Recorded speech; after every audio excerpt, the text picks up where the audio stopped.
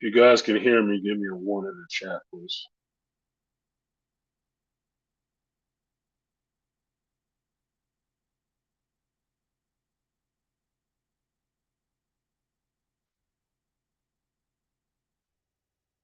If you can hear me, give me a one in the chat.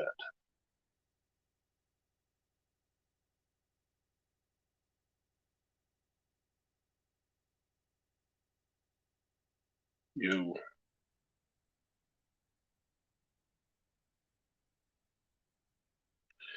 Is it coming in clear or is it coming in like I'm far away?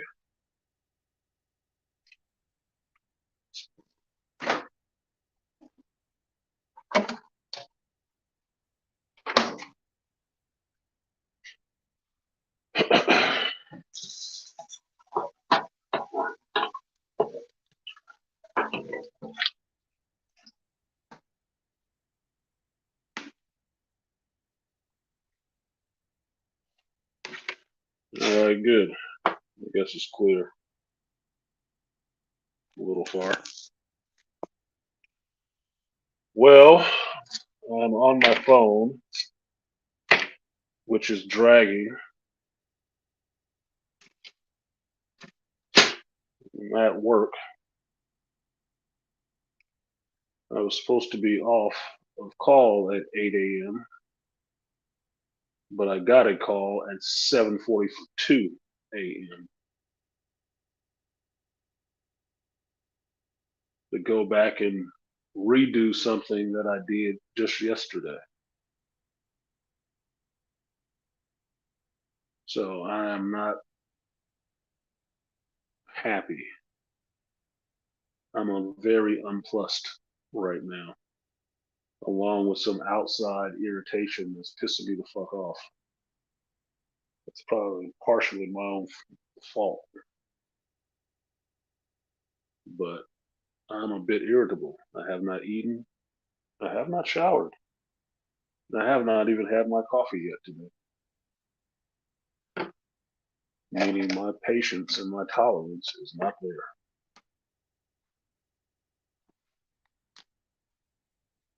Not even ready for my damn show.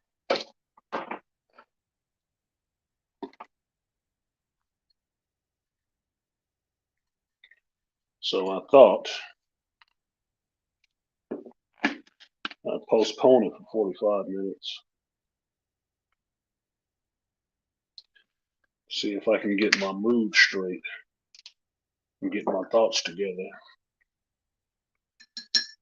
on the show and then do that. Then the other part of me said, fuck it.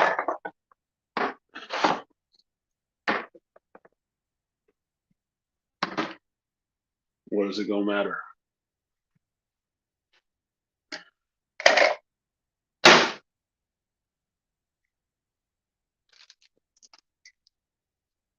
Because today I'm feeling a little bit less of a respect.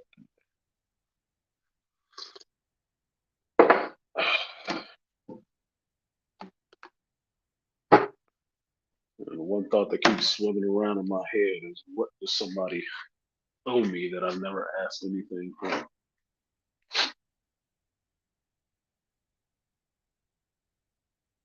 Anything I come back with is a modicum of fucking respect.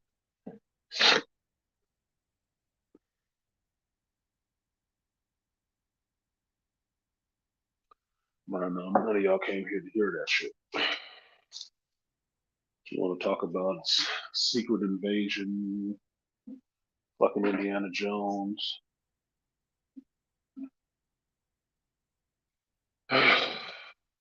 What's going on with Star Wars or KK or TV Grid? It's fucked up. That's what's going on with that shit. That's what's going on. And that's the short version.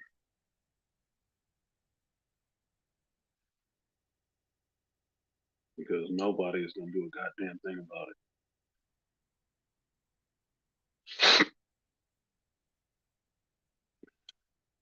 Let me get these two things out the way first. Shout out to Aquatechy, number one when she donated to the stream on Sunday. when I had to postpone it. I saw that Aquatechy. Appreciate you. I will give you 3D Solution.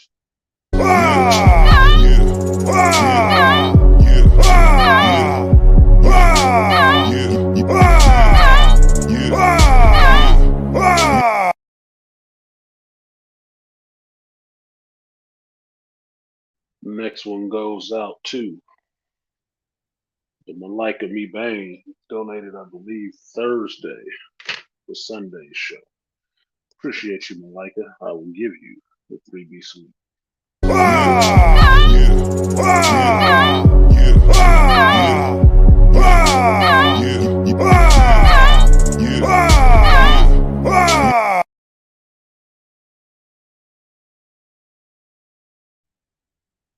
Oh, look, I lost 2 people. They ain't hearing what they wanted to hear. No shit.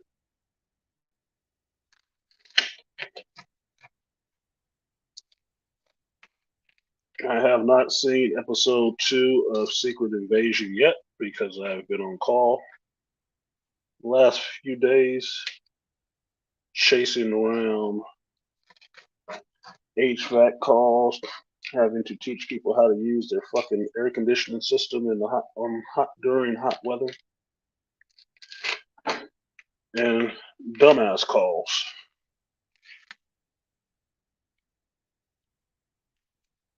With folks who just want to stand over your fucking shoulder like they're your goddamn overseer.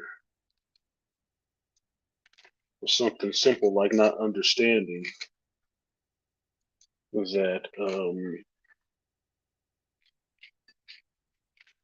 new machinery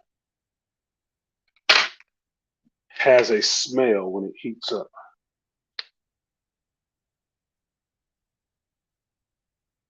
Because there's oils and stuff like that on it. When they put the shit together, there may be a smell when it heats.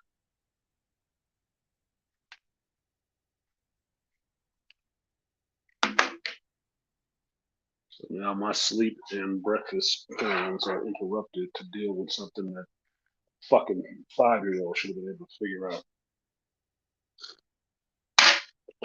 From 2 grown ass people who will still have the power to complain about me putting in a new washer and dryer unit for them the 2nd day in a row on my vacation day because I didn't want to talk to their ass. I didn't feel like fucking chit chatting because I am annoyed. And I'm a Scorpio. I don't fucking chit chat.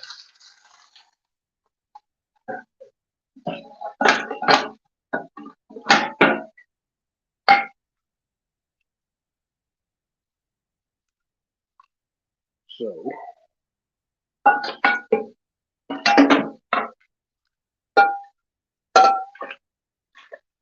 think about that and some other shit. On top of, since I'm bitching or venting, whichever one you want to take it as, on top of cutting my fucking thumb open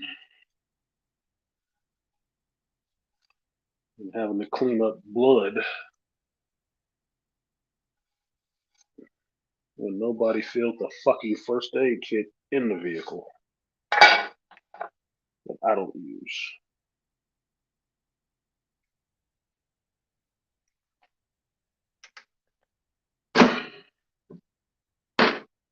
Dumb shit. Dumb shit, dumb shit, dumb shit. So I was thinking this was Inter-Dependance Day as opposed to Independence Day. Because independence means you can do some shit for yourself.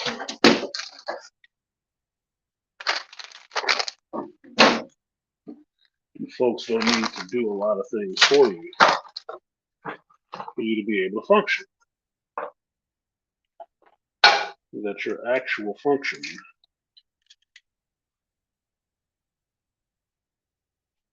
is based on what you can do for yourself. Of and by.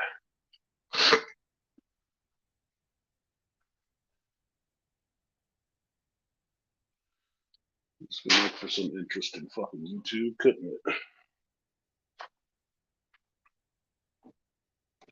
Why the fuck not? You guys already seen me fucking.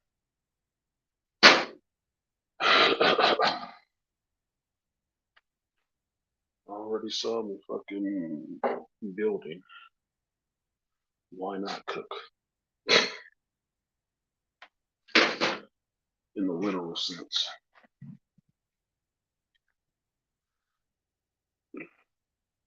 So I try to do some shit you ain't seen before. Pointless as it may be.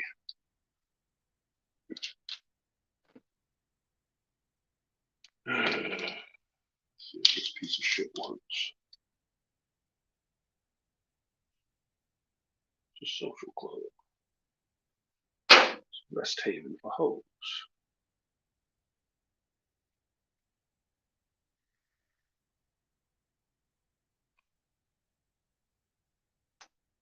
There we go. Now we got disco. Nope, don't end the stream, fucking idiot. There you go. So now you guys can actually see something. You can see my pissed off face, which I'm sure some people would like to see.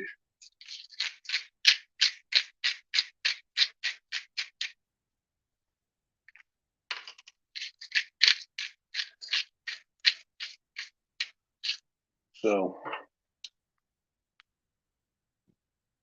oh, good. I got on the screen. More people left. Awesome. I should see how low I can actually go.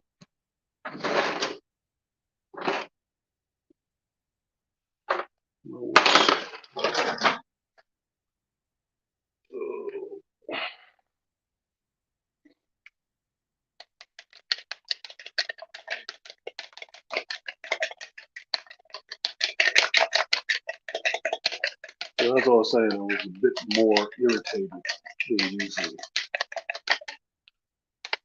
Princessa, I'm going to cook me a cheese omelet with some oregano and basil because and some cilantro because I have not eaten yet today and I gotta eat. I get hangry when I have not eaten. God damn it. Fuck that cilantro.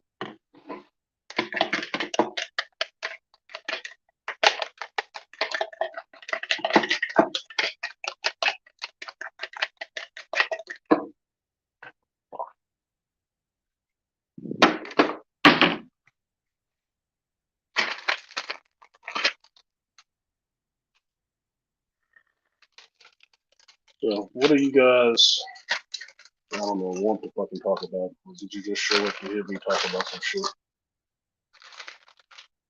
Somebody else will repeat a day from now, a couple hours from now, and get more praise and notoriety out of it.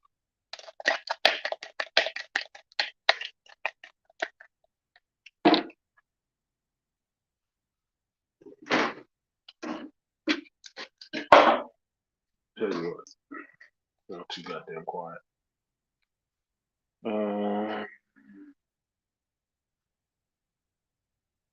Fucking show. That's the only type of show people actually like.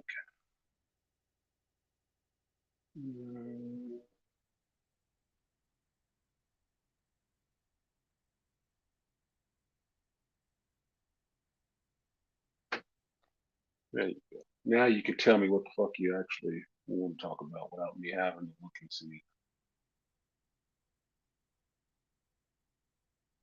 You must feed the dragon, or the people in the valley will suffer his hungry wrath. You know, Malika, You're a Gen Xer, you might get this. You know what I struggle with?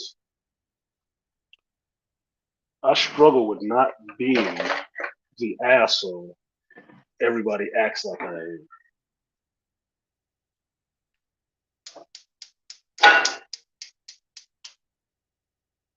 I told you guys this before. When I say I need my coffee, it's not because it is I'm caffeine dependent or no shit like that. It's because it is relaxing to me. It is a sedative.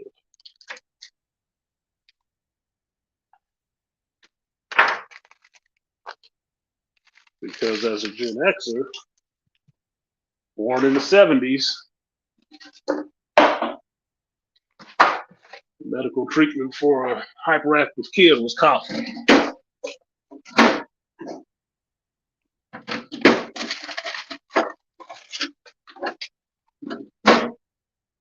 Actually, bad thinking too.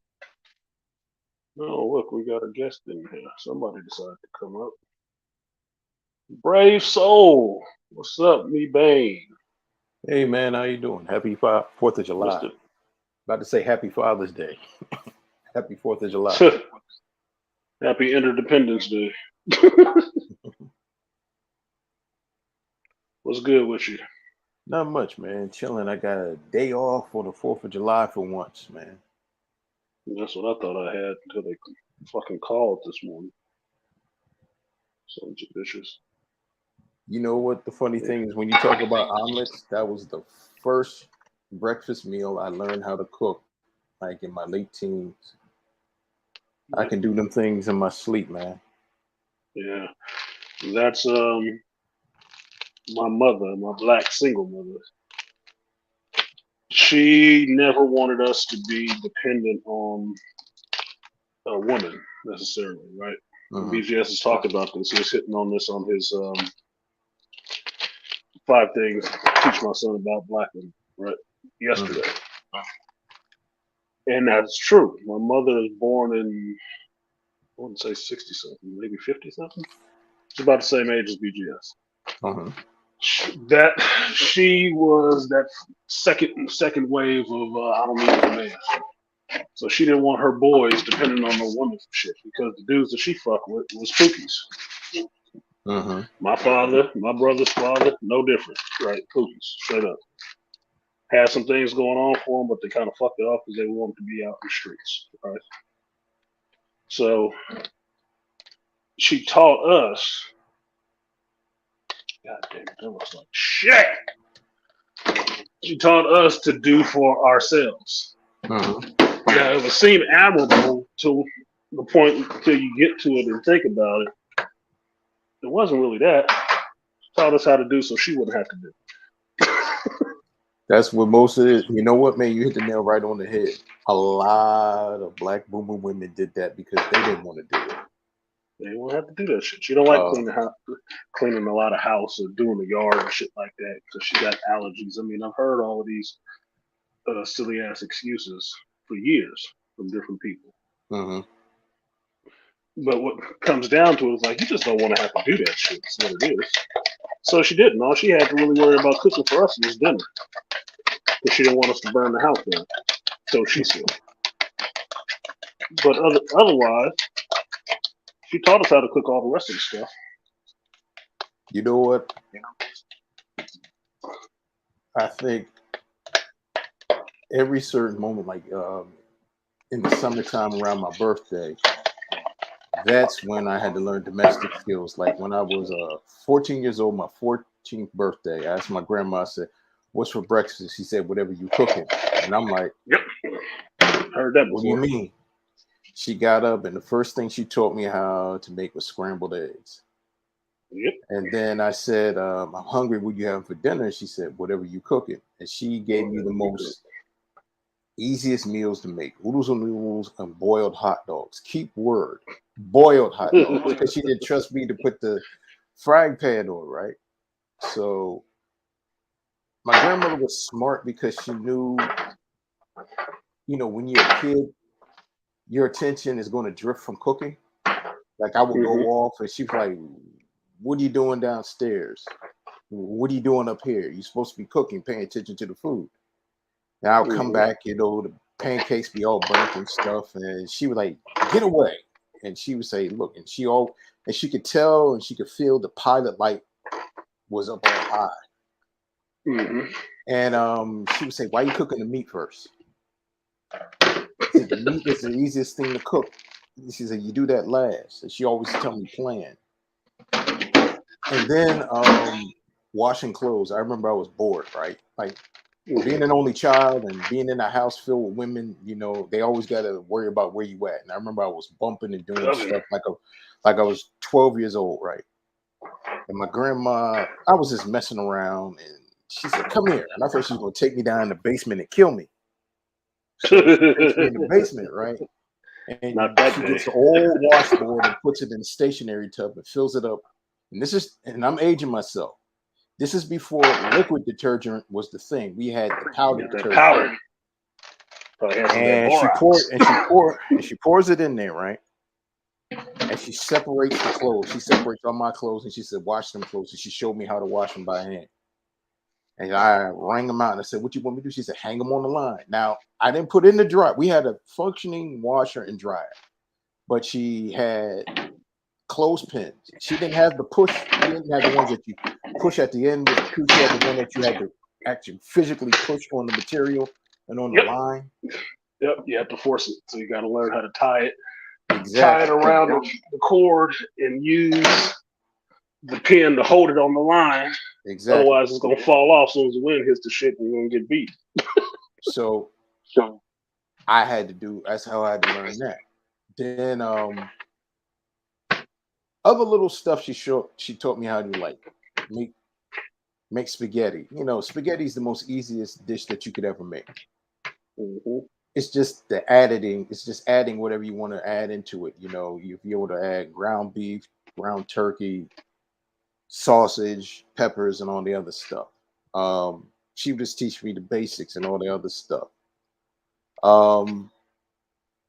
But when I moved out on my own, like in my mid to late 20s, I had to learn how to cook. But my first job was I was a dishwasher. I was 16 years old.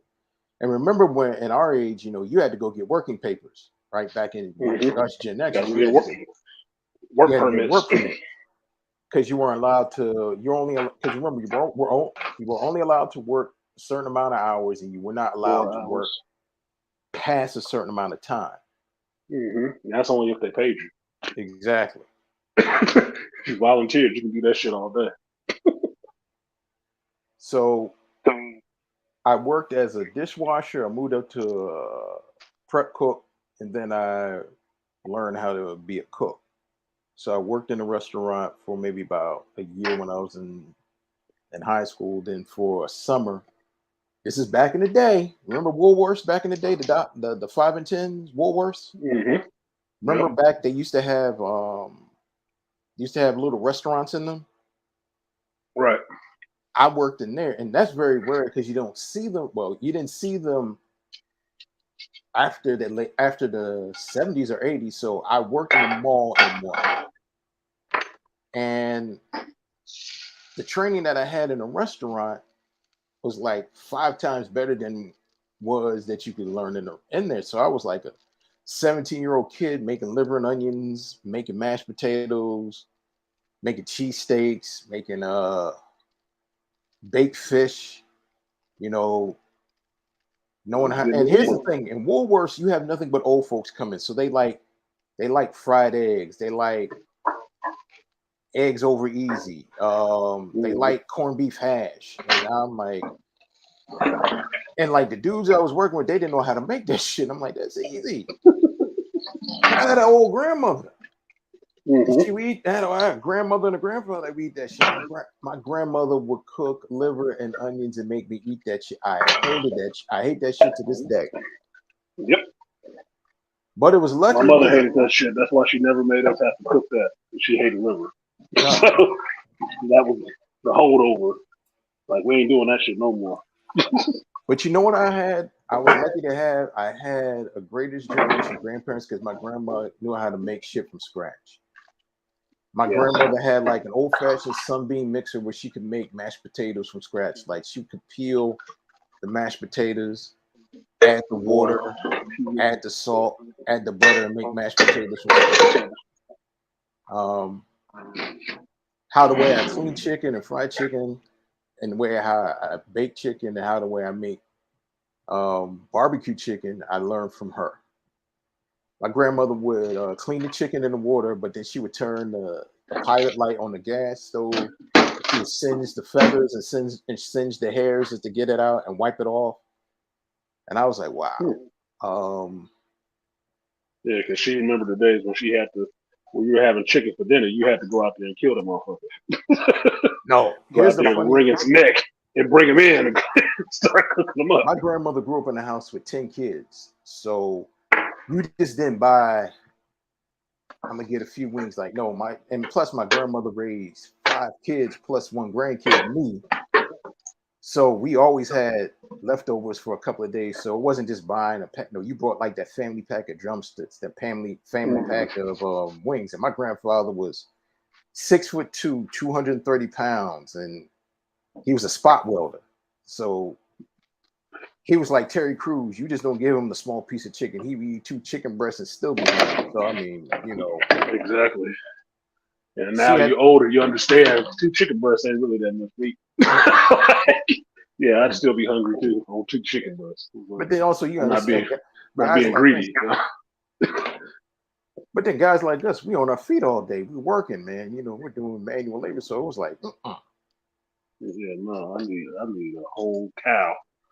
Because I've been hungry those days after doing some really hard days and wanting to really eat. And the first thing I think is like, dude, I will eat a whole damn cow. I'm serious. I need to eat everything you can get in front of me. Quick. Rapido.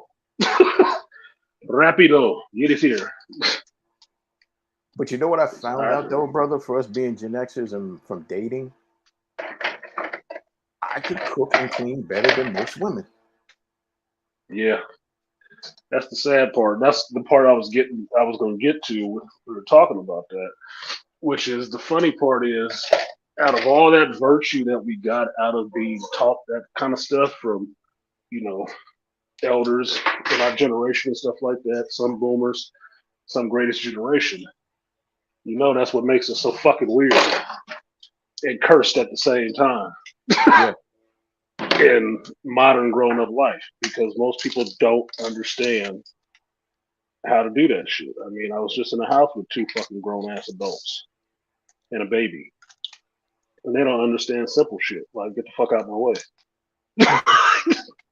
or you know, it's early. This is just a smell that happens on machinery. It's a lot of shit that people just don't know. I mean, I talked about it before. Angry Man talked about it before. How Gen X is the last generation for a lot of things, right? Like we're probably the last generation that remember seeing a functioning black family. Yep. I talked to my best friends from high school about that the other day. We was just talking about that. Right. So what that does is because we have the beautiful fortune of being black males in this damn society, we get to hold on to some of that stuff, right? Mm-hmm. And we get to be looked at weird because we are the last holdouts, in a sense, on changing this culture completely to a bunch of males that only look to women for approval and what they should do, what they can't do. Mama said I couldn't, you know, that kind of shit. Mm-hmm. And dealing with people who move with the culture and are changeable as toilet water in terms of, well, this is what we do out here now, so this is how we're supposed to behave. We don't have to know all of this stuff. I just need to be able to, you know, Google it or something.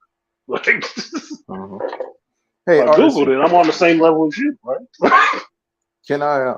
I'll be right back. Keep talking. I got the delivery at the front door. Okay. Yeah, no worries. What up, Dale? You see my cousin in here. What's good with you, cuz? Happy Independence Day. I don't remember if Dale, did you do your time in the Marines? Or did you escape? Did you escape having to do time in the mornings?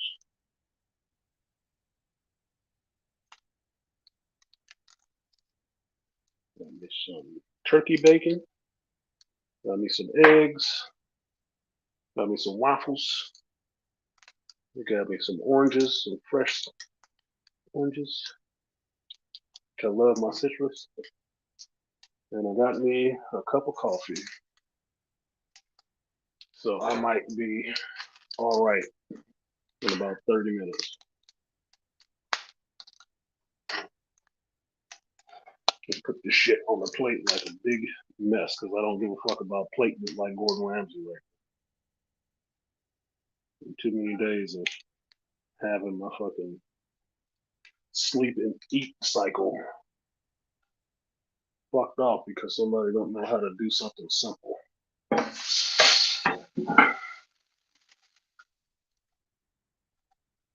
Like running your fan during the day.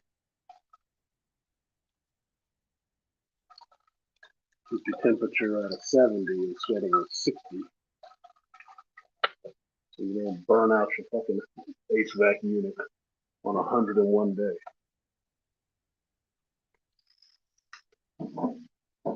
Spread out, open a window or a door if it's windy outside.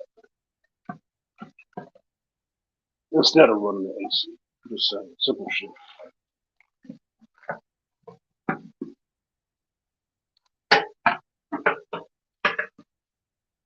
But the point being is that for what Malika and myself were talking about,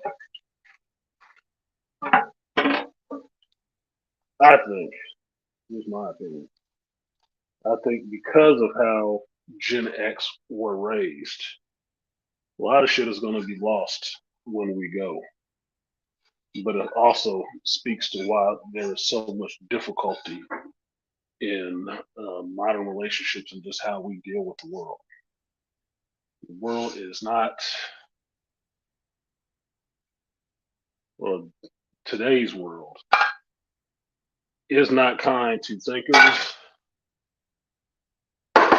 or intelligent people, especially if you're not intelligent in the way that people want to accept. You'll get a lot of shit not being a dumbass, as opposed to being someone that is very aware of what's going on around you. Interpersonal dynamics with people, and can speak to that.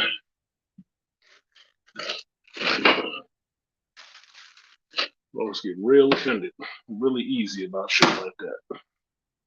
And it's nothing but about you knowing better than them.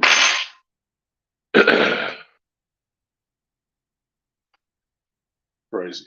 But everybody likes stealing. So at the same time they can shit on you,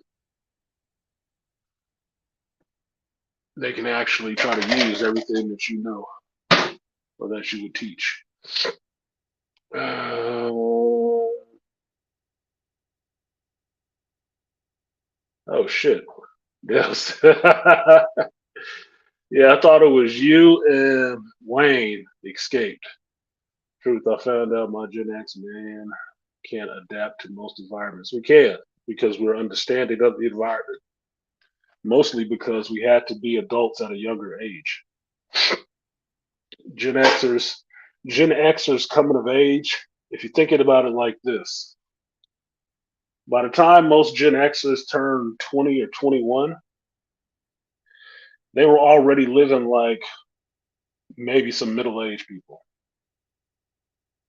right? Maybe a 30-year-old, because their mindset was already set on having their own place, having their own car, their own job. Maybe they wanted a family and shit like that already by the time they hit 21. Okay, if you want to look at that as a contrast now, you got 18-year-olds right now who already know they never want to be married, never want to have kids, might not have some of those old things unless they're trying to be some Fast and Furious knockoff. and they talk big shit about all of what they don't fucking know.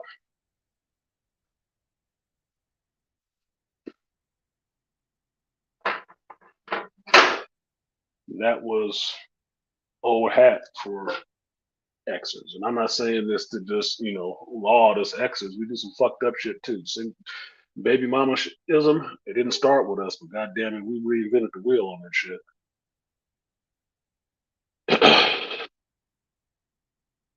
Millennials, for the most part, y'all calm that shit down a bit. But it wasn't because y'all wasn't fucking. No, it wasn't. It was because y'all got into doing a bunch of other shit. Like a lot more different drugs and a lot more, well, she just sucked dick. She's just a little bopper. She's just a little rip. We was exposed to a shitload more sex than we were exposed to. And we were the real sex, taxi cab confessions and all that shit, red shoe diaries, all that shit generation. We were. But they socialized us with the sex from the fucking 70s. So all that Studio 54 and shit like that they was getting all debaucherous with, well, those were our parents. Those were our parents. So what do you think we got? Yeah, we got exposed to a lot of shit really early. That's why Gen Xers are usually the first ones you'll see complaining about all the sexuality being pushed on kids. Because they were the first ones who had it pushed on them. They know the ills. They know how it fucks up people's wiring in their goddamn head when all they know to think about revolves around their genitalia. It fucks up women's sense of value, and it fucks up men's relationship skills and being able to be clear thinking on some shit.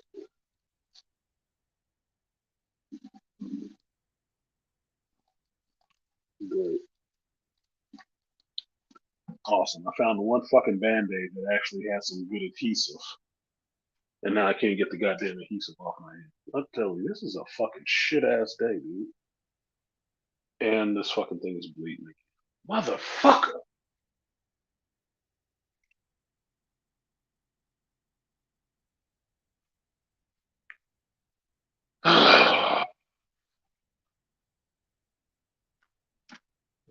I'm unfucking trust me. All right, we gotta take a walk.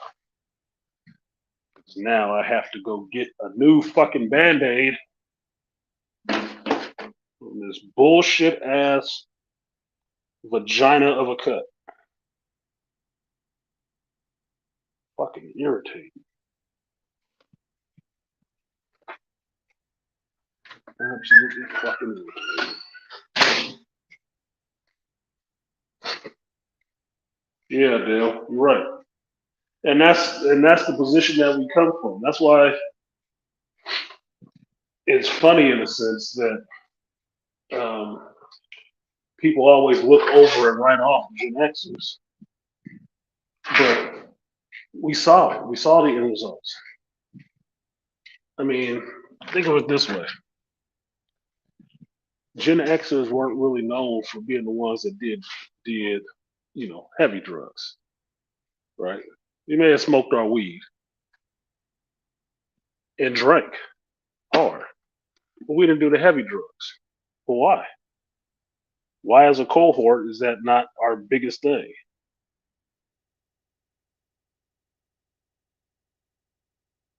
Because a lot of us have fucking junkies in our family growing up as children. We saw that shit. And it wasn't, god damn, what? Who cuts themselves this fucking much?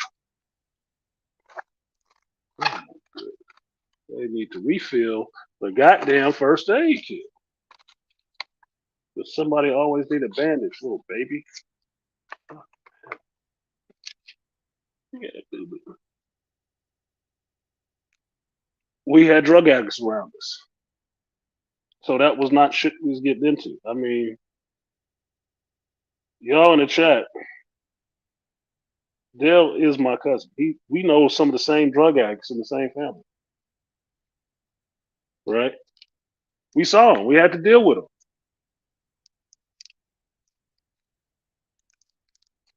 Did we like the shit? No.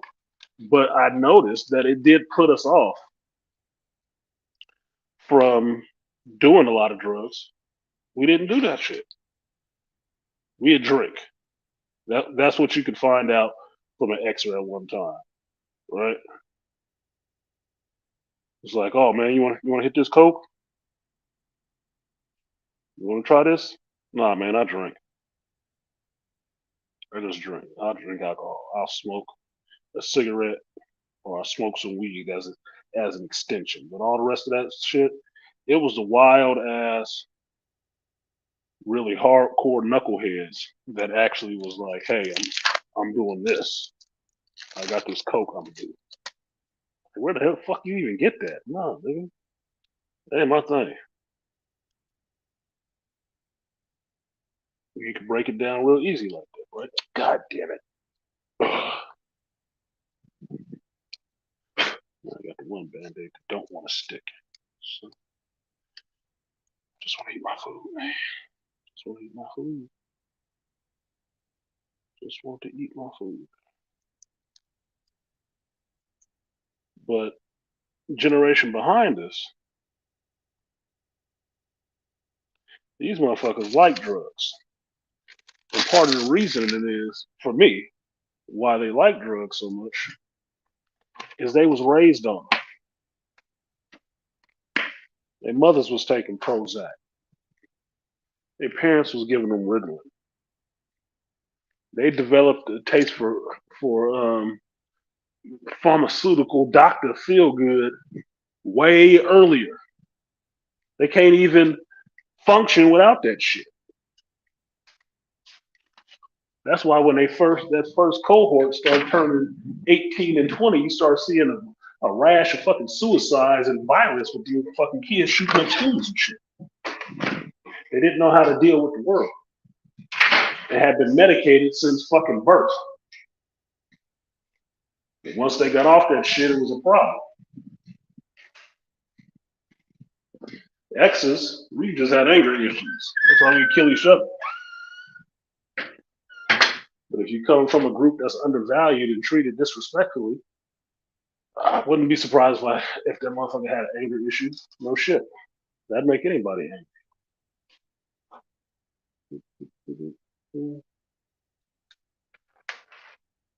So you get what the fuck you get.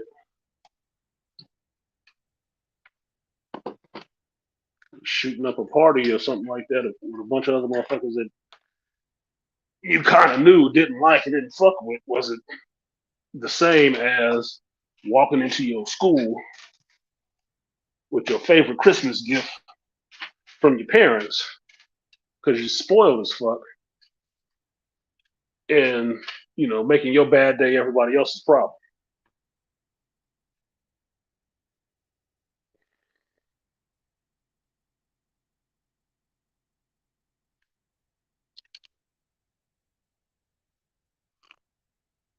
So it's just different.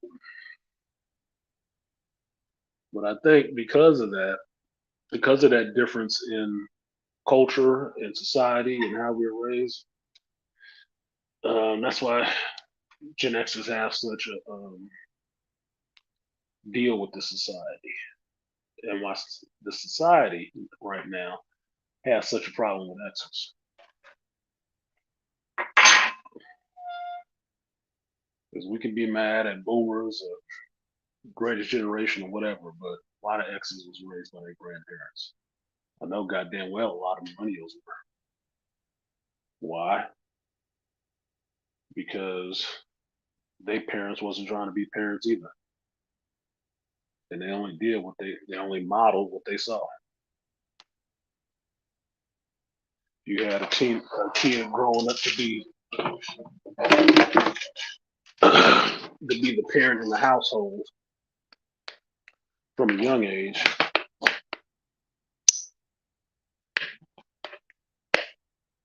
What do you think is going to happen by the time they're a teenager?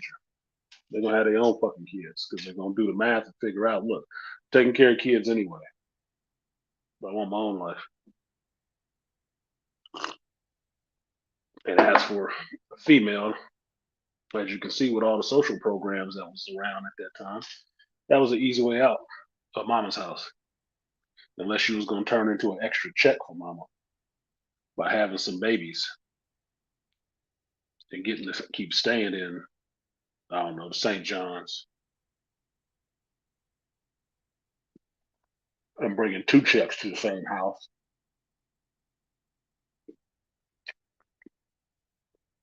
What up, Aquateki? Bana Weep Greek Needy Mom. Yeah, Dale, we were taught not to drink with everybody or the same cup that you didn't pour yourself. Yes, because them few and far between motherfuckers who had the GHB and shit like that would spike your drinks. I told them on here before about the brother in our neighborhood on the south side that was just walking around forever and how he was actually getting out of Richmond. He actually did good in school. He was going off to college. He came back from college for a party. Somebody passed him a drink or some shit. Fucked him up. And nigga never went back to college, but he did find a home on the streets. That is how my city eats its best and brightest because they don't like that shit. I think that was his name. Yeah, but that's how the city eats its best and brightest. That's what I said. There's pride and bullshit. The city's motto is Richmond, city of pride and purpose. Right? They eat and swallow your pride and try to destroy your purpose.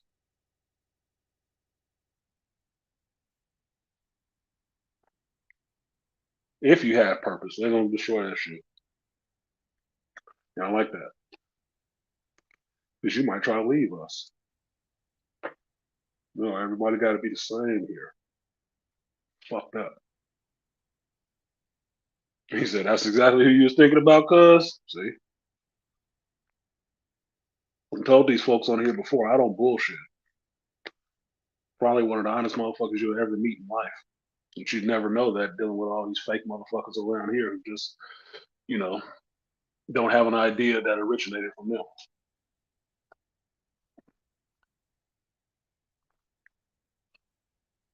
Maybe you'll figure it out after I'm gone.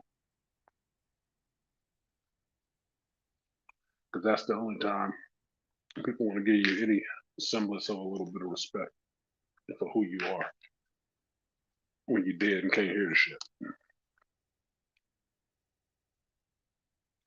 Just enough for the city.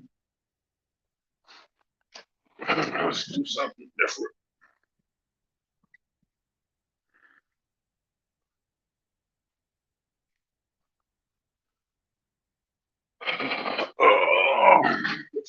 So, I think I did watch episode 2 of Secret Invasion. Now that I'm thinking about it, because Nick Fury went and met with Don Cheadle, James Rhodes, talking that brother shit. And James Rhodes checked his ass. What up, AB?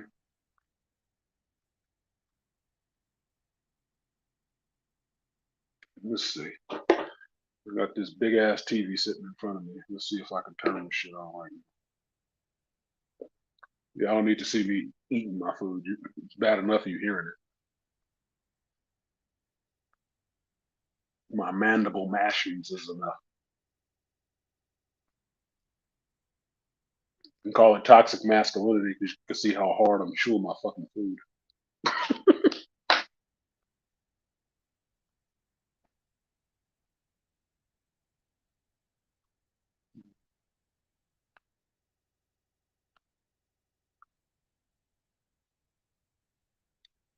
Yeah, Dale, that was mine too. That was me too. Nelson, shout out to my cousin Nelson. Nelson is a smart ass dude. I remember my mother telling me that he was stupid. Nelson's a smart motherfucker.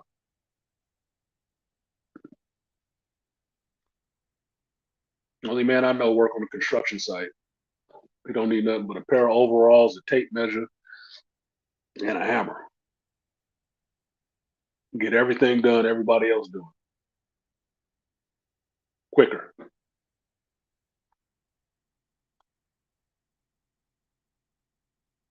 I learned a lot from Nelson, and I am the worst when it comes to keeping in contact with brothers because I don't call people all the time. We used to talk on the phone when I was a Gen Xer, but I was usually on the phone talking to chicks. I wasn't talking to dudes most of the damn time. I was actually hanging out with dudes. But when I jumped on the phone, it was usually to fucking try to politic or talk to a chick. So I don't call people all the time. That's not how I was raised. I I'm was back home. raised very, what up? I was raised kind of insulary to where I had to be of and on my own a lot. So that's why even being on call when these folks wonder what I do here when I'm here by myself at this damn job, I was like, I do the same thing I do any other fucking day. Maintain myself. Like I'm not a hothouse flower. I'm not a chick. I don't need a lot of attention loaded on me. I function. I've learned or developed how to function without a lot of shit, not with a lot of shit.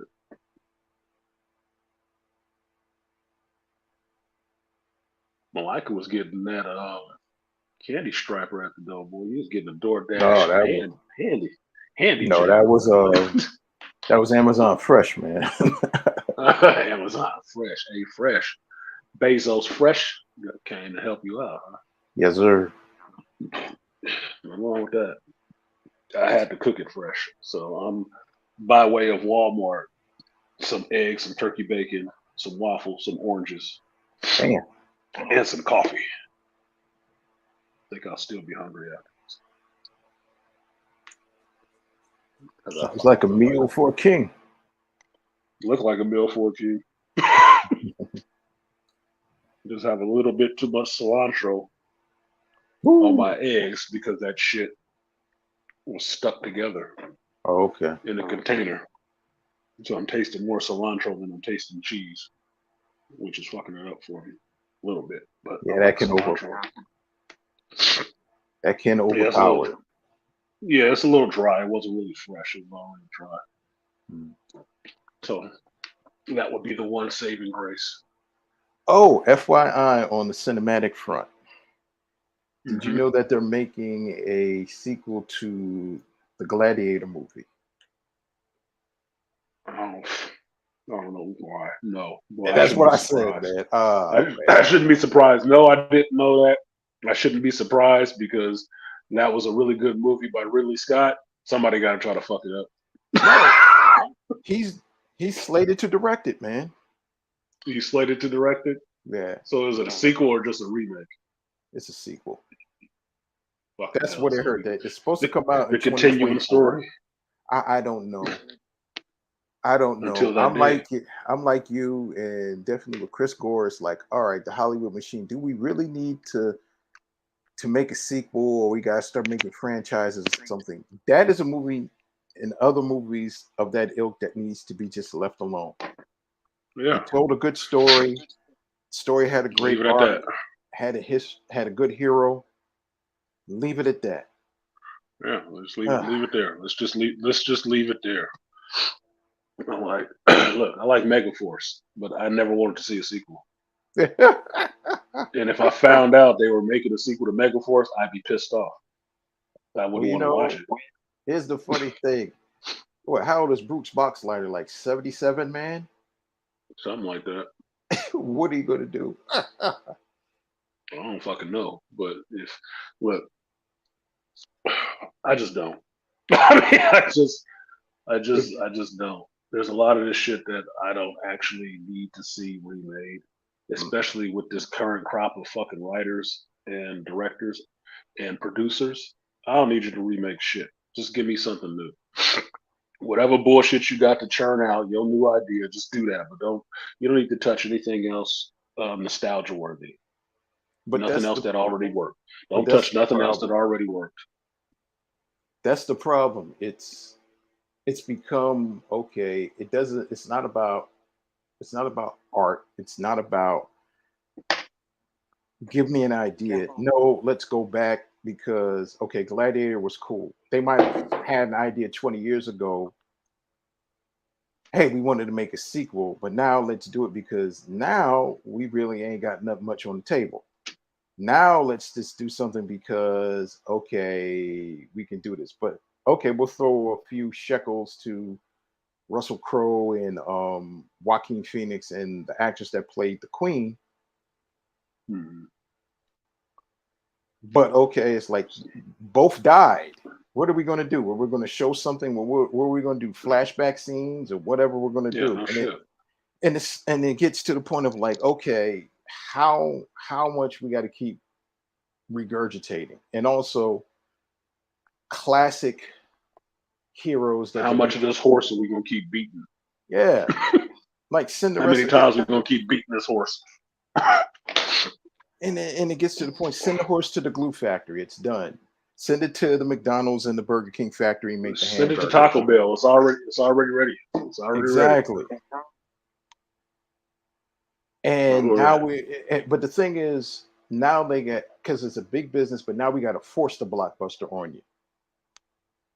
It's like, no, this has to be. Then you realize, i.e., Indiana Jones 5, oh, people are not liking that because of the doggone checklist of what you got to put in out there that has to be there. You know, they have to have you got to have the sex trope, you got to have the LGBTQ trope, you got to have the race trope, you got to have the Mary Sue trope, you got to have the all these tropes where it's a checklist that you got to have where it takes away from the movie and where you realizing people and especially in this internet age with social media, if people see a movie and they quickly go to their phones afterwards and they go to Twitter or they go to any social media platform and say, yo, this movie was a piece of shit. And they go, like how you do. Art, you'll go to a movie and you automatically go to your channel and you'll talk about it. And then you'll get your first feeling, which is very cool. Like, what is your first initial feeling, how the way you felt? Then you'll come back maybe 5 days later and you'll talk about it. How do you really feel? How do you feel after all the After nuances everything has is finished? settled in, yeah. Yeah, After everything is settled in on you, how do you really feel? Does what's your initial feeling still hold true or not? And that's just trying to embrace the fact that look, man, your fucking impressions have changed after you think about some shit for a while, and I'm one to think about shit uh-huh. before I actually say anything. Those reactions just came up because you guys remember that's been following this channel since it started. I wouldn't do a review for a week. I Mhm, would moratorium a movie for a week. I wouldn't talk about it for a week. I'd go and see it early, maybe see it twice mhm. before I even spoke about it to you guys. But I've been trying to do this fucking YouTube thing, so I'm having to keep up with people that spoil movies and then react to them very fast because I guess they ain't got shit else to do. I do. So I started giving you, well, fuck it, I'll give you my reaction right after I come out the theater because then you know it's not scripted. That you know it's not something that I sat around and me and five other people thought about and put Exactly. out there. There is no team over here. I am the team. I am the one man gang. Most YouTubers on YouTube are the one man production crew. That's just it. That's just who the fuck it is. I Remember don't have when a bunch I of people doing it. remember what was that movie? Oh yeah, Wanda, Scarlet Witch into the Oh yeah, Multiverse of Madness. When I yeah. text you, I came out of there and you automatically went live, and that was ingenious and cool because you got my reaction and I give you the pros and cons of what I felt and how the way it was and what I liked and what I didn't like. And did it hold up as one of the best Marvel movies? Was it an okay Marvel movie or was it bad? And to me, it's like, okay, it was one of the okay Marvel movies. Yeah, it was just all right. These motherfuckers went in on that shit heavy. I mean, like I told you guys, there are no perfect movies. There are no perfect fucking movies. There isn't a one. So when we're judging this shit, I try to match a like for a like, right? What am I judging it next to? If I'm going to say it's bad, what is it bad in comparison to? And I try to give some compare and contrast. Why is it bad? What is it about it that's bad? And that's just me doing what I've always done, which is taking a couple of more seconds to think about something before I open my goddamn mouth and just start. I watched a review. I listened to a review yesterday, and I think I sent it to you, Malika. I was like, damn, these motherfuckers watched my video because they basically repeated the whole fucking thing. Verbatim? I'm like, just about. Damn it, the motherfucker had a Freudian, psychological Freudian slip right at the beginning of the goddamn video when he used the name that I called the movie. So the two of them, the two goofballs sat there and just repeated the same shit for my reaction. And so then I think about it, and I think about how funny it is. Why do I keep getting copyrights on my reaction when everybody else doing reactions already? You know why? Because those guys, them numbers is low as fuck. I can't imagine that many people saw it, but it's not getting any traction. That doesn't make any sense to me. But here it is. Okay, 11K on views. These motherfuckers just repeated me the whole time. Nothing new. If you listen, if you understand people talking, you don't hear anything coming from them. The shit that comes from them is ums and ahs. It's like we're reading talking points. And this information that I pulled from somewhere. I'm like, okay. So I understand that as a larger YouTuber, you can get younger channels shut the fuck down. You can. Kevin was doing that. Kevin was showing that flex before, remember? When people was using this shit and he didn't get his permission to, what would he do? What did he tell them? Get your fucking channel shut down. It can happen if you're a big enough YouTuber. But you know what the funny thing with those guys, and I looked at them and said, oh, they're already established YouTubers and they have a following. So, I mean, through the algorithm, everybody's going to go check out like-minded people. You know, the algorithm is going to say, oh, you like sci-fi and movies and comic books and everything and all this stuff. So these guys, like you said, these guys are definitely checking you out and they're checking us out as we talk today. And they check your shit out. The funny thing is, when they realize, okay, they'll listen and say, oh, this dude is really comprehensive. He breaks stuff down. Oh, I like that. Well, he really knows what the fuck he's talking about.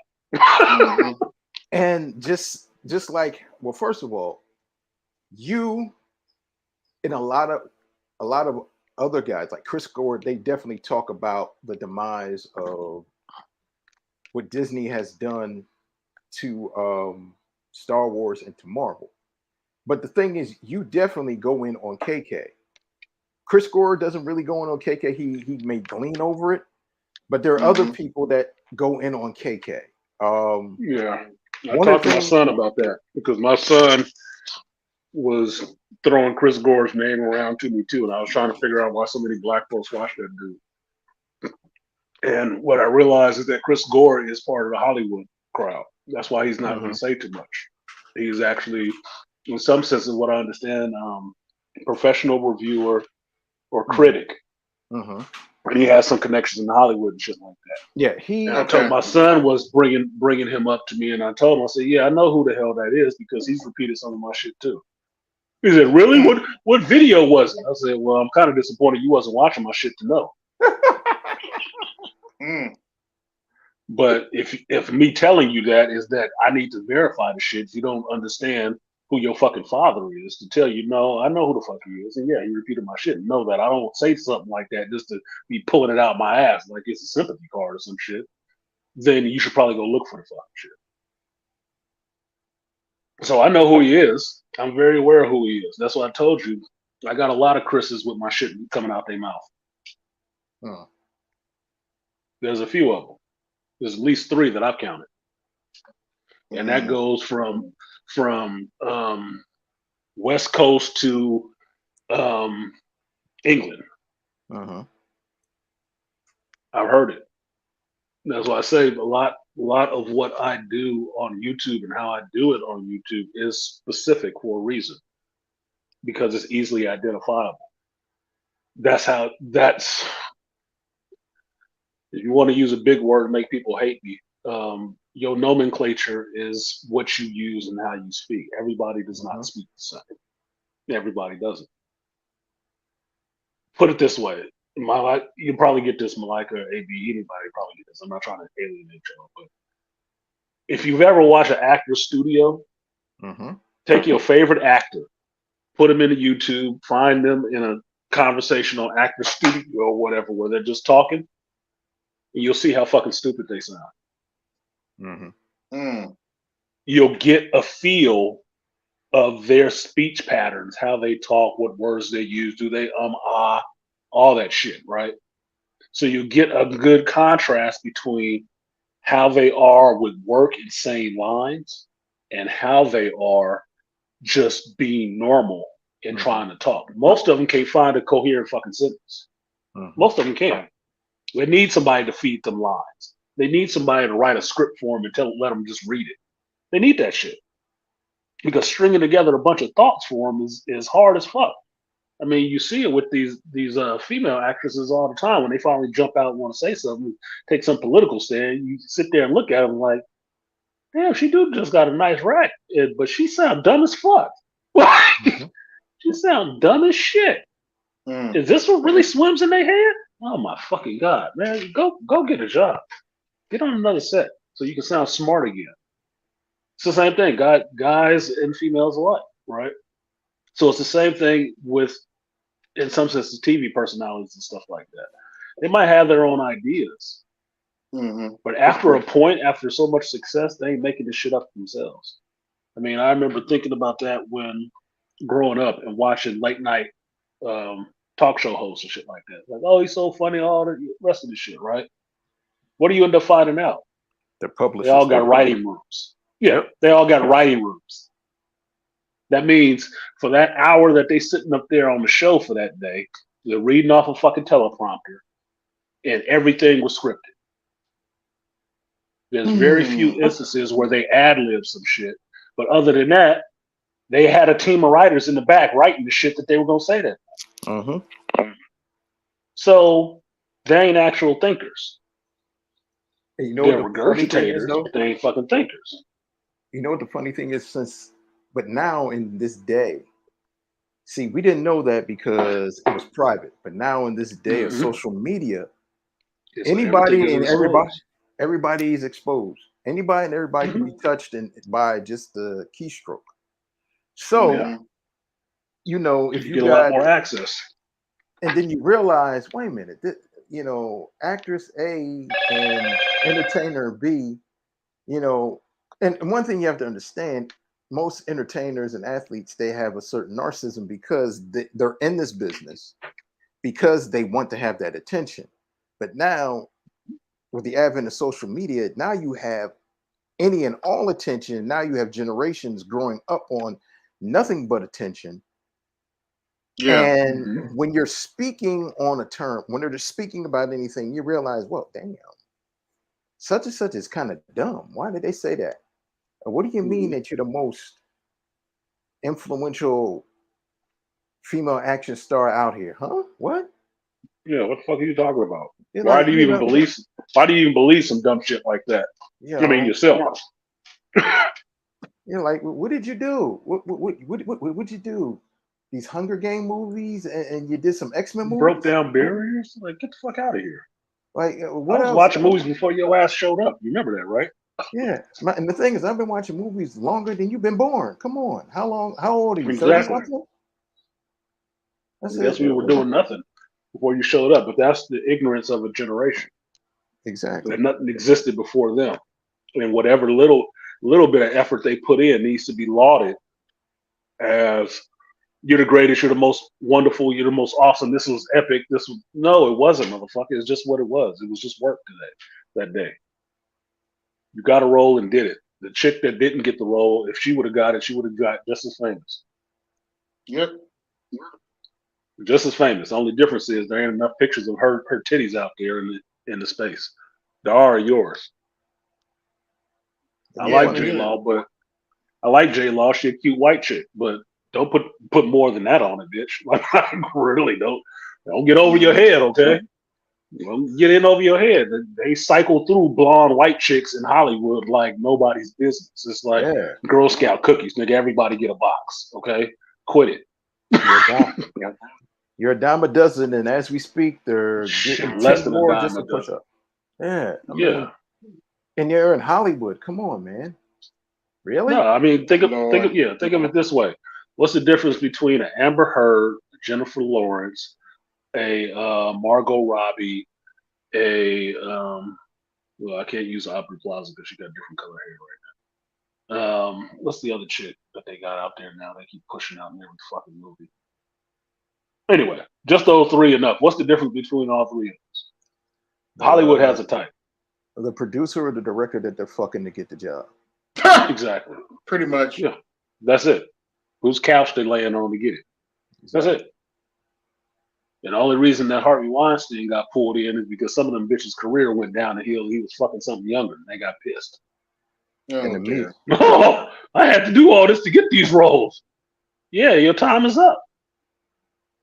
What? You want to stretch it out? Look, we don't need a bunch of old bitches running around here. Even Angela Lansbury came out and was like, yeah, we know what y'all did. Like, y'all know the deal. Y'all know what the deal is. I said that from day one. It's like, look, the bitches wasn't saying that shit when they left that audition. They figured out I cinched it up and passed them other chicks that was waiting to go in his office. They didn't say shit then. Yeah. They didn't say a motherfucking thing then. Now you have made all your millions. It's time for you to exit the stage. And you're like, but wait a minute. Wait. Let me stretch this 15 minutes out a little bit further. Somebody touch me. Oh, dear. Oh, my fucking God.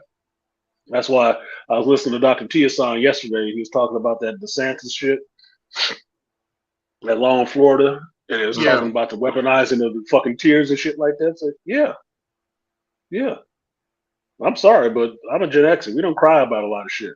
No. That's why you want to know how stoic in some ways Gen Xers are? What's one of the funniest scenes to us in Boys in the Hood, where motherfuckers was getting killed and all kind of shit? What's one of the funniest scenes to us? Oh, when Cuba Gooding Jr. Standing in the living room, punching at the air with a face full of fucking tears. Yeah. We laugh at that shit. That shit we laugh at. Because he looks fucking ridiculous to us. That's why we laugh. It looks fucking ridiculous. Because it's out of the ordinary for us. That's not how we handle shit. Yeah, jumping in the ride like, hey, man, they got my homie. You gonna ride with us? Yeah, let's go, nigga. That's how we do shit. But it ain't no, I'm serious. Nah, nigga. Good job, Cuba. You should have gotten an award for that shit. That was definitely some acting for us. What up, Nina G? Ain't seen you in a minute. Marlon should have got the award for knocking the kids out when he did that shit. Should have got an award. That was some funny because shit. Because now in the meme and gift generation, nigga, I'm gonna use that any chance I get just to show a nigga throwing a fit like a crybaby. That and Tyrese crying shit. Look, this culture laughs at black men crying. Yeah, this culture laughs at black men crying. Think about it. Tyrese, Cuba Gooding Jr., Boys in the Hood, Michael Jordan with the teary face. Who else? Go down the list. Nobody give a fuck about no black man's tears. Shit, the only one we don't laugh at is Denzel in Glory because he held frame still like fuck it. He dropped a single Native American tear and motherfuckers like, damn, that's powerful. Yeah, because he wasn't sitting there snotting and blubbering. You know why white folks drink a lot of spring water? This is made with Negro tears. There you go. It's made for the Negroes who buried in the snow. Oh boy. But no, look, at least with the reviewer stuff, I can understand why he does not mention KK because that's access. He'll fuck up his own access. That's why I think, in a small way, that YouTube reviewers work a little bit better because we are the actual buying public. Chris Gore probably ain't had to pay for a movie since he had to pay for a fucking movie. Okay? Yeah, he's not going to say anything that's going to damage his chances of getting invited back to have that early 4 days in advance showing or sitting down with a producer or anything like that. Like, I think as Rob from Comics Explained, he even got to interview Tom Holland and some other people because he got a big YouTube channel, right? And he's very knowledgeable. Cool. It can work in some areas. Reviewing movies, look, motherfucker, the whole reason that people started reviewing movies on YouTube because you establishment critics suck. Your ass is bought and paid for like any hoe in Hollywood. Along with the standing in front of the camera or behind it. You bought and paid for it. And you ain't gonna say anything that's gonna damage your meal ticket. So I go for what would be considered the man on the street interview, the buying public review, which is why when Malika was like, yeah, I just saw Multiverse of Madness. I'm like, oh, nigga, let's fire it up. Why? Because anybody else in any other country on this planet watching that video would say, who the fuck is Malika? And why does he get the chance to speak? And I say, like that bitch said when they found my name on that list of who was in the Black Manosphere, who was artisanmc? Me. And I said so. I wanted to hear what the fuck Malika said because I think that's more valuable than listening to 10 fucking critics who paid. Yeah. Because Malika actually works a job, spent his money to go see this fucking movie, paid his money, sat there for the 2 hours it took, and came out and said, you know what? I read comics. I know something about the MCU. I got something I want to say about this shit. And I definitely want to hear it, homie. Tell me. And can I say something? Let us all hear it. Let us all hear it. I'm a fan, too. And a fan. A legit fan. Not no, oh, I'm a fan because this geek shit became popular. No, you was a fan before that. And the thing is, but I'm not just a fan to the source work, but also I'm a fan to my heart. Meaning that I'm not just going to like something because I should like it because it's popular and it's out and it's all this and it's all that. Like, you know, just because you pour syrup on shit, it doesn't make pancakes. You know, it's like, all right, you know what? AB just makes it some sweet shit. You know, AB's been like he's been staunch and saying, "Yo, guys, you got to watch Picard. You got to watch Picard." Ever since from the first season, which was bad, but you see, second season was bad too. But then, okay, the writers and the producers said, "Okay, let's go back to what made it popular. Let's get the original people, mix them in with the new." I was calling it like kind of intergalactic, you know, Expendables, you know, because you had the old people, the old crew of the Enterprise with some of the new people that Picard got together, his little skeleton crew that he had from like the first and second season. But then like the people love, like, you know, it's kind of like they brought Q back. And then, you know, word around the internet campfire, they say, yo, Picard is kind of picking up, you know, it's kind of looking fly, it's going good.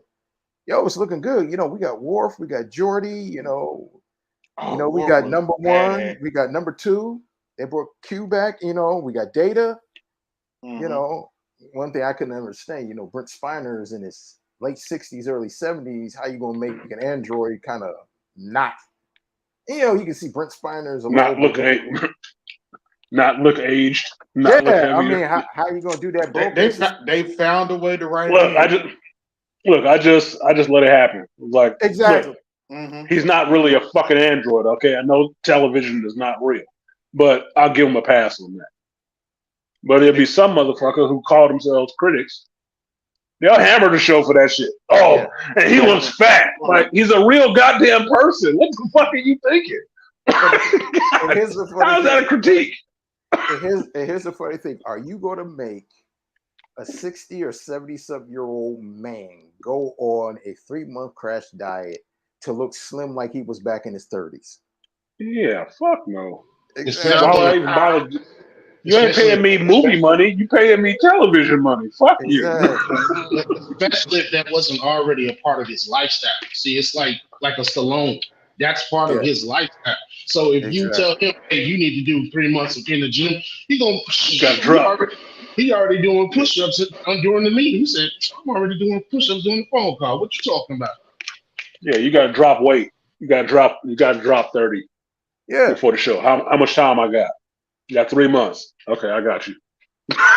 He calls up a trainer and he says, okay, I got to take my training up a notch. He's like, all right, how long we got? 3 months. All right. And he makes it. But like how you said, basically, that's a part of somebody's lifestyle. This is what they do. Mm-hmm. Yeah, but I don't think Brent Spiner was sitting around waiting for his next role as Data. No. I don't think he was doing that shit, really. No, I really don't. No, I mean, I like the character of Data. I like Brent Spiner as an actor. He's a great actor, as far as I'm concerned. He's a really great actor. But that ain't his best role. I mean, it's the one everybody knows him for the most. But yeah, he could do something else. Actually, I'd pay money to see Brent Spiner. I'd pay money to see Brent Spiner play a killer. Yeah. I'd pay money to see him play a villain. That'd fuck you up. Or a serial killer. Or a serial killer. He'd probably have fun doing that shit. Go ahead, AB. I actually heard him in an interview when they killed him off in Nemesis. He said that was really supposed to be his last. That was the last time playing Data because he literally said I'm too old. Mm-hmm. You ain't too old. You ain't never too old for somebody to cut you a check. Is there an age limit on when somebody can cut you a check? No. So you ain't never too fucking old. Just ask Leonard Nimoy. Just ask Sylvester Stallone. Just ask what's the name? James T. Kirk. Look, I put it this way: actors can have several seasons in their career if they're decent actors, right? Mm-hmm. Child actors go through it; they'll fall off after a point, depending on how early they started, right? They'll fall off after a point when they hit their teens and their 20s, and they want to be wild, rebellious, and little assholes. Don't talk about the Olsen twins like that. Oops, that's I'm talking about every one of them Disney kids, right? They'll fall off for a couple of years, for a while. If they don't get into too many drug problems, they can clean themselves up. They can actually have a career again by the time they hit their 30s and shit, right? Their 30s, they can ride that shit out till about 40 or 50, depending on if they male or female, right? Because the females go a little different. If you came in as the hot sex symbol, you better have some fucking acting chops by the time you get into your 30s. Because if you don't, she's gonna be out of a fucking career. When the next hot blonde comes along and want to come shake her tatas in the movie, you're gonna be playing. You're gonna be playing her mama. You're gonna be playing her mama. Okay, that's who you're gonna be. Now, even then, like that. Even then, you could have an actual career in your 50s and 60s because now you're older, you're more distinguished. As a male actor, you can get some hell of a different roles. You can play some hellified roles. Because I like Sean Connery. I liked him as young James Bond. I liked him as old Sean Connery. Yep. It never mattered to me, right? Henry Jones, Sr. Awesome. He wasn't in no Aston Martin. He was on a fucking horse. Nigga. Still an awesome actor. There's awesome female actors that are older too in their 50s and 60s. Helen Mirren is still a good actor. But if you go back to the 80s looking at Helen Mirren, she was a sex symbol. She was the hot chick. Yes, she was. She was the hot chick. Meryl Streep. So you can Meryl Streep. So you can have different seasons in your acting career and act till you fucking drop dead on set. You know what but you fuck it up if you never have any skill to begin with. If it's all been false, prop it up to turn you into something. Right. Well, you made a good point with the new season. Because think about it. Michael Keaton comes back and he does Batman for this latest Flash. Yep. And everybody said the scenes with him playing Batman in this Bruce Wayne, those were like the great pivotal scenes. They said those are the ones that are great. And they said it wasn't just the fan service of just having Batman. They said, no, Keaton's version of Batman was good. Yeah. But then also when you see him, you're like, okay, Michael Keaton is in his late 60s, possibly early 70s. You're drawn to him, and it's like, oh, Keaton is a damn good actor. Mm-hmm. He's playing this role as an aged superhero. But what is he selling me? He's selling you that, okay, this is something we have to do. And you have to follow, and there's something about Batman that you have to follow. He has to have that charisma. He has that certain gravitas that you follow. But this is Keaton's version of Batman and Bruce Wayne. Mm-hmm. And it was like, okay, I said, yeah, Keaton's a good actor. He sells it. Just like how the way he sold it when he played Vulture. Yeah. He sold it both ways. Yeah. Keaton is a very good actor. You watch his Vulture, you watch his Batman, you watch the Birdman show, you watch Clean and Sober, you watch some of the other stuff that he's done. Keaton is a good fucking actor. If you really want to watch multiplicity, just look at the variance in each one of the damn performances that he's given, because he's playing every other character. He's playing 4 other characters in there. But it's all him. Here's another Keaton, One Good Cop. One Good Cop. Yes, that's the other one. Right? Keaton is a good actor. Now, I just want to throw this in there just to say it, because I don't mark my videos this way. But I hear people making them rounds about, oh, yeah, Keaton could have been the older Batman in a Batman Beyond movie. Go fuck yourself. Biting ass bitches. Go fuck yourself. None of you motherfuckers was even mentioning that shit. I said that shit on one goddamn stream. This motherfucker got it in his mouth like he gargled with my fucking testicles, nigga. God damn. Yes. Keaton would make an awesome Batman, or an elder Batman to a younger Batman Beyond. But none of you motherfuckers seem to put that shit together until you hear somebody else say, that sounds like a good idea. Run with that. You hear it first. I said, shut up. You fucking assholes. To me, that should be pissing me off, dude. That's always that should be pissing me off. That should be pissing me off.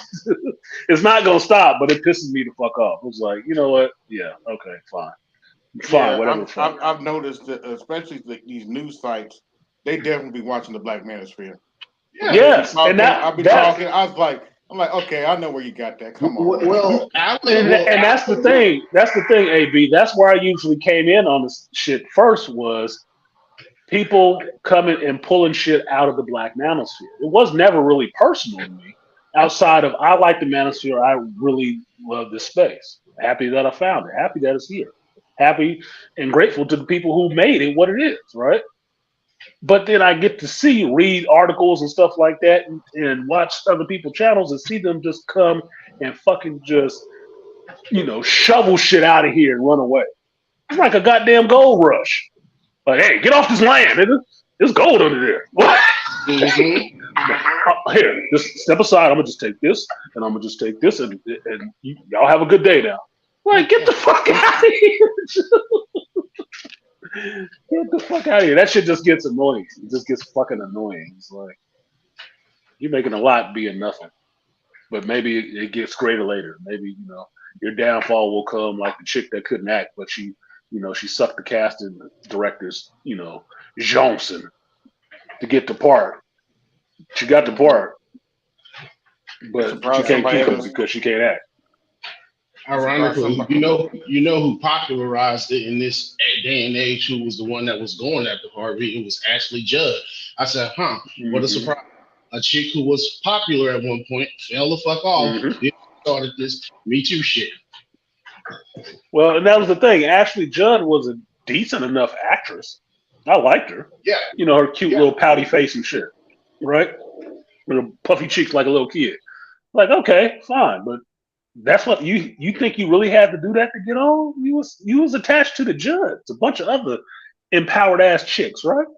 No, Ashley, in country music, you should be good. You were the good looking sister. Come on. Yeah, you were supposed to be a good sister. You were supposed to be okay. I mean, but apparently not. You felt you had to go that route. You could have still been acting. Because I ain't seen her in shit. Since. You was acting with Morgan Freeman and a whole bunch of other folks. I'm like, goddamn, you You got a whole career. Tommy Lee Jones in Double Jeopardy. Tommy Lee Jones and Double Jeopardy. What was the other shit that she was with? I think she was with Morgan Freeman in that. Along Came a Spider. Yeah. Along Came a Spider. She was in Heat, one of the most classic ass fucking movies. Yep. She even had a scene with De Niro. She was doing good. It was like, get the fuck out of here, man. She was with Top 10 Pound.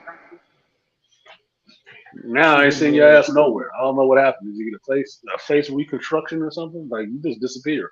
But you Maybe got she one of these fucking scrolls running around here. But also she got on that feminist kick too. You know, speak it out, everything, and then she spoke out like against it was one of the Me Too people. But then you got to realize, you know, you shot yourself in the foot. Okay. Yeah, because here's the funny part about that shit, right? You came out the Me Too shit against Harvey, right? Mm-hmm. Okay, well and good. You saw some injustice, you spoke up on it and said something. It wasn't Harvey who punched your ass that you ain't got no career right. You realize that, right? That Harvey ass in jail. It's everybody else that was in Hollywood that felt some kind of way that you did that shit. You know, them people that was probably standing there with you to take down Harvey. Mm-hmm. They ain't the ones fucking with you. Because you should be able to get a career anywhere else, right? If it's so applauded and lauded for what you did, right? So why ain't you being seen anywhere? Is it just that you ain't getting those roles, or you ain't going out for them, or something? I mean, really? No, I think it's because you got a bunch of fucking faking ass hypocrites in your crew, and yeah, they clapped you up for doing that shit because they got rid of Harvey, and I don't know who took his place. Probably some chick. Chances be. Because Dollars to Donuts, it was a chick. Yeah, Time's Up shit. And because they figured out that your ass will roll over on them, they ain't fucking with you no more. Yeah. Now that you've proven you could talk and be a useful fucking idiot, stand over there because you don't talk. We don't need you blowing a whistle on the rest of our debaucherous actions. No. Because believe it or not, we still doing dirt and we don't need nobody We still doing this shit. Yeah, you gonna fuck up the whole way business works. No. A lot of dudes that went to Hollywood just so they could finally get their dick sucked. Because they couldn't do it by being just a regular dude. They had to have some kind of authority. And a bunch of chicks too. So quit it. That's that political diversity shuffle and shit. Like, oh, let's tear down the patriarchy against the men. Okay, we got that dude out of there. Okay, so I'm just gonna sit in this seat now and be in charge. Hey, wait a minute, bitch. We didn't say that. Oh, you're against women, aren't you? You gotta go too. And you're against women that are of the rainbow persuasion. Yes. And I'm a lesbian, and so it's okay. That's why Leslie Hetland's ass trying to get made into a whole studio head by KK. Yeah, she was his personal assistant, but you can't attack her, can you? Because she a woman and a lesbian, and an ugly one at that. And see what that you got a triple shaming coming if you try to do something about her, huh? Yep. And see with that Me Too shit, they fucked up the corporate office too. Now nobody wants to come back in office. I wouldn't go back in office. That's one of the reasons why nobody wants to come back in office. Why would somebody want to come back in office and have to deal with some Me Too shit? Well, you don't have to, but they know that's on the table as part of the playbook now. I mean, if you want to really put a finer point on this shit, I do think some of this is not turning around, but it is coming to a head. Yeah, where shit and the public is just getting tired of this shit, because I tell you two things that prove it. Something is about to blow with these motherfuckers, right? First one is Amber Heard actually losing in court on camera. Yeah. And having to pay Johnny Depp in court on camera and choosing not to pay, right? Didn't really want to pay, moving to Milan and calling it a fucking day in Hollywood because she can't get no work. Which I find funny, because that's exactly what you was fucking doing to Johnny on an accusation, but now you feel like, oh, it's so unfair. Funny how that shit works out. The other part is Johnny getting paid from Amber Heard and donating all that money to fucking charity. I don't need your money, bitch. That shit is hilarious to me. That's a better way to do it. He could have went the whole Joker route and set that shit on fire and live streamed it because people would have laughed at that too. Or used it to buy, rubber shit or something like that. I don't know. I remember they were during the trial they were trying to shame Johnny because they claimed he was sleeping with his lawyer, and my response was, okay, so what? So what? Because look, man. It's only 3 arrows. Yeah, so what? That's his prerogative. It's not really a so what when they have a case going on because it can be a conflict of interest. Yeah. But even look, after she won that case for me, I want to fuck her just to make it right. Like, thank you. Exactly. Can I offer you some dick or something? I mean, you heard I got a bunch of drugs around. You need anything? You good? Because look, you're gonna be my homie for life. So whatever you need from me, let me know. I'll hook you up. And look, but the other part is Amber Heard losing, right? That's one. The second one is little Miss Jabari getting arrested. Yeah, that's right. I'm so mad that I wasn't able to say something about that before I heard Layman talk about it or anybody else. Now I don't want to talk about the shit, but because it's been done already. But goddamn, she got arrested. You know what? When this news first broke on that Jonathan Majors, I went live and told y'all shit about her. That it sounded like some bullshit. You know how that shit probably went down because she saw something on his phone. She probably attacked his ass. I don't think he did none of this shit, but we'll wait to see. And his lawyer, since the time she showed up on the scene, has been saying, "Oh, we got shit to exonerate him. He is innocent. He will be exonerated." And they put out the stories about what they had, videotape, and all the rest of the shit. Y'all was on the stream. We talked about it. Say if they in the cab and they in New York, you should have video in the cab, right? Okay. What did they come out and they said they had? All kinds of goddamn video. And then I put out a short a while ago about why is this still a thing? Why is this going on? I had some goofball question me like, well, it's a legal process or some other shit. Man, go fuck yourself. I know what it is. I'm just asking. This shit is going on a mighty long time for there to be no smoke, nigga. No smoke. I was actually out there bitching about how hard every one of these goddamn reviewers was going at Jonathan Majors for this shit at the time. Every fucking day. They was fucking clickbaiting every video they was posting. And I spoke on that shit because I thought it was disgusting. It was fucking disgusting. That was at the time. That day, the next day, oh, guilty of this, and yeah, they're getting off of him. But Marvel hasn't followed suit yet. What's up with Marvel? Why haven't they fired him yet? They should do it and just recast. Look, we got this Snowfall Negro. We need him. He ain't even did nothing. The person that's saying he did something already and came out the next day was like, oh, he didn't do anything. He's the one who called the police. So what the fuck are we talking about? These motherfuckers kept running with that shit for a while. I spoke on it, then I stopped talking about it. Like, he got court coming up. Let's just listen to what happens in court then. Because his lawyer, look, she get him off of this case. I asked her if she wants some dick.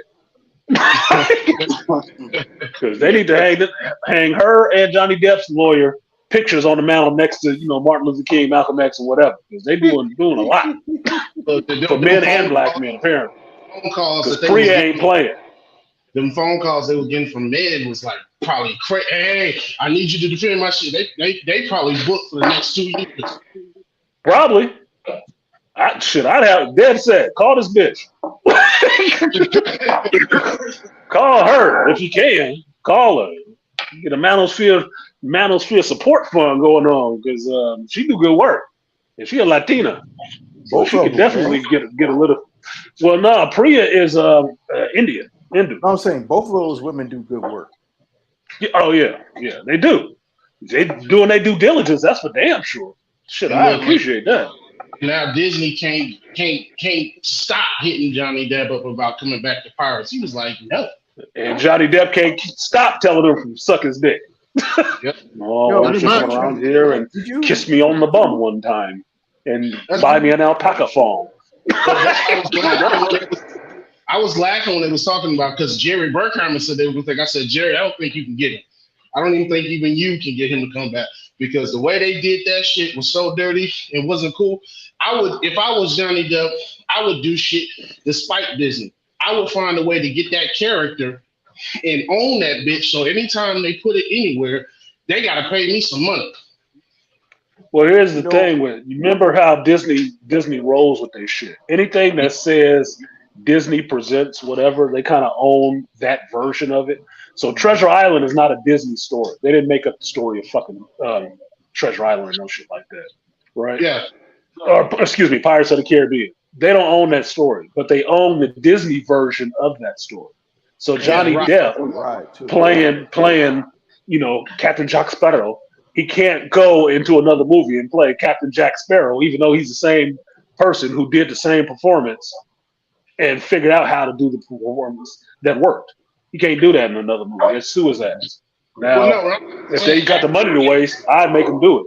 But they would to try to make an example out of his ass. Well, what I'm not saying not acting a new movie. What I'm saying is own that character if you can, if possible. If going to war with Disney would be like a fucking nightmare, but somehow own that character so that anytime they do something, try to do something, they got to pay him. Yeah, it'd be cool if they could, but they're not gonna do it because they were trying to get the fucking Rock for that shit, for that Pirates of the Caribbean movie when they couldn't get Johnny back, and Rock got some legal troubles going on right now too, so they can't get him. If I see one more of these goddamn supposed geek media shield companies say one more fucking thing about the Rock, I am tired of that shit. Let it the fuck go.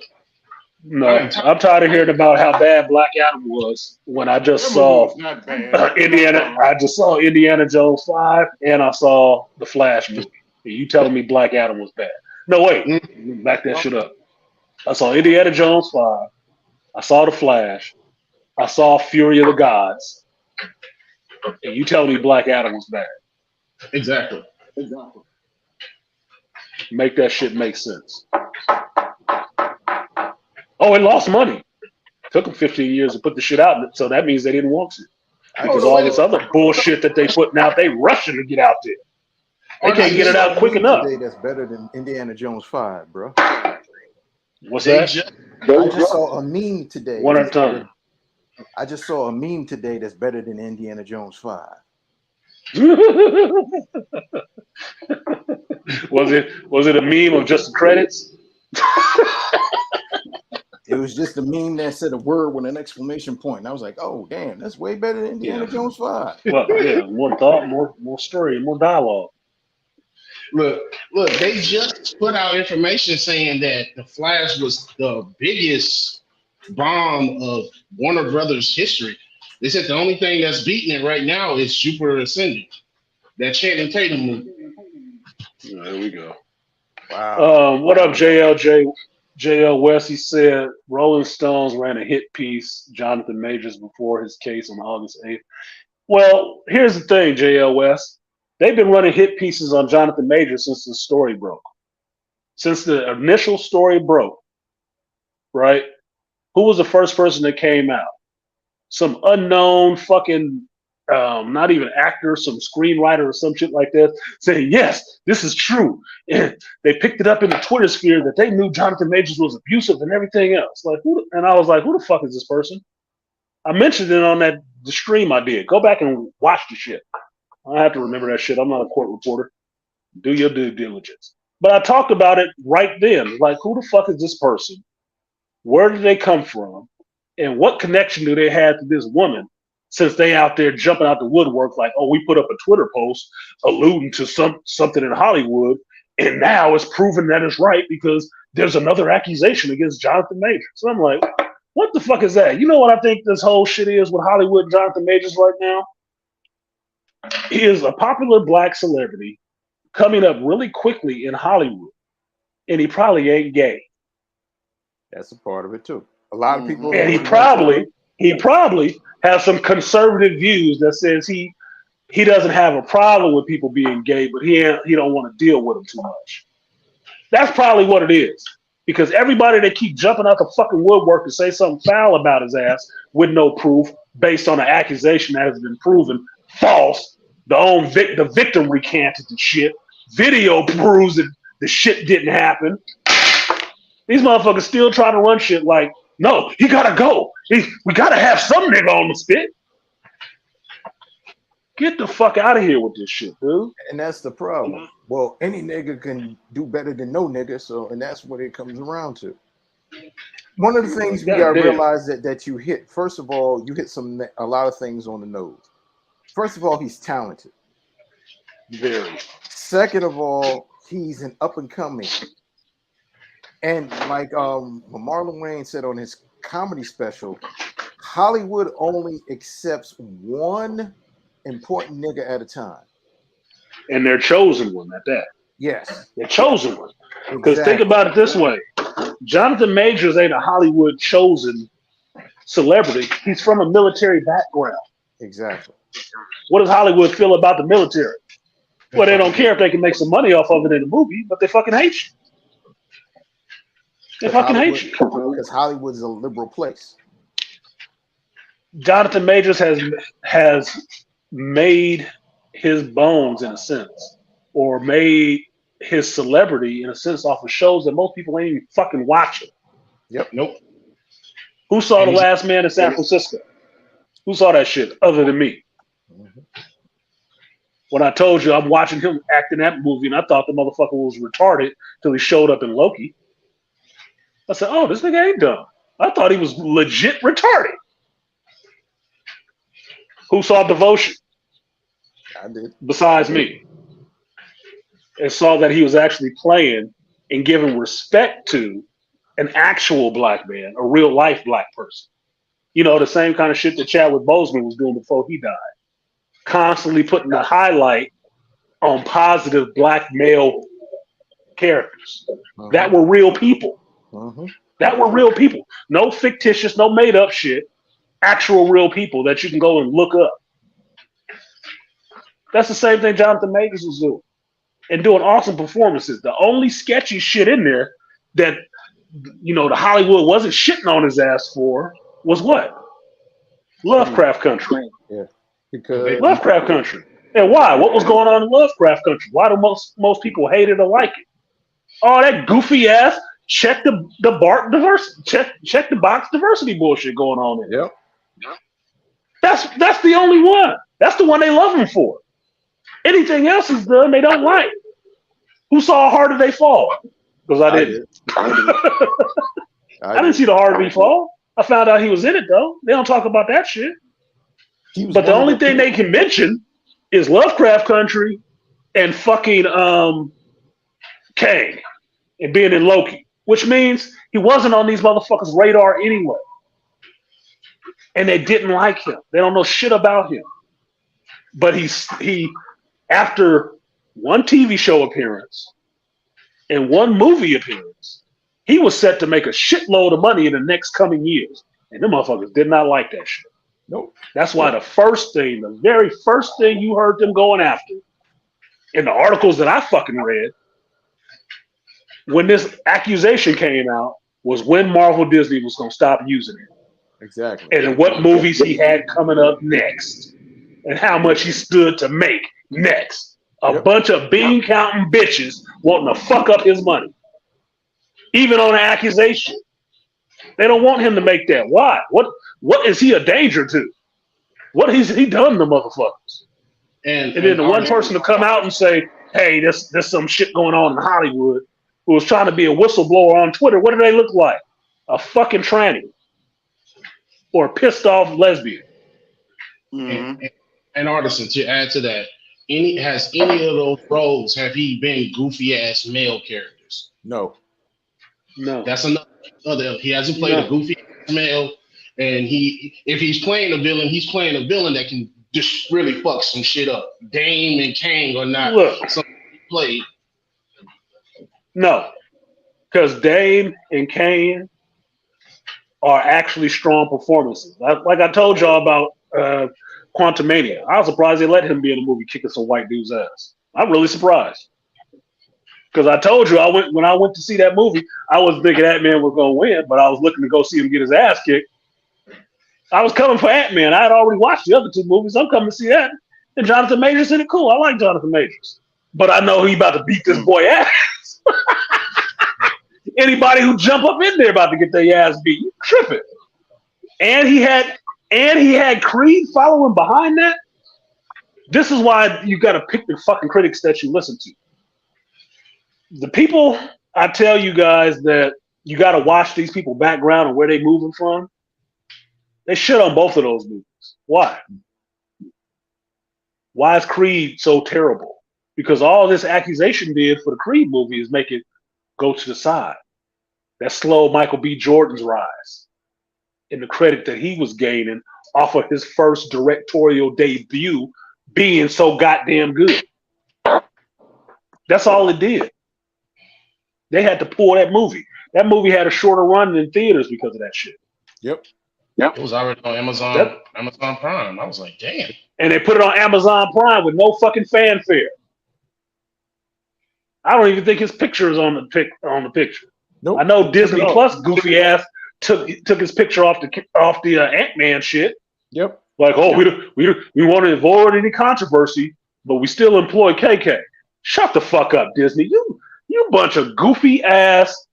Oh god damn. That's why they losing billions of dollars. Disney's board is some of the most limp dick wet vaginas I've ever fucking heard of. Do some of the most inconsistent ass dumb shit. You gonna pull this dude off the advertisements for the Marvel shit. But you still got this goofy bitch running around here advertising all the Star Wars shit that are both problematic. Consistently problematic. He got an accusation, he get pulled. These other motherfuckers out there insulting fans and everything else. Nope, you can still see their face. Y'all, look, man. Y'all gonna get me on the boat with saying I'm waiting to see the Magic Kingdom burn the fuck down. If you're gonna keep doing all this dumb shit, let me go roast some marshmallows and get my last set of Mickey ears, because they'll be collector's items in another year or two with this bullshit. Yeah. Fucking idiots. 1 second, I gotta change my fucking. What's the tagline for Disney? Where dreams come alive? Yeah. Shit, where dreams come to die. Where nightmares come to kill. And the funny thing is, but you know what? Another thing is, Angry Man has said this. Jonathan Majors his phenotype is unique because he could fit in any era, meaning that he could play a slave, he could play somebody in Depression era, he could play somebody Jim Crow era, he could play a guy in the 60s, he could play a guy in the 70s and the 80s. But the thing is, his charisma and his aura, he's definitely going to play that strong black male. That's like only time they can make James Amos play a black male that was under anybody when he played Kunta Kinte. But any other roles that you've seen him, he was a dominant person. He was a dominant, strong male. That's the thing where they don't want that. Yeah. And for all this that's the aura. That's the aura that he gives off, that he is not in there playing no coon shit. That's the aura that he gives off for me. Dating white chicks or not. That I never believed that fucking a white chick made you feel any differently about being black. It don't. I fuck white chicks. It don't make you feel any different about being black, other than the fact that some motherfucker really do want to kill you for that shit. For real. Somebody really want to fuck you over for doing that shit. Well, look at all the black women. They got mad. They when the accusation came up, the black women on social media were doing a witch hunt on him. Yeah. Why? Because I told you that I had seen a picture of them before. That's how I went back and found that picture. Right. And when the accusation came out, I told y'all on the live, like, I think he with a white chick. That's not gonna go over well with them. And sure enough, that's why I went back and found the picture, but you couldn't find her name. I had to go back and find that picture and find the accompanying picture to find out what her fucking name was. I broke her name. Nobody was telling her fucking name. That's why I made the joke about it. Like, damn, this dark ass nigga and the white chick he fucking with, the snow bunny from Europe, his last name Jabari. I don't think M'Baku signed off on that. Like, what the fuck? I What's don't think. that Muslim name? No shit. Somebody likes some chocolate. Other than her. You sure that's not her? But- That's a name she had got married to? I don't know. Maybe she's South African. That's what I was I don't thinking. know. Maybe she's South African or whatever. Yeah, maybe she's South African by way of Dutch. So Or way of dick. Yeah.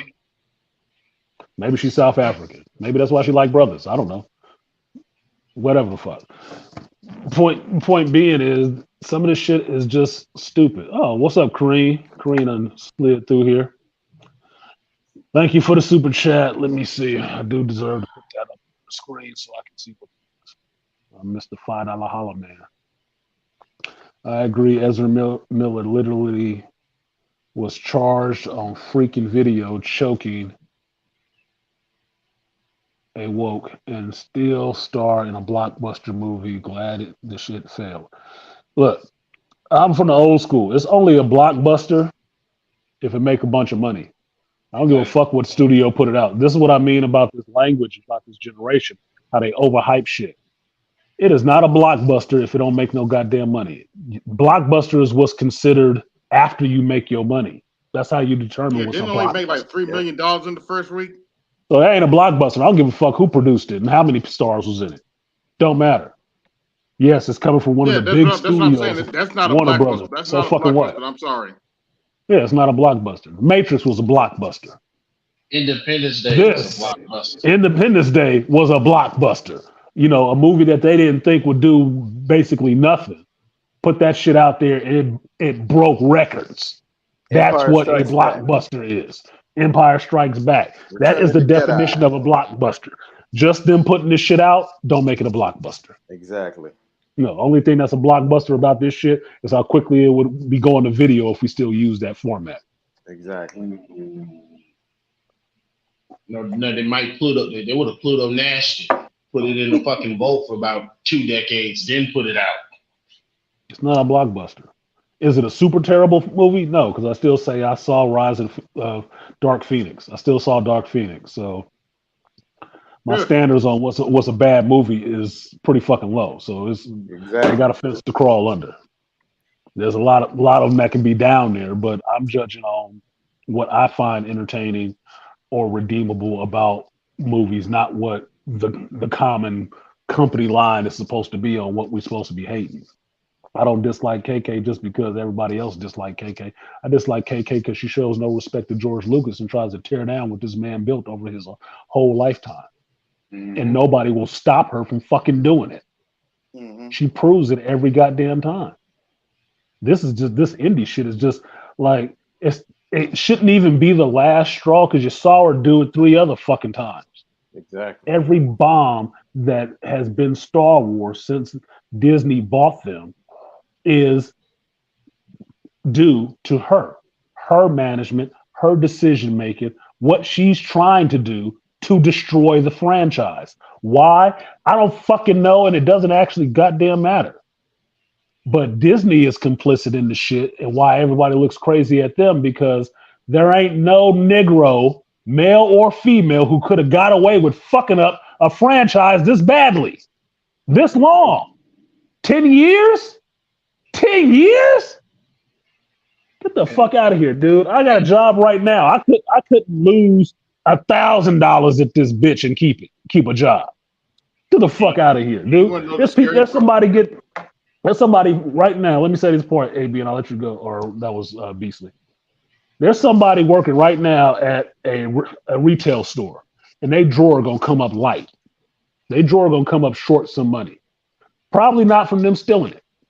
And them motherfuckers is gonna get fired that day for $100, $20, nigga. This bitch done lost hundreds of millions of dollars. Still got a job, still got an office with a name on it, still got business cards and shit, and they still trying to play nice so she can get her golden parachute and move off to someplace else. Maybe if she decides to retire. Get the fuck out of here. Y'all are full of shit. But go ahead, Beastly. Not to mention that it hasn't. I don't even believe they made the money back that they made from spending it to create the shit. Not to mention the purchase, because what all three of the movies that came out with them made what a combined total of what maybe $2 billion. Not even the $4 billion that they paid to get it from George, plus in production costs. So they're probably super in the hole. Then they built the theme park. Ain't no telling how much that really cost them. So they in the hole, and they haven't made any of that money back. So yeah, she should be billions, not just hundreds. I would say she's lost in billions. Mm-hmm. So she should have been gone. She should be like. Fuck a severance package. You're gone. Beasley, you're also forgetting one other thing. Think of how many millions of billions they lost in marketing. You gotta understand something, man. Lucasfilms, they ain't market for shit. That's her job. They market it for shit. Like the thing is, Disney and Lucasfilm, just Disney itself for their marketing, and this is one of they acquired a big IP. And the stuff that they put out for just internet marketing, just commercials, just trailers, just what they put out, because now they put the toys out before the movies come out or before the TV shows come out.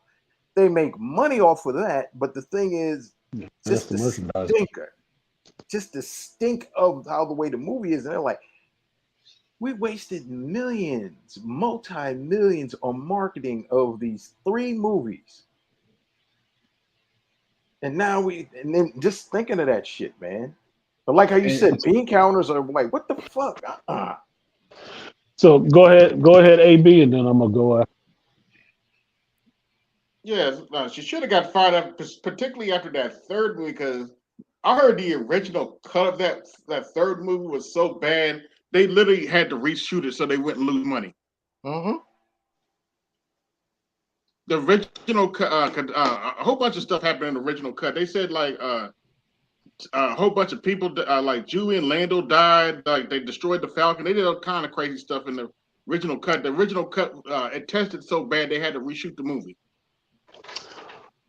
I would say yes on that part. If y'all was listening to, I guess I can just say names now and just say fuck it, since they can copy the shit anyway. If y'all was listening to Doomcock talking about the behind the scenes shit that's going on in Lucasfilms about KK being locked out of her fucking account and Disney is that bad? Bean counters showing up at Lucasfilms looking through shit. Somebody is listening to something I said, which is you need to find out where the fuck this money at. Because that's what it sounds like. It don't sound like to me that they just, prepping Lucasfilms for a sale. It sounds like they're trying to find out where the fuck their money went. That this bitch actually had approval over green lighting a lot of money to some of these damn projects, such as the Acolyte. And what they're seeing back is not adding up to like, no, this don't look like you spent $30 million on it. Bitch, we getting sued because you wouldn't pay somebody for being on this. So where's the money? That's what it looks like to me. They look like corporate malfeasance. Like, where's the goddamn money? Where's this money, bitch? They shaking the trees and checking your pockets. And for that, we need to shut down your access to certain things so we can paper trail this shit and find our goddamn money. Because I can tell you, I said it with Marvel, and they've been quiet since Victoria got her ass, dusted. to use a Marvelism, MCUism, she got dusted. They've been real quiet over there in that camp. Mm-hmm. Iger had one meeting with Feige, and you ain't heard shit else out of the MCU except for what's going on with Jonathan Majors and Tino Chiquete, even though he was saying, I had nothing to do with her. It was all consensual. He got an accusation that actually got some fucking teeth. They ain't even talking about this shit. Yeah, I saw that too. Yeah. I listen to the fucking news. I'm not following the bouncing ball, right? So, yeah, and yeah, Donnie Mac, what's up? Yeah, she was sandbagging project. Look, sandbagging a project is like letting a motherfucker praising Brasher, the spunky mod, in Book of Boba Fett, and then blaming the movie on Robert Rodriguez, or blaming the show on Robert Rodriguez, so you don't have to work with him on doing Battle Angel Alita 2 and none of that Conan shit he wanted to do because y'all own that IP. That's sandbagging another director. Sandbagging also is some of the shit you saw in this Indiana Jones movie that was pulled out of other folks' movies. This Acolyte is the biggest example of it because any idea that John and Dave come up with, she try to throw into that movie first. Or that show first. That still ain't got nothing that you can see tangible to say, where's the money go? I said this shit with Marvel after that Thor 4 bullshit. Where'd the money go? Don't tell me how much this goddamn thing cost. Yeah, you would think. Look like somebody's in a home movie. But I would ask you, where'd the money go? Wasn't on CG. Where'd the money go? That looked like not enough money for what you paid for it. I mean, look at goddamn MCU and She-Hulk. Where'd the money go? For all the money they said they got on special effects, and we know who was in charge of special effects and stuff, right? Victoria Alonso. Why does She-Hulk look so goddamn terrible? Why are people bitching about Secret Invasion, how shitty it looks? Every time you see, visual effects person, Victoria Alonso's name still on the bitch. So why do you think it looks terrible? Because she didn't give a fuck about Negroes. Obviously, you saw Wakanda Forever, right? You think she was going to put some actual money into this bitch? She's in charge of it. Told y'all, you had to look at these people who are in charge of these money. The producer is the purse strings. They are the ones who are in charge of the money for this stuff. If they say they spent $300 million on this Indiana Jones stuff, and you look at this show, you look at the movie, and you see bad CG in some spots, shit that don't look right, you have to ask yourself, where'd the money go? Mm-hmm. So if I got corporate people coming down to this little small studio in San Francisco to start going through your books and shit, where's my motherfucking money? That's what that's about. Mm-hmm. That's what that shit is about. The Stewie and Brian situation, the Family Guy. You got my money? Where's my money? We can start My whooping fucking ass. money. Where's my motherfucking money? If you ain't got my Talking money, like Al Pacino in Heat. if you ain't got my Give me all you money, got. Give me all you got. No. Where's the money? Where's the motherfucking money? And I wouldn't be surprised if she was backdooring that shit because she knew she should have been fired anyway. So I wouldn't be surprised. I hope that's what it is. I fucking hope that's what it is. And I don't need a Hollywood insider to tell me that shit. No, I'm just looking at it for what I'm looking at it for. Like I said, I'm part of the paying customers. Don't look like it's enough money. How much did you spend on Boba Fett? Don't look like it. How much did you spend on Kenobi? Don't look like it. Where's the money? Why do you think John and Dave had to champion the board to get the purse strings pulled from her so they can do their own shit? Sandbagging their ass. Wouldn't give them the money to do it. And what did you get? How do you explain season 3 of Mandalorian? Like I told you, it looked like a feminine touch, right? Well, what came out afterwards? Sure did. A whole bunch of feminine touch. Same female. Giving you the same shit she gave you. The same shit she gave you in 3 other movies. Oh, you don't like it? I'm going to give it to you again. Because it works so awesome for killing a franchise, don't it? I'd be suing this bitch, personally. But I know the board ain't got no fucking nuts.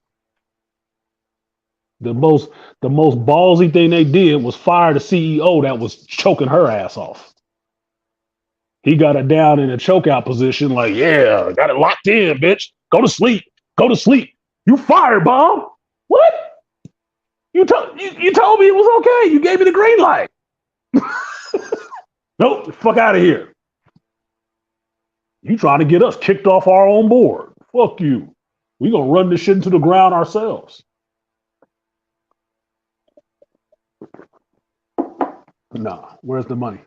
That's what I'm saying. Johnny Mac said it's gentrification. No, it's actually ageism. Because if you saw the Indiana Jones 5 movie, which hopefully not a lot of y'all did,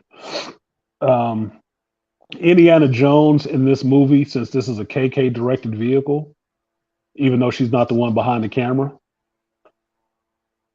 Indiana Jones represents George Lucas. And that's why they were trying to kill Indiana Jones originally in this movie. But what they did in this movie is they reduced Indiana Jones to not even a sympathetic character, to a pathetic character, a pathetic old man who won't adapt to the new world. So we got to put him out to pasture. That's Kathleen Kennedy's message to George Lucas about the characters he created, the universes he created. Because make no mistake about it, no bitch does anything this grand without having somebody she's trying to get back at. Still mad at her father figure. And what father figure does she want to tear down? George Lucas. That's why Indy had to get fucked up. That's why Han Solo had to get fucked up. That's why Luke Skywalker had to die. That's why Boba Fett needed to have pink armor on and a pair of snap-on balls.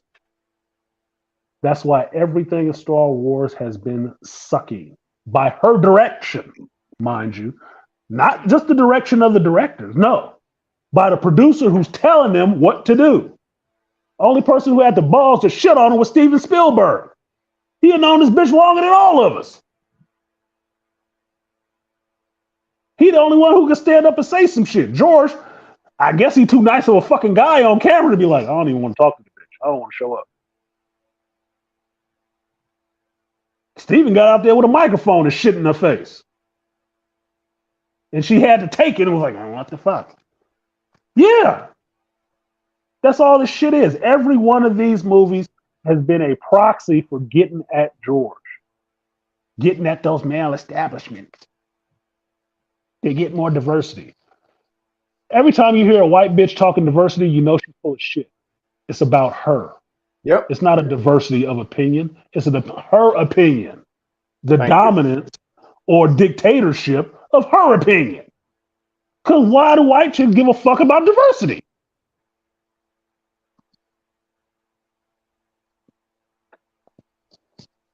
They live in the black life. They live in the Latino life. They live in the Asian life.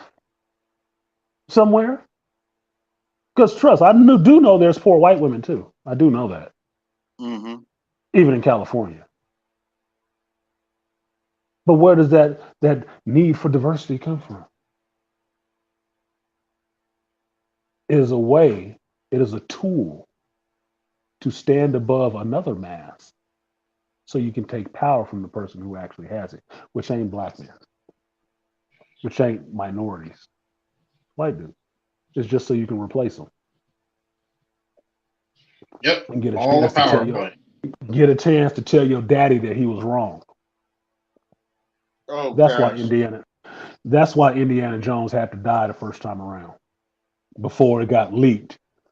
And I will thank Doomcock for that one breaking that damn story, because apparently somebody in Lucasfilm felt so fucking outraged about the shit they actually went to tell somebody. Like, man, look, y'all don't know this, but they try to fucking kill Indiana Jones in this shit. They felt so strongly, they had, I guess, enough fucking integrity about it that they wanted to tell somebody what kind of bullshit was going on initially. Mm-hmm. That's why they had to do so many goddamn reshoots. They didn't have to do any reshoots before the leak happened. Once the leak happened, reshoots went into overdrive. And you saw how long it took them. I mean, they ain't fucking creative. They couldn't think their way out of the mess they made themselves. It's like a kid who pulls off their diaper and just sitting in their own shit. Like, I don't know how to get this off of me. I wish they would have felt that way about fucking James Bond. Another male character, icon. I already know where you're going with that, with the Phoebe Waller-Bridge. I heard that part too. But that's okay. She's going to be back on James Bond to fuck that up again too. I forgot she was on the Artisan. To be honest, I forgot.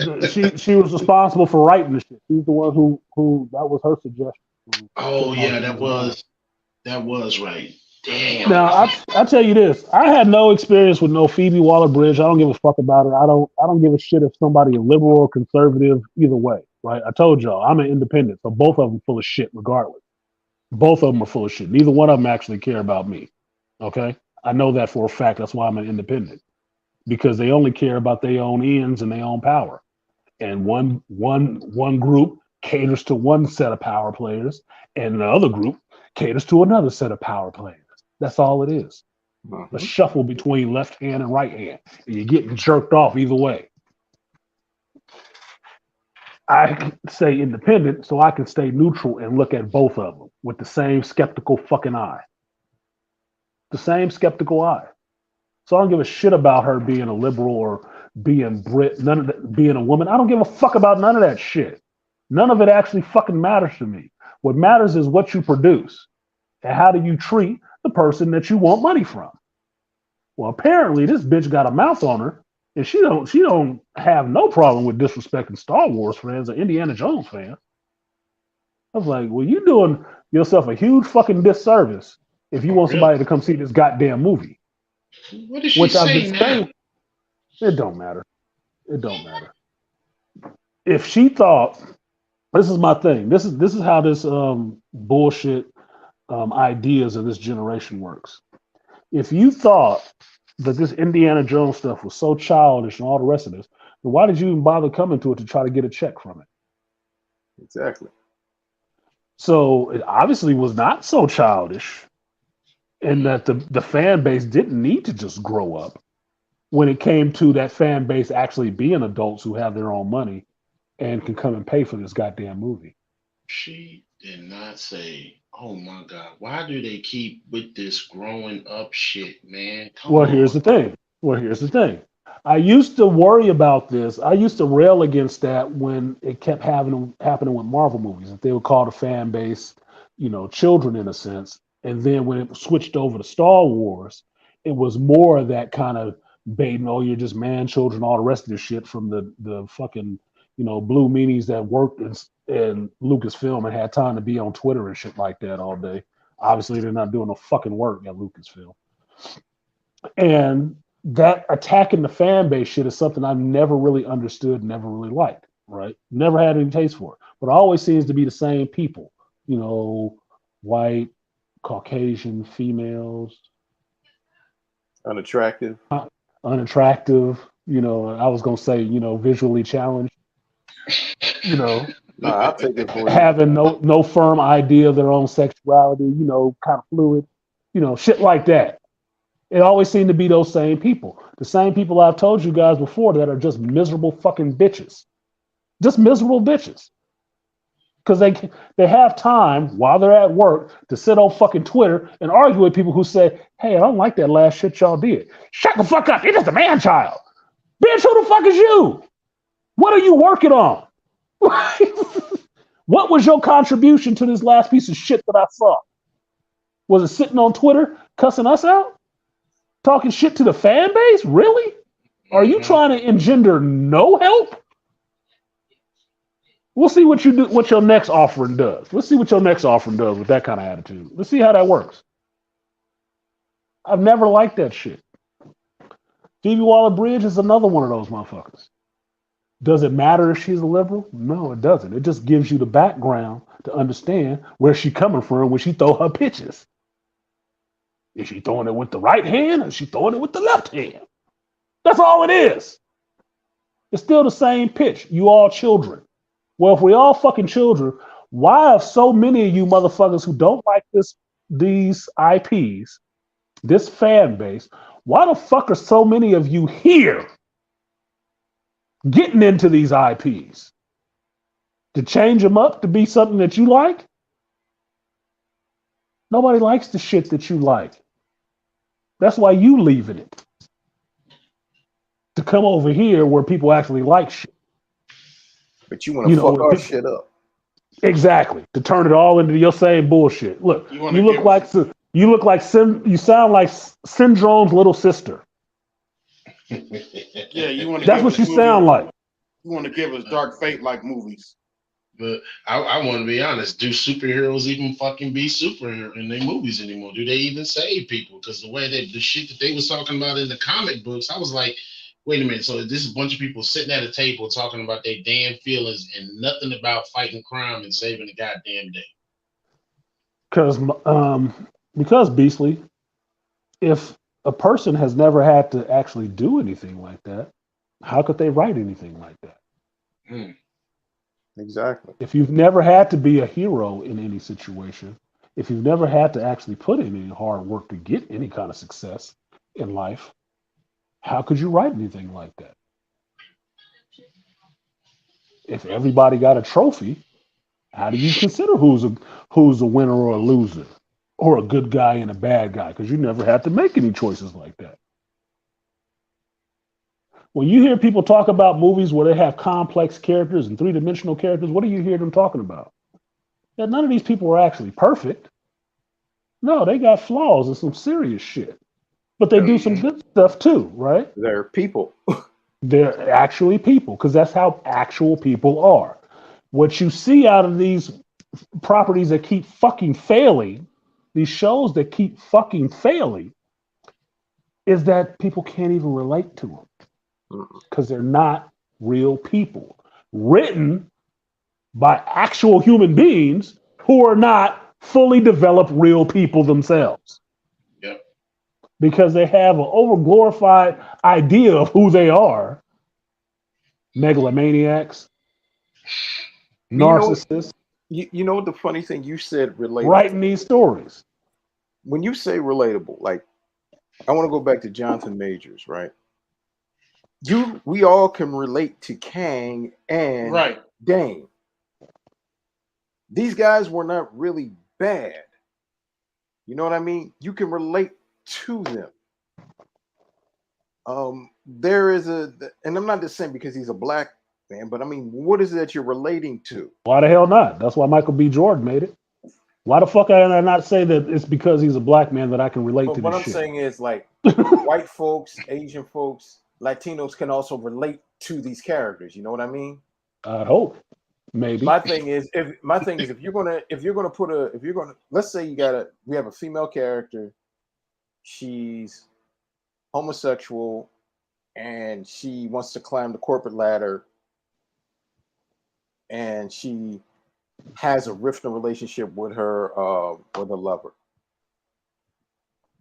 Okay, is that the whole story? Because right then there's okay, I can get that. That's a part of her story, but now we make it because we're clicking all these boxes. But my thing is, what is her story? Okay, she's lesbian. Okay, she wants to climb the corporate ladder. She's in this, but what else is about her that's making it interesting? Because she's just like every other woman that we know. My thing is, why am I invested in this character? Exactly. What is it making interesting in her that grabs my attention? The problem is that when you make these certain things, that when you go for the gay bait, when you go for the race bait, when you go for the tropes of that she's smart, she's this, she's going for all those baits, it's like, all right, I see that shit every day. We all see that shit every day. And the problem is when you're dealing with women like that, they're fucking annoying. And you understand why you can't have a man, because you have all this stuff. Not because you're gay. We understand. My thing is, what is it about you that's making me invested? Why should I like this character besides who they are? What is it about them? And that's the problem, that they're not being creative about it. They're forcing you to like this with this agenda because of the side stuff. The person's gay, the person's this, the person's that, the person's black. Okay, we knew, the thing was that we knew Dame and we knew Adonis grew up together. Dame's issue and problem was that he felt jealous because Adonis took his place. And Dame felt, well, I'm going to take everything from you that should be mine. So that's, and the funny thing is, we as black people, we can understand. It's like, yeah, there's always a nigga, there's always somebody that wants to take some shit from you. What did I tell you about my ex best friend? Yeah. What did I tell you about him? Why I still owe his ass a punch in the mouth, 10 years or so later. Because what he actually finally came clean with was that he always hated me. He was always envious of me. And I never carried that shit like that. I never carried anything like that with him. I just did what the fuck I did. I had successes, I had failures, but if my successes are higher than yours, don't be looking at me all face. I'm not sitting up here rubbing my nuts about shit. But if you was always jealous, why the fuck you hung around somebody that you despise that much that goddamn long? Exactly. For what? I was First opportunity, you actually see me down, you can talk shit to me? Go fuck yourself. And hope I never see your ass again, because I will ball bat your fucking face for talking about my children. And that's something, but can I say something? What you just said right there? That little story. Suppose you wrote that in a story. That would be something that is right there. But when if you have the guy, if he's the antagonist, and he tells you, he said, man, Artisan, I always fucking hate you. You always came around, and you looking at this dude, and we could be saying, damn, dude, I had this animosity. And he said, I couldn't wait for you to fail because you always walked around like you had your shit. He's like, and you're saying, like, no, I didn't. I just did what I have to do. But this is causing the conflict where people can relate to. Yeah. You know what I mean? This is where the human part where we're relating. And even here's a problem. Not a problem. Here's something, the magic of writing. You kind of felt sorry for Kang and Dane at some point. Because remember the metaphors and also the they were showing when Dame and what's the name were in the ring. I'll catch you later, Arson. All right. And they're showing them as young kids, and then they show the cages, and that symbolism is showing them as young men. They're still young men fighting, and it shows them that the cages of society, how the way society views them. And the thing is, these men are fighting themselves. They're not just fighting themselves, but they're fighting the stereotypes, and they're fighting everything that's been placed in front of them from slavery and systemic racism has put upon them. And that's the thing where you understood that. Also the same thing with Black Panther, the underlying parts of racism, systemic pressure, and the problem is realizing Africans never came back to got us. But that's where we hear Killmonger saying, you never came back and got me for real, but also why you Wakandans and the Africans never came back and got us. And that was something that was on the heart of other Africans, but also on the heart of T'Challa, but also on the heart of T'Chaka, which everybody understood. We as Black people understood, but other people understand it, but it's not thrust in your face where you got to have the Afrocentric and also the Black check mark, the race card check mark, it's something that you can give, but it makes people think. Like how you said, when we're leaving out of the movie theater, it's not like, what the fuck did I just see? Mm-hmm. But then we're leaving and we're thinking, we're like, wow. And like how we have a talk about it. Well, what'd you see about it, Beastly? What'd you check about it, Artisan? Malika, what did you feel? Or you're talking about this and there's certain things that we're talking about it, but you're like, why do I have to see this skinny, annoying bitch Phoebe Waller-Bridge try to say that she's better than fucking Indiana Jones and push her agenda? She's so much better, but her ass couldn't fix the fucking radiator. She didn't know what was in fucking what is it, Moroccan chewing gum that would help fix the radiator. She couldn't do that shit though, right? Yeah, that's because it was a dirty skill. Yeah, but it was that man skill. I would add to what you're saying, Malika. Sitting back watching, because like I said, y'all know, like I said, I've been watching the Black Clover shit, and I'm watching. I said, see, and I'm based on what they're doing with the character, what they have done with this character. I said, this is why manga and anime is kicking our medium's ass is because you're telling a story about a character who's grown up in a world where there is some type of form of bigotry. It's classism to where, and the fact that he's also a double whammy. So he's a commoner, and then he has no power. He has no magic ability. So he has to basically essentially bust his ass and work harder than everybody else around him, even his childhood friend who has potentially the strongest form of magic than everybody around them. And I said, that's a compelling story. And I said, this is the problem. You keep giving us these damn characters that don't actually have to work hard for their shit. Whereas I'm watching a damn anime about a kid who's basically never giving up. That's the motto of the damn series. They even say it, my magic power is never giving up. And it's like you have characters that are willing to work hard, and that's something that everybody can relate to. Everybody has to face challenges, and it's not centered around this unrealistic ass standard. Like even with the character of Dane, like we were talking about Dane, I related to the character of Dane from the moment when they was talking about it. I said, because I know what that's like from the fighter standpoint of how I myself, I had to watch everybody that came in to the gym that started training after me get fights before me. And then when I ended up getting a title shot and had to fight for the belt, I caught a little pushback. I was like, well, wait a minute. When you motherfuckers started after me and started getting stuff before me, I didn't say a fucking thing. I just showed up and helped y'all train. What's with all the pushback? What the fuck? What's with all the pushback? And to be honest, some of you started losing. That's why you didn't get the shot at the belt. I got a winning record. What the fuck? Oh shit! You grinded out your wins without acknowledgement. But they mad about, oh, you got a title shot. Nigga, I put in the work. Yeah, that's what I was getting, motherfuckers. Was like, oh, you just got it because you just got it easy. No, motherfucker, I ain't got none of this shit easy. What the hell you talking about? I had to tell my brother that shit before about he had thought at one point that my mother had bought my first vehicle. And so he felt some kind of way about that shit. Like, nigga, she didn't buy shit. I bought that.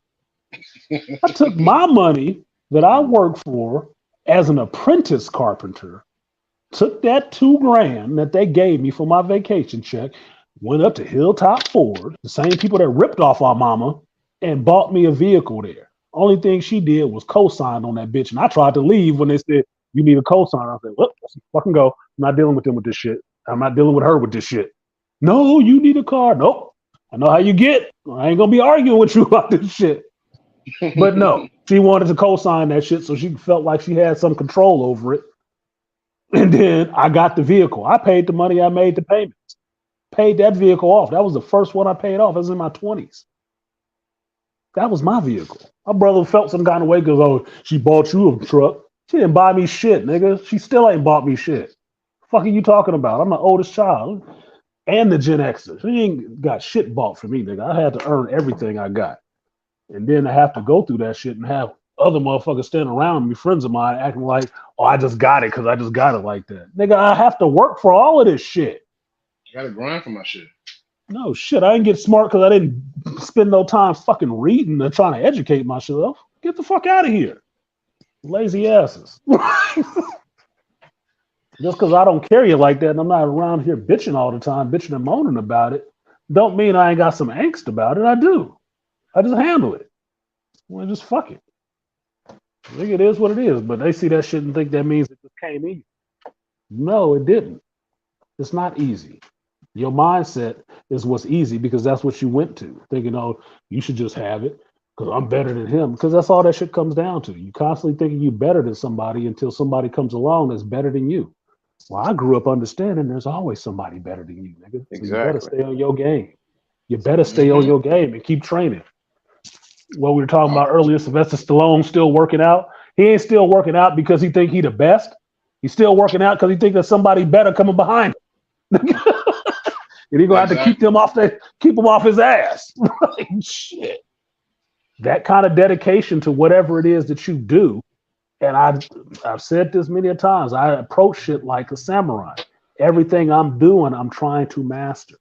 And I'm trying to get better every time. I look at what I do every fucking time. I still watch to this day. I've been doing this show for 4 years. To this day, I will watch every stream I've done and critique it harshly, nigga, harshly, because it's me, and try to figure out what I can do better for the next one every time. Okay, I never Karnak. think I've made it. Yeah, that's it. That's why I like Karnak. Karnak looks for the flaws in all things.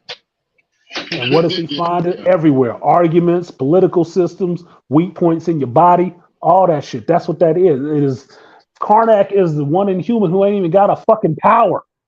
He has no powers. He's just inhuman. He ain't got no powers. He ain't took the mist. That's his natural developed skill. That's all it is. Which means if anybody put the same dedication into it, they can get the same fucking results. But most people won't. That's what makes most people lazy. Yep. And here's the biggest problem. This is what we're seeing: certain dedication. There's no dedication to excellence. Nope. There's no dedication. There's no dedication to giving a good story. There's no dedication. Like when you leave a movie, or when people are creating a movie or a certain story or whatever type of media, you're trying to evoke emotion. When you're not evoking that emotion, there's a problem. Like, all right, The disconnect. Yeah. I haven't, like, all right. When I saw Black Panther, when I saw Spider-Man Far From Home, when I saw what was the last Avengers movie? Endgame.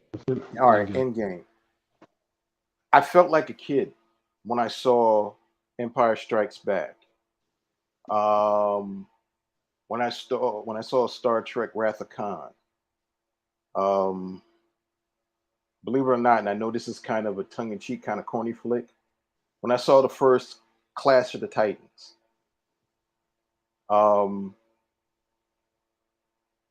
even with the Ray Harryhausen animation in that movie, but it felt great to see that, you know.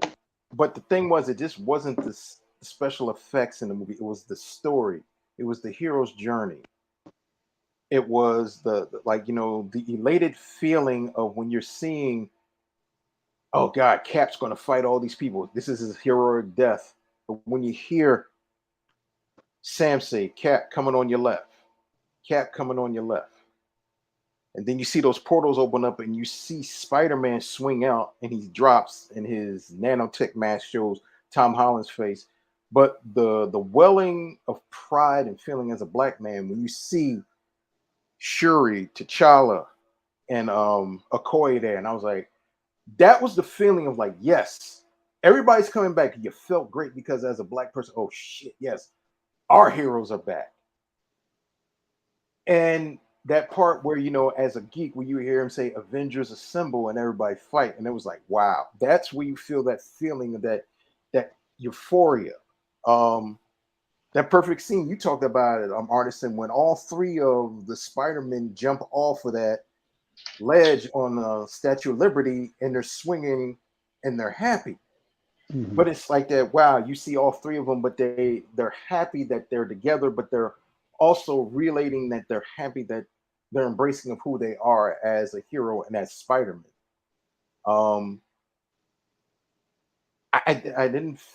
I haven't felt that way in a long time in a movie.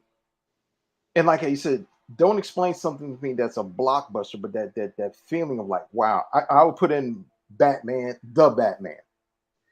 The feeling that I felt was like, wow, this, not because it was a superhero movie. It was like, wow, this movie had intrigue. This movie had suspense. I liked the character of Riddler because technically, even though he got caught, he won. He did everything that was there, but he won. All the characters, it was a long ass fucking flick, but he, you know, it was something where it was well written, it was well put out. The everything that hit on all cylinders, and it was like, wow, it was a great thriller. Like if you took away the superhero aspect of it, it could still been a great movie. John Turturro's way of just being manipulative, gaslighting everybody, having just the way how it was just well done. When I see certain movies today, and when you're pushing certain agendas and you're putting this, that's I'm like, fuck. I don't just can I just enjoy a movie without having certain things pushed upon me? No, And you it can't. just gets it gets becomes a pain in the ass. I'm glad that we have platforms like this so where we can talk about it and we can really admit, say, no, this sucked. No, this was a piece of shit. I don't care if Well, I this don't. person is this or that. Well, that's The you. person who That's where I listed that fall on it. that's in the piece of shit film. No shit. Shout out to Aaron Peters. He said, "Trust me, my brother. I understand. Been going through the same ish over the last few years. Well, guess what? It don't stop. So you're gonna keep going through it because obviously you have what's called a brain, or you have some sense of excellence or pride in yourself. So if you keep trying to do a good job, you're gonna keep catching shit. You got to be like Charles says it, the race to be a mediocre. You got to be a shitty worker to be respected. You got to be a shitty one because then they'll look after you. You got to have some kind of ailment or figure out how to make yourself a victim in some sense. In mine, I'm a victim because I'm not dumb.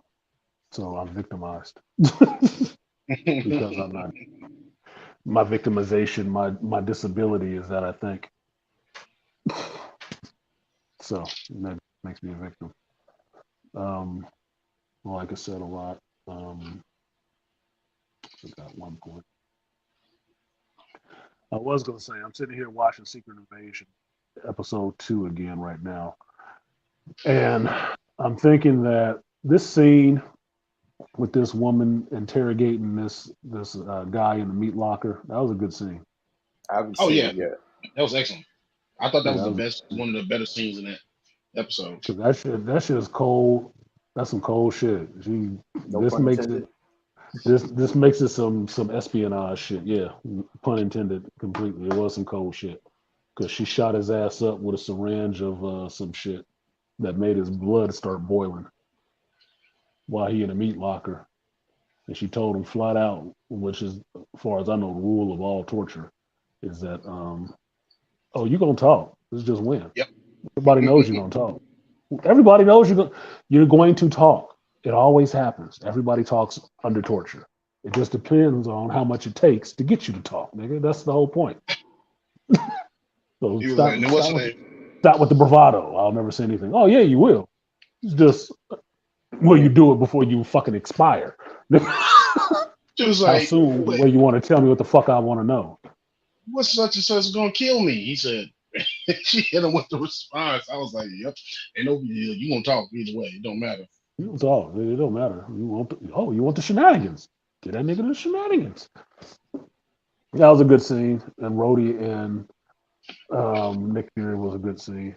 But I like Don Cheadle anyway, so I don't think Don Cheadle can't act. Neither. I feel the same way about Samuel L. Jackson. And is this show terrible? No, but I noticed who's saying that. Every white boy is saying it's terrible. Awesome. It's a good thing I don't listen to white boys tell me what to think about shows that I'm watching with black folks starring in them. Otherwise, I would think the same thing. Oh, it just sucks. Well, why does it suck? Tell me why it sucks. Outside of the fact that Victoria Alonso signed off on the visual effects and the money for the budget on that shit. Outside of that, do I think Samuel L. Jackson sucks? No, I've seen him in shitty movies. I've seen a lot of Samuel L. Jackson movies. A really good one is Touching Evil. There's Samuel L. Jackson, I think is Luke Wilson. Yeah, Samuel L. Jackson is a killer. Not just crazy mad dog killer, but he's an actual killer.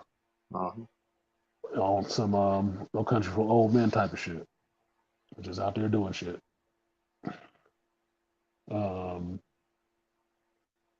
Does this look terrible? Is it just MCU garbage? It's MCU shit, yeah, if that's what you want to call it. They have a formula. Apparently, their formula was working for 10 years, but now everybody has gotten used to the formula, so now they're just shit on the formula. Okay, that's the downside to being a success. Is that what's that Batman line? You live long enough to see yourself become the villain. That's what the MCU is right now. Living long enough to see themselves become the villain that everybody hates because everybody gets so used to shit so quickly and they just want things to move on to the next thing because they're so fucking ADD brain addled. They can't hold a competing thought in their hand for longer than 2 minutes. Once they've seen it, it's over. They need something else new, or they're gonna start jonesing and twitching and shit like that because they're off caffeine highs. They need a monster, a bang, or some shit like that. Damn, he got blasted. I didn't see that the first time. He did get fucking blasted right through the door. Gravok came in there with the hit team, nigga. He blasted that fool. But that's my opinion on, talking shit about people. Necessarily. It's only been 2 episodes. They're saying this is a terrible show. I'm like, how terrible could it be at 2 episodes?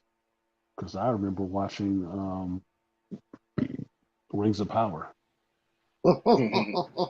I didn't even watch Velma or Willow. Oh, I watched Didn't even watch that shit. I watched Didn't even watch that shit. Now, it's funny. I never listened to early shit, really. That's why I always like to make my own opinion. That was a good move. Never thought I'd see Malcolm X hanging a motherfucker on a meat hook. He's doing some good moves though. The fighting in this looks better than that Loki bullshit.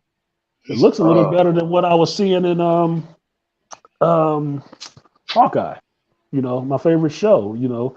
Kate Bishop takes a bump. At least she'll get her ass kicked. I mean, what the fuck? It's just a fucking television. What the fuck do you guys want? I would like to see more of that dude. And as a villain, This is why I said this shit should have been much bigger than just relegated to a TV show, in my opinion. Because that dude's really working. He's convincing me that this is a bad motherfucker, right? Yeah. What up, War Ready? He's like, yeah, Gravok got that blank face. Yeah, he got that ice killer. Man. He got that ice killer face on 24/7. He just strolling through like I gives no fuck. Say something, because this will be the last moment for you. What'd you say? Like he just this ain't one night in Miami, nigga. And then he gives like the deep ass sigh. Mm-hmm. Yeah, okay, let's just do this shit right now. Yeah, that's like I said, it's like No Country for Old Men. Like this motherfucker you was dead before you even showed up. He just letting you have a conversation, but he was gonna kill you anyway. Now it's gonna be sooner. hand old boy in the black to Blicky and take him out back. Yeah, Mr. Blicky, can you take him out back, please? Yeah, he wants a reservation. One-on-one meeting with Mr. Blicky. Fucking hell. No, this brother is actually decent, but it's the same thing I've been telling you with MCU right now. You see all the villains as black. You see that shit, right? You see it now, right? I said that shit before it got here, before these shows that came out. But I told you I had a problem with every big reprehensible villain was a black dude when they weren't traditionally black characters. That's their diversity push to tell you something. What they telling you? Every enemy is the black male? Every villain is the black male? Really? This guy a whole fucking scroll. If it's weird for Nick Fury to be walking around as a 6-foot black dude in Russia, where the fuck is this little cappuccino looking nigga coming from? How he getting around pretty easy? Come on. He in Russia right now too. So there's 2 dark niggas walking around and nobody's suspicious of the other one? The fuck out of here. That's your executive producer. That's your VA. The formerly dusted executive producer, Victoria Alonso. That's her shit. Thank God. I just, I could never send, when prayers go up praises, blessings do come down. You know, then we got Eventually. Whoa Vicky the fuck out of Marvel. I just I hope Vicky, that rumor. Vicky no more. Vicky no more. And I say that shit with no love. With no love. Is Kathleen? I did hear that rumor that Kathleen Kennedy is possibly fired. Is that true, or is there any? Not that I know of. Look, if every time I see that bitch on the interview, she ain't fired. That's it. That's how I judge the shit. Did she do another interview? Did they still put the Disney such and or Lucasfilms such and such behind her fucking name? But she ain't fucking fired yet. You want to see if she fired? Look up her LinkedIn. See if she got that shit open for new hires, or is it still saying that she work at Lucasfilm? Look, nigga, I'm not in the office making them kind of goddamn decisions. What I know is she's still the face of that fucking brand, and she still got something to say. People who fire don't have shit to say. You don't have to talk to them, right? We don't give a fuck what they had to say because ain't nobody asking, is Victoria Alonso still at Marvel? Oh no, nigga, you know she got the perp walk right in her pantsuit. No, she had the fuck out of there, and you ain't heard shit from her since. I'm gonna have a lawsuit. Yeah, bitch, whatever. Fuck out of here. We'll see how far you go. Oh, this is what everybody talking about. That Nick Fury was on the Captain Kirk because he got his little green scroll, bitch. I don't think he knows she's a scroll. I don't think he knows she's a scroll. Man, he knows she's a scroll. Stop it. My only thing on this was, is that Soren? I said I was thinking that was what's his name's wife. I was thinking that was Talos. Yeah. I was thinking, is this Talos' wife? Who the fuck is this green bitch? Yeah, I wasn't even tripping off of that shit. Like, he fucking a scroll. Nigga, he was up on a space station. What the fuck you mean? With a bunch of scrolls. Think Nick Fury don't fuck? God damn. Did you really need a fat Asian lesbian to make a joke about the fact that these superheroes actually need to fuck people? Did you really need that? You need a fat no dick getting lesbian to tell you that shit? Come on, dude. But this cracks me up. This is fantasy. It's fiction. Yeah, I mean, it's kind of funny that she shapeshift into a black chick. Like, she dark too. God damn, she know what he like. And it's his wife. Oh, okay. Are you forgetting something? They had to add that in there. Oh, they put Sam Jackson's wife in there. Okay. Is that Sam Jackson's wife? I didn't see it. You said it's his wife. No, the scroll chick is his wife in the show. Yeah. Because before he walks into the kitchen, she basically tells him, "You forgetting something." He pulls out his wedding ring and put it on his finger. Yeah. So basically, she live in Russia. She live in Russia. He got what it looks like, how the episode ends. Well, sorry, Malika, this is going to be a spoiler. But how the episode ends, it ends with, I really hate this shit, that every time this fucking show goes off, they throw up this goddamn Captain Marvel advertisement. I don't want to watch that shit again, ever. Stop. No. Next up, no, it's not. Next up is not Captain Marvel for me. You're not getting no views on that shit. Trying to promote the fuck out of the Marvels. Yeah, fuck you. Fuck you. I'm not watching that shit after this. Nuh-uh. But the point of it is that he shows up. Apparently he's in Russia or Germany or some shit like that. He drives to this house, and there's a scroll in there cutting up vegetables and shit. When Fury comes in and goes around the corner, it's a black woman. She is shapeshifted into a black woman. And asks him, did you forget something? He goes back out into the hallway, picks up a ring, and then comes back in front of her and puts it on his finger and kisses her. So the scene is Nick Fury is coming home to his wife. Now, my thinking is he might not know that's a scroll. Might not. But then again, if you could fuck a green bitch, would you not want to fuck one that can shapeshift into anybody and make that shit just as tight as you wanted to?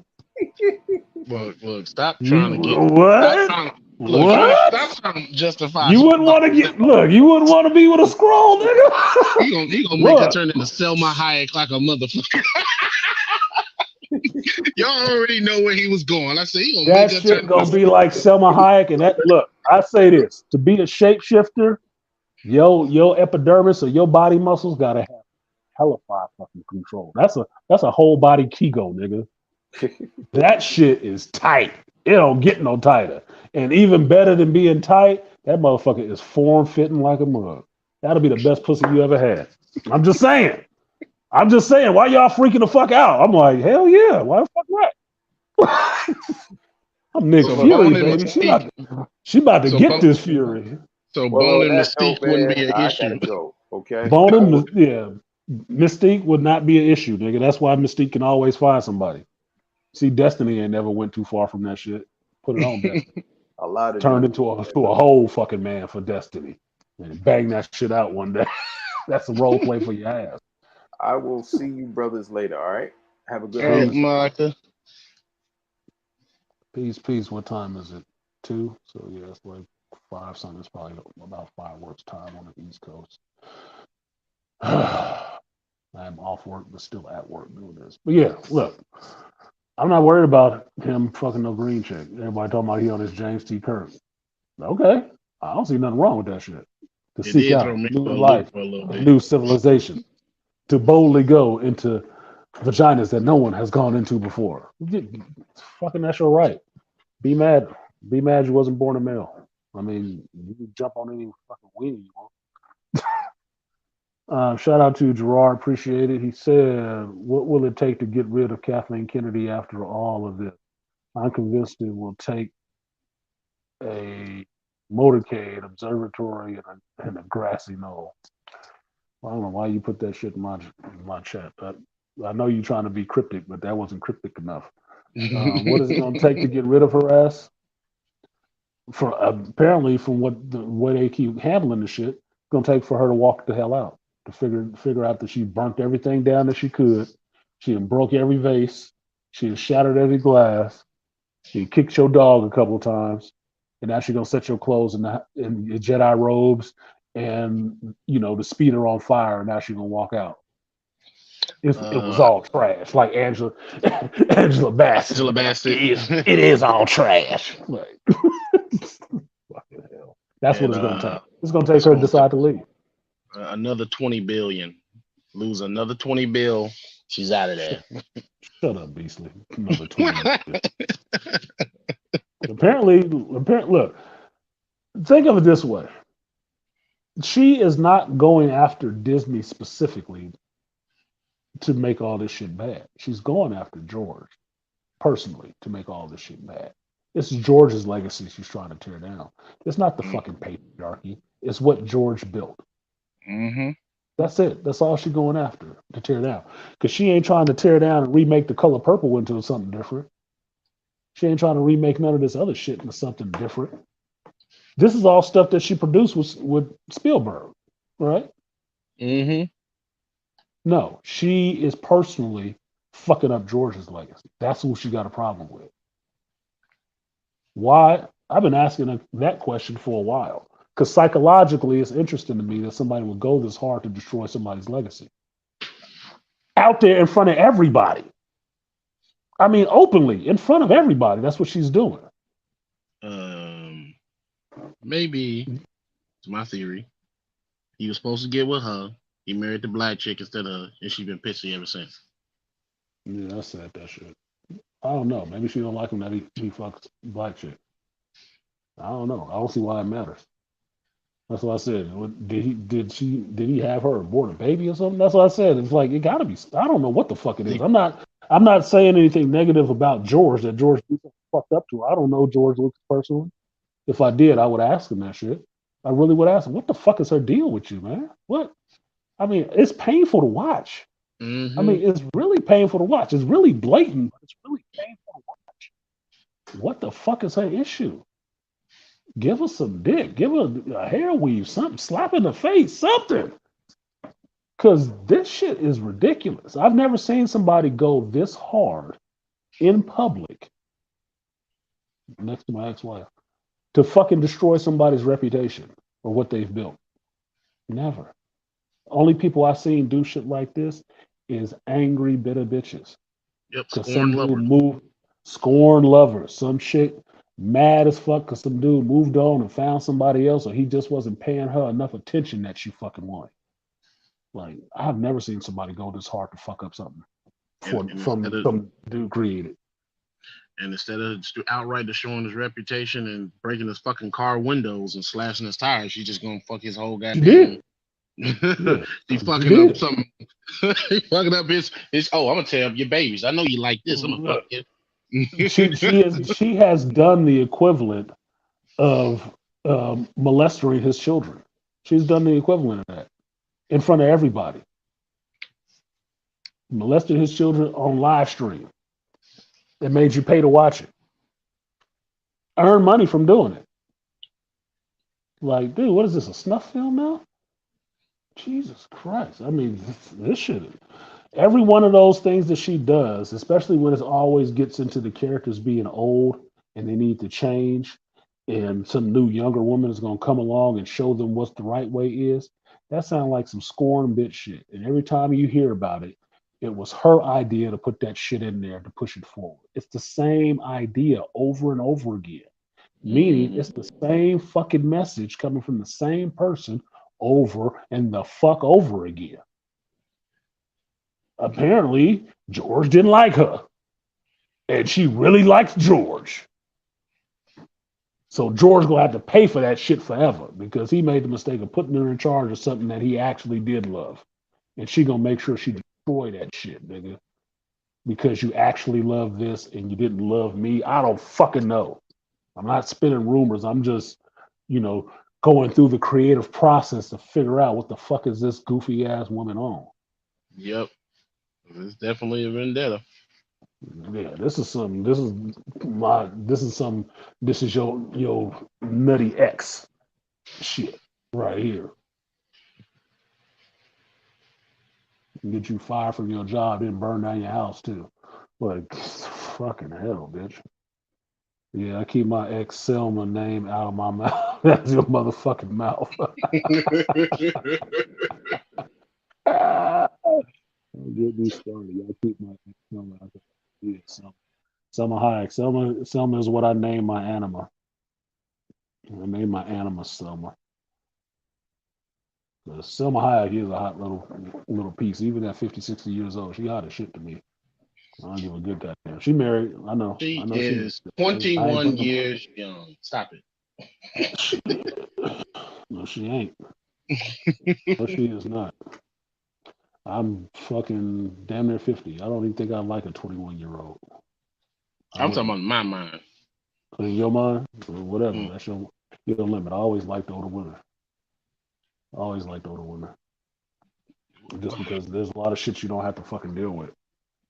You get a different level of shit, but there's a lot of stuff you can bypass, which is a lot of that young shit.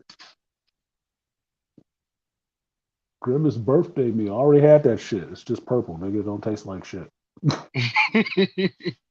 Not bad, artisan. Just having fun with the KK last night. I know what you're talking about, Gerard.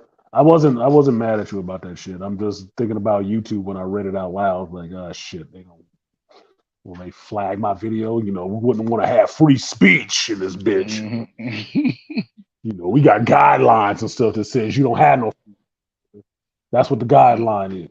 You can talk inside of this box, nigga. You can talk in this box, and anything that falls outside of that box is anything that sounds like your goddamn opinion that we don't approve of. Anything that would ruffle a vagina, a box, is what you can't say.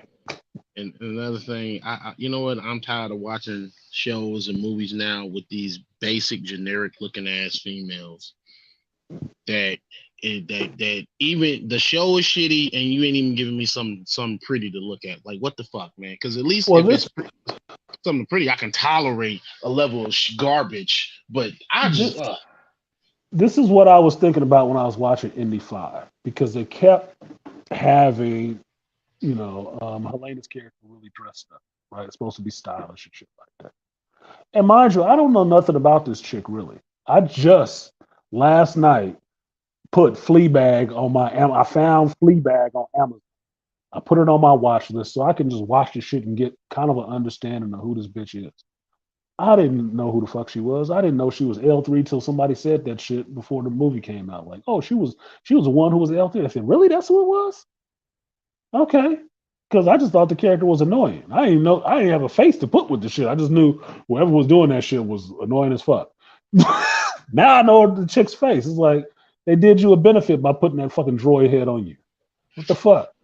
Now that doesn't mean she's hideous. It doesn't mean like, you know, her neck wouldn't have to be a pair of underwear to get her dick in her face. That's not what that means. What it means is she is just an up and down chick. And I said this during my reaction. She is just a straight up and down tall chick with a big nose. Now, she ain't necessarily ugly. I mean, she probably is a 3 if we had to gauge her, but she ain't stopping no fucking traffic. And I think that's what made it so cringe when she's in the movie and Helena is constantly eyeballing dudes that just walk past her and ain't paying no fucking attention to. It's like, you like a Jessica Gao chick, right? You always wanted these hot guys, but they never paid any fucking attention to your ass, right? That's why you so angry out here calling all of this stuff childish, because this is the stuff the man that you wanted liked, and he wasn't paying attention to your ass, right? That's why you think all of this stuff is childish, but you still want a check from it, and you still want to be in it. So you can finally find some time to get in front of his fucking face and say, see, I'm here. Pay attention to me now. You don't get your good fucking doorstop of a nose off the screen. Get out of my goddamn face. It's like the chicks that talk about dudes that play video games. I said, no, bitch, you just trying to be the main attraction that do like, and you don't like that something else. You got to compete with something else that's not a woman attention. Exactly. I've never seen a chick with, and this will sound really sexist, and I'm just saying that just because to let y'all know, I recognize it sounds sexist. It's not sexist at all. But I've never seen a chick with like smaller than damn near A cups need a tie-up shirt in front. Why do you need a bow tie in front of your shirt? You ain't got no boobs to hold back. So that's a point. You could have just put it on a regular top, just a regular blouse. But no, we got to have this tall ass chick with all this little frilly shit on when she's supposed to be spelunking and shit or doing some Indiana Jones stuff. And all she's trying to do is look stylish. I'm like, look, man, say what you want to about Temple of Doom. At least that chick was involved in shit. And it proved the clothes she was wearing was impractical for what the fuck she was doing. But she was still there in the mix. She was still in the mix. Your ass is in the mix trying to look fashionable at the same time. Like, oh, God, dude, this is what happens when you get chick thinking on this stuff. Some of this don't need that. It doesn't. You can't pull out the Dallas Bryce Howard running from a damn dinosaur in fucking high heels. And I like that. And I like Dallas Bryce Howard. I think Dallas Bryce Howard is cute for a little ginger shit. Mm-hmm. Cute, right? She got a good little set on her. Her and Jessica Chastain, right? Some plain, buttermilk looking chicks, right? All right, they're fine. If she showed up, you wouldn't kick her out of bed. You'd roll around with her for a little bit and hope the police wasn't on the way. Hold up. I keep seeing this damn clip on Instagram where they got Dallas Bryce Howard and what she had on in Jurassic World Fallen Kingdom, and her ass was just showing. I was like, God damn! I kept looking at the clip. I was like, damn! I didn't know she had a dump truck. Oh, I knew, nigga. I knew. Ron, you can talk. I'd fuck your daughter. I hadn't seen Dallas Bryce Howard for a while. When she first started acting, I was like, who the fuck is that? That Ron Howard's daughter? Oh, she could get it, nigga. Yeah. Now, she's older now. She's a mom. She's had kids. So she filled out a little bit more on the hips and shit like that. All she giving me right now is the Patricia Arquette in the Medium vibes. That's all she giving me right now. All she giving me now is the Alison Dubois vibes. I'll give you a psychic read. You need a medium. Get me about that shit. Possess your ass like a spirit. But like I told y'all before, I like women. Women come in all shapes, sizes, and colors. I like women. I'm not, color struck in that sense. I like women. Beautiful women is a beautiful woman. It don't matter what fucking. You only pick from column B. Don't look on column W. Don't look on column L. Just look on column B. Fuck you, man. Look, I can have it my way. I tried, and then I saw Cameron Diaz in The Mask, and I was like, nah, you know what? Cameron Diaz in The Mask, that was one her get on movie. When she first showed up in that movie, that's how I learned who the fuck Cameron Diaz was. Like, God, I learned the name. Who's this chick? Well, what you know about Cameron Diaz, she got some Latina in her. She a Latina that can present as white. But you look at that body, you can see the Latina in her. She just got that El Pelo face. She got that wet eye look. I was a kid, and that was the first time I looked at the credits to figure out somebody's name. I was like, what is her name? I was like, that's why Cameron Diaz, Jennifer Connelly, young Jennifer Connelly, Selma Hayek. That's how I know who the fuck Selma Hayek was. The first time I saw Selma Hayek was in From Dusk Till Dawn. And I was like, who the fuck is that, nigga? We need more time with her on the screen. Damn, she got pretty toes, too. What the fuck? Oh, my God. This bitch is sexy as fuck. She fully naked. She clothed. She's just in a swimsuit and all that. So I always use that shit. Nigga, that was a moment for me. like, oh my God. Think I'm in love. Think I'm in love. I filled my popcorn bucket. Look, you didn't say pretty toes. Now everybody's gonna come with the fucking Marcus. She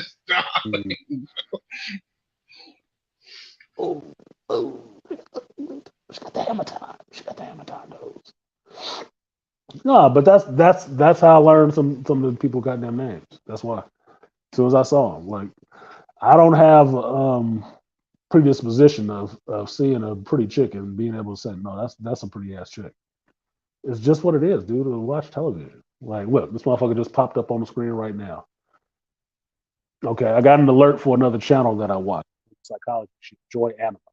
So if you want to know who that is, look up Joy Anima, Joyanima, and look at Anna on there, little British chick, and watch her talk. Anna's cute. Anna's cute as fuck. I listen to whatever the fuck she got to say. Tell me what you want to. Let me listen to what you got to say. Yeah, I'll sit up just so I can watch. Need something in the spank bank. I need something pretty to look at. I'm sorry. It might sound need wrong, something pretty to look at. And she got a British accent too. I like British accent. I like accent anyway. She got a little British accent, but you watch her mouth. She got a nice full mouth and shit. Like, nice little C cups. Like, god damn, girl. For that one, it was Naomi Campbell. When Naomi Campbell, when I saw her, I was like, wait, they come in black too? Yes. Come in black? So do I. So do I. I was like, that's why I love being the kid growing up in the 90s, because you just saw the flyest women on television and shit. You was like, black, white, it didn't fucking matter. Everybody was like, God damn. No, it didn't. Alyssa Milano, she's crazy as fuck now, but she that was my brother's. My brother really loves Alyssa Milano. My brother loves Alyssa Milano. I mean, hanging up pictures of her, on the bedroom walls. I got Queen Latifah on one side. He got Alyssa Milano over there. He liked little snagger too fast Alyssa Milano from Who's the Boss days, nigga. Like young kid days. That was his chick. I never really cared for her, but it's like, yeah, all right, whatever. But yeah, my brother, my younger brother, as far as I know, who still ain't never dated a chick outside of black. Curious, but never has. Like, nope. Can't do it. Wait, he did all that and didn't even go sample none of the meats. As far as I know. Nope. He asked me about that shit one time. I told him it was pretty straightforward, and it's actually refreshing in a sense, because if they like you, they talk to you. If they don't, they fucking stay away from you. Like, nigga, you about to grape them or some shit. They'll give you a crazy look, and that's the get the fuck away from me look. And that's when you know. they'll get away from you. They'll keep themselves away from you. Fine. If they like you, they'll want to hold a 3-hour goddamn conversation with you, and you just came to pick up some toilet paper. Yeah, I'm just dropping off this fucking DoorDash. Can I leave now? Or what the fuck? But that's back in the day. Nowadays, I couldn't tell you because these motherfuckers like to sample and then jump back over the fence like they had an experience, and now they diverse. Tell you about oppression. I don't know. Mm-hmm. That's what I found. They sport fucking nowadays. You are the safari animal. You are the lion on the Serengeti, sir. Is it So true what they you're say? gonna have your chance. You're gonna have your time on the mantle, please, and don't think you're the first one that's been up there. Mm-hmm. Like Prince said, Little Red Corvette. Looked at all the pictures of the jockeys that were there before me.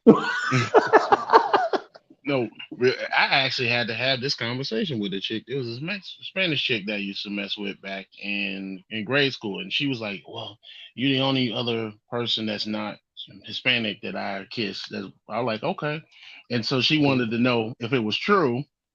I was like, because she said her aunties and her female cousins said, I was like, "Look, we ain't all walking around here with Godzilla, King Kong Johnsons. Calm the fuck down, right?" I was like, Find "Calm the out. fuck." Just you'll find out, but calm You'll down, find settle out. down. Play your cards right. You'll find out quicker than you wanted to. But it is what the fuck it is. I always looked at it like this, and I told chicks this shit before.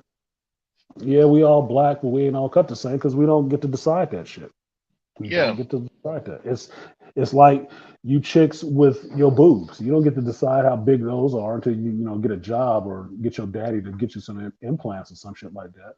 But either way, you don't get to decide that shit. It just decides for itself on genetics. So judging somebody on something they can't control anyway is fucking pointless. It's stupid. Mm-hmm. Look, I follow one of my favorite porn stars, Aisha Carrera, before she had a lot of plastic surgery. Aisha Carrera, right? She said this shit a long time ago. She had fucked a lot of dudes because she's a porn star. But what she said, the best one for her, it wasn't no 12-inch monster, nigga. Nobody wants to be fucking for 5 hours a day on a 12-inch monster. That fucks you up. But 6 to 7, you're in the ballpark, nigga. You can do that shit all day. It's fine. What I figured out is it don't matter how big a short your dick actually is. Can you actually get this person to a point where they actually can have a climax or not? Mm-hmm. And that's just if you choose to do that shit. You could just be in there for the feeling. I mean, once you get older, get past your 20s and into your 30s and shit like that. Like I told y'all, sex is maintenance at that point. It's fucking maintenance. Up to your 40s and 50s, nigga, what do you think you about to be doing? You trying to rewrite her whole programming, change her whole paradigm? You might as well just say there's been 10 niggas in that motherfucker bigger than you before you even got there. Just say that. Just get over it. Nigga, you're not reinventing the wheel. Everybody's been doing this shit for a while. Just try to do it and enjoy it. Or do something that somebody else will fucking enjoy. Not just you. Dude, it's supposed to be fun because as adults, you don't actually play anything except video games nowadays. You don't play. So that's what it is. Play. Playtime for you. Kids have play dates nowadays. You can have a fuck buddy. You get together and you have a little wrestling match and then you go about your day. Princessa said, "What did I just walk in on? Why'd you fucking leave?" I told you, Princessa. I told you. You're going to face the corner and don't come out again until your ass stops stinging. I told you. Trying to be Nothing. funny. I was just fucking around with the atmosphere with some more experiments. You can blame me on, Princess. Ain't nothing to be blamed on. It's I will say this. thermonuclear. I will say this. You walked in onto a conversation about having sex with attractive women and women judging men on penis size when it's nothing they control, where men can't judge women on breast size or foot size or toenail size or feet shape size or nose size or eye size. which is all the stuff that women usually try to go and change, except for the one thing that's on the inside, which is your fucking personality. That's the only thing we actually looking for. The rest of that shit is window dressing. But what's perfume on a pig? A fucking luau that smells good? Mm. Whatever. Perfume on a pig is pointless. They're gonna go roll in mud anyway. It's the same shit. They're gonna go roll in the mud anyway, nigga. So might as well stop trying to rinse them off and think they're something that they're not. They're just as horny and depraved as you are. So just adjust to that fact and deal with it accordingly. I will say this off of the sex stuff. Dungeons and Dragon as a movie wasn't that bad. It wasn't a bad movie. I was actually entertained.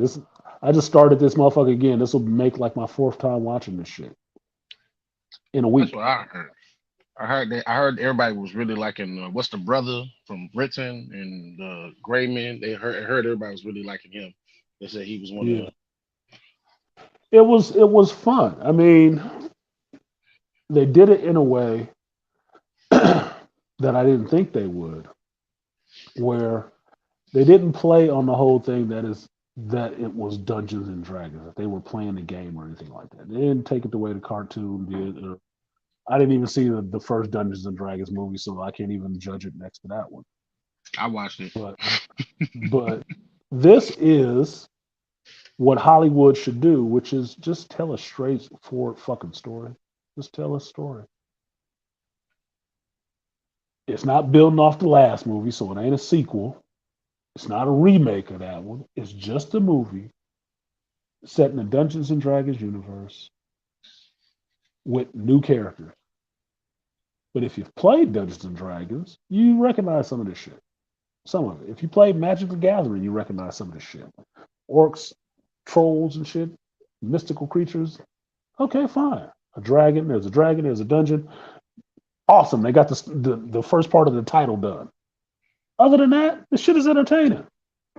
It's entertaining and fun. And that's why I like watching it. Watching Dungeons and Dragons, Honor Among Thieves, made me go back and watch Warcraft again because I liked Warcraft. And they said that movie sucked. I'm like, why did it suck? It looked like that fucking goofy ass video game. It really did. It really did. It looked just like it. It was every bit of Warcraft. And I was like, this is accurate. Yeah, this was actually good. I was into that show and the story because I think I told you guys before, why I ended up on Skyrim is because I was deciding which RPG I was going to play, and it was Warcraft or Skyrim. The reason I picked Skyrim, because Skyrim looked more realistic. Warcraft looked cartoony. Big armor, little people and shit, right? Well, what the fuck did I see when I watched the Warcraft movie? People running around in these big ass oversized armors and shit. I was like, well, that kind of works for the movie because it looks like a goddamn game. It looks just as goofy and colorful as the game did. So I don't see what the damn problem with it. Do I know the story of Warcraft? No, I don't. Do I need to? I'm watching the movie. I'm not playing the game. So the Dungeons and Dragons Honor Among Thieves, I should have actually made time to go see this, but I was rushing to see Super Mario Brothers. I was rushing to see that, and this was still in the theater at the time. They could have got my 20 for that. They could have got my 20 for this, and I would have went in there, enjoyed the movie, and came out having a good time. Now I'm sitting here trying to figure out when I have time to do a review for both of these two properties, for Dungeons and Dragons Honor Among Thieves and World of Warcraft, and how Hollywood did something right, if it was even Hollywood, which made something that was entertaining, which is what the shit is supposed to be. Mm-hmm. It has some of everybody in it, but it wasn't like we filling out the dance card, the diversity dance card. We need one transgender here. And they need to have lines and say how everybody else oppresses. Yeah, This shit was funny. I watched the first Dungeons and Dragons. Used to have it, VHS copy, ironically. That didn't have shit to do with Dungeons and Dragons. It was only Dungeons and Dragons in the name. And the only other part that I didn't like about that movie was fucking them killing Marlon Wayans off. I was like, what the fuck? But he does it in a he sacrifices himself in a lot of ways. But I was like, still, you didn't have to kill him off. What the fuck? The only other brother in this damn universe, and you take him out. Well, there you go.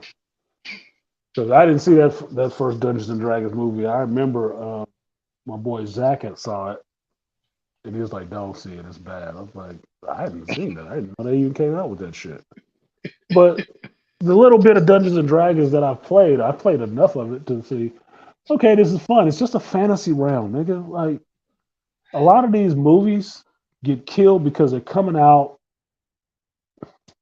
too close to some of this other shit that's out. Too much of the same shit is basically what it is. Like, who saw the Aragorn movie? Did anybody see the Aragorn movie? Probably don't know shit about it. Right? Aragorn was about a dragon. And it was based on the book series by what is the boy's name? Paolo something or other? Some Italian shit. Young kid wrote the story. And like I think his first book, he wrote it at 15. And he wrote this whole series of Aragorn about these dragons and his different colored dragons tied to dragon riders and all this shit. My son was reading those books. It was a good set of stories. It was really interesting. He really liked them. They made it into a movie. It had Jeremy Irons in it and everything else. Dragons, all that shit. Why did it not do good? Because everybody still was up Lord of the Rings fucking ass. And every other fantasy thing that came out at that point. It's like you're trying to have a white heyday without having to do a movie about the Ku Klux Klan or something like that. Because that's all fantasy genre keeps coming back to. And I don't necessarily have a problem with it. I understand what it is from people who really enjoy it. But me, I get fantasy genre, right? But I'm more of a sci-fi person. Why? Because sci-fi is looking forward. It's not looking back to those heady days where it was just us and there were peasants and there were kings and some people weren't shit and we didn't have to look at them. I don't look back on nostalgia on homogenous times, but I also don't look back on those homogenous times in culture and think it'd be better if we stuck some old black faces in there. No, let them have that shit. Let them have that shit. Go find the area. Yeah, go find the area that had you in it. Yeah, and that's why I say I look forward to things. I want stories to progress. Because if you tell a story forward in time, you can put all that stuff in there and make it not an issue like Gene Roddenberry did with Star Trek. He put all those people together. He put all those different races and countries that was fighting each other together on one fucking show and they was working together. That's what made it science fiction. That's what made it something to aspire to because we're already past it. Haven't even got to this shit yet. It's a vision of the future, not a vision of the past that we try to, recolor, blackwash, or whatever the fuck you want to call it. No, let them have that shit. Make new shit. That's all you got to do. Make new shit. And then you can put however many people you want to put in there. And nobody has a problem with it.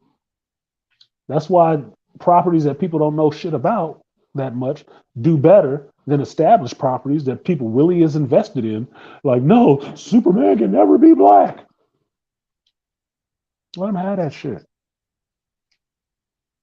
Do me an Icon movie. Then they can't complain about that shit, can they? Exactly. But you're not doing an Icon movie the same way Warner Brothers didn't want to make a Black Adam movie. Because they don't want no powerful black man on the screen kicking no white dude's ass. A la Jonathan Majors. Like I tied that all back together because it's always the same shit. It's always the same shit. Number one, Aragorn was a good flick. Yeah, Aragorn was a good flick. It was a good book series. The book series is so good. There was 2 book series that I started reading that my kids were reading. One of them was the Maximum Ride story by James Patterson because I love James Patterson. He write quick. He get his shit over. If you had James Patterson as a screenwriter, you'd probably get more fucking movies done in a year. You can finish that shit out, writer strike or not. Nigga sitting on the toilet on toilet paper, you could probably write you a script and get that shit finished in time. Bam, no rewrites, no editing. But one was Maximum Ride, and the other one was Aragorn. Hunger Games was in there too. Maze Runner, all that shit, right? So the story was good, even though it was written by a kid. I don't have a problem with reading people's first time works, like the bitch who wrote 50 Shades of Grey. I don't have a problem reading somebody's first time work. Why the hell not? I own books by people who have wrote their first book. Grinch, my old neighbor who wrote a Asian shock book about martial arts movies and shit like that. He's just some fucking liberal dude from Berkeley writing about movies that he liked, that he watched a lot of, samurai movies and shit. I buy people's books. I read their work because I respect people actually having the initiative to put something out there of their own that they think. I value that. So these stories I was familiar with, okay, they're good stories. They made a movie of it, awesome. First movie is not that good. I'm not expecting it to be. You ain't found the groove yet. And you coming out amongst the time where there's a bunch of fucking fantasy movies anyway. It's not going to do that well. Shit, you had Harry Potter was in the middle of that dropping. You had that was the other thing. It was Lord of the Rings. Thanks for reminding me. It was Lord of the Rings, post Lord of the Rings, I believe, and then during Harry Potter. And Harry Potter was killing it. Got swallowed up. Also, why is because it's a book series that a kid wrote that ain't really tied to the establishment either. They like shitting on that because that kid's standing to make a shitload of money if it kept going on as a sequel, which it was, which it should have been. It's like 5 books, right? Yeah. Thick ass books too. I'm not talking about no 300 pager banger. No, nigga, this nigga wrote novels. He wrote novels. Good 500-600 pages. Like shit, this boy was getting it. Yeah. Then they had Twilight was coming out later on, like the following year. Was trying to exhaust vampires and werewolves. Yep, and they were talking about doing the 100 because I remember when all that came out, I was in high school, like I think freshman or sophomore year, and they were talking about the Aragorn movie. Then because it was a bunch of people that I had knew that had read the books, they said, "Oh man, they about to come out with an Aragorn." I was like, "What's that?" It was like, "Oh man, this kid, this dude, the book, the guy was like a kid like us, and he wrote the books, and they were about dudes, they're dragon riders, and you can match up with the dragon." I was like, "Oh shit, that sounds interesting." They had dark elves and that shit and everything. I was like, dude, I'd kill for a good dark elf because I can tell you in this Dungeons and Dragons Honor Among Thieves, one part that I got juiced about, and shout out to G Serotonin for this. These motherfuckers said, "Oh, we're going to the Underdark." I got hyped. I was like, "Oh shit, nigga, he going to the Underdark?" Why? Because I was reading those goddamn Drizzt books. Drizzt was a dark elf from the Underdark, nigga. D&D characters. That's all it was. D&D worlds and places and characters in that world. So the beauty of this shit is that in this movie, it's called Honor Among Thieves. You can do another movie. You can call it Dungeons and Dragons. Next up is Sorcerers and get a whole new story with a whole new band of heroes, different actors all together. But it would technically be the sequel to Honor Among Thieves. It would just be the next story in that shit. It could be like a D&D campaign. Different times, it's different people playing different characters in a different fucking campaign in the same world. Genius. Make it so. Look, but that would mean they would have to be fucking creators because if you were really smart, you would do like some multiverse type. You would do like some campaign. It'd be like different campaigns and tied together on some multiversal shit since everybody wants to do the multiverse all of a sudden. Well, here's the thing. This is how you do the multiverse without wearing the shit out, doing it badly, right? What I just told you was a decent idea for Dungeons and Dragons to keep going as a franchise. Right? You do it like different people gaming, different campaigns, different cast of characters, or whatever. Say by the third movie or the fourth movie, some of them other characters come back. Now you have different parties, different adventuring parties coming together that you already saw in another fucking movie, having their adventure together. Now you have some familiarity with these characters. Think of it like this. When you watched, if you guys ever watched it, when you watched Dot Hack Sign, right? They're in a video game. Everybody know weird shit is happening in the game.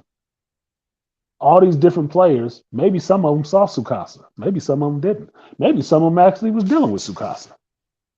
But when it got down to this final thing, like, look, okay, this actual band has come together from dealing with all these separate occurrences, and all their paths led them to all be together.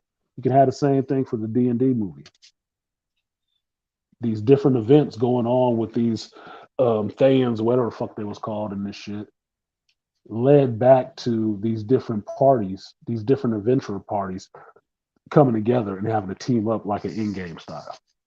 Mm-hmm. And you had one movie introducing all of them by themselves. So you got a feeling for who these people are. So when you see them show up again in another movie, you're like, oh shit, I know who that is. And I know what they went through before. Let me see how this pans out. Oh, he's kind of comical. He's not going to work with this serious ass dude. Let's see how that works out. That's called entertainment. Nobody paid me for that shit. I just thought of it sitting here looking at it. Half a second. Didn't take fucking long. But the problem is, Beastly, is not just that these people are not creative. They're not fans of this shit. That's why they can't come up with stuff like that. That too. They're not fucking fans. I don't know where it is. They're not fans of this shit. So they'll never come up with something like that. Because you'd have to be a fan to actually think about it in that sense. To even know that, hey, this would actually work if you did it if you kept doing it like this, it would actually work. I don't know if the regular viewing audience would be up for it, but D&D players would get it. And since everybody is looking for the ones who know it all about this stuff to tell them if it's a yay or nay, you should probably be pitching to them first. Yeah. If you want to wait for the slow bubble, instead of just running, it got to be a hit right now. Let's spend $300 million because we got the best car and the best wheels and the best thing out on the block, but you can't drive worth a shit. Well, they don't. Patience is not a virtue. Liz. Patience is not a virtue with women.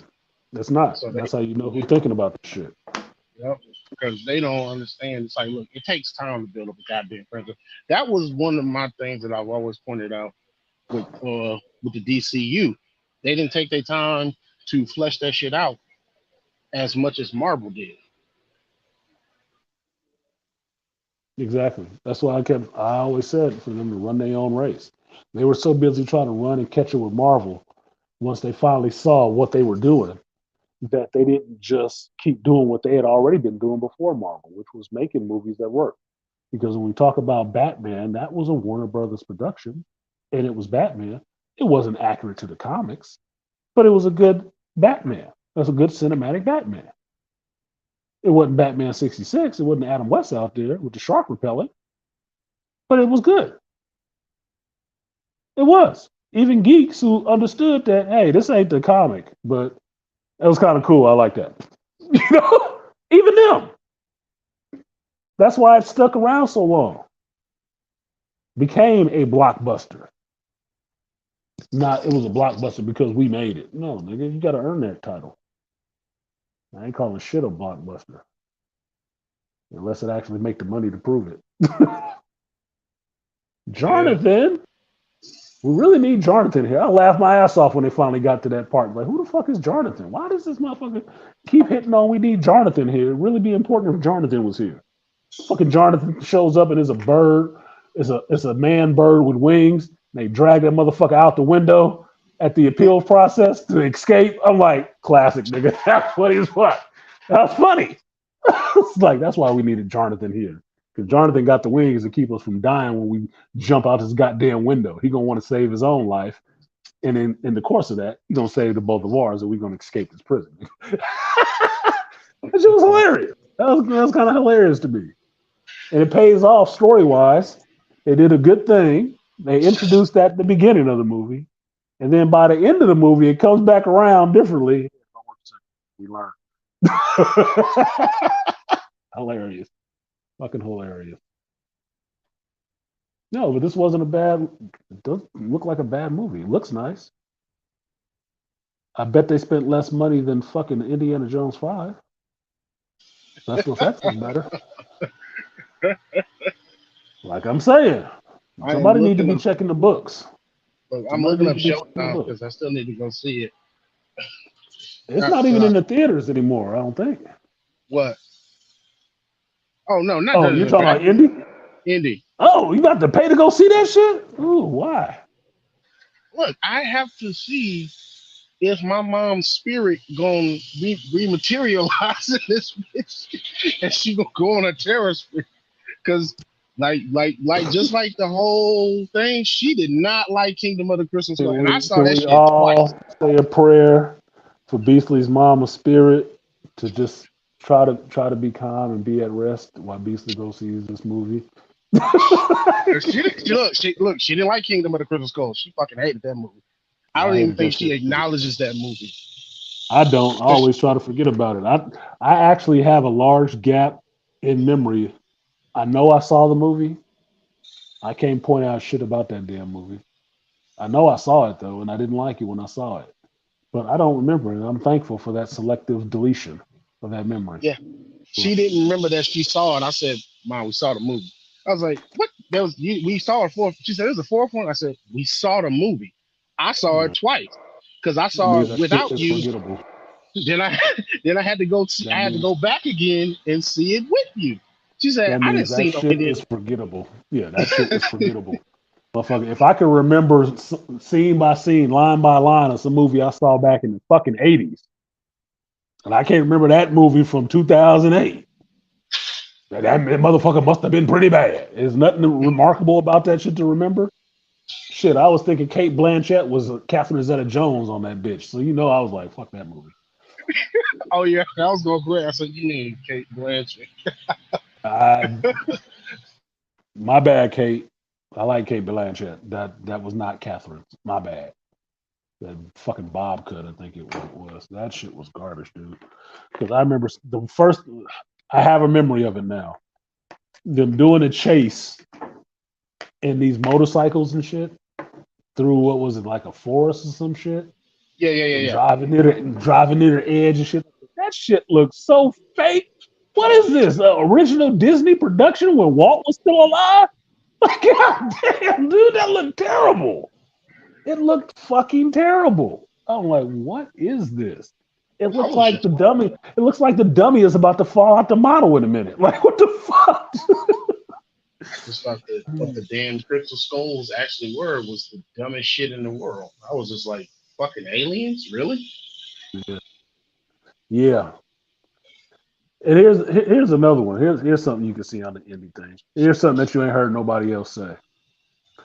You know that whole thing about the tuk-tuk chases that they have in Indy 5? Yeah. You know where they stole that shit from? Since I didn't get my piece to speak on Indy 5 yet.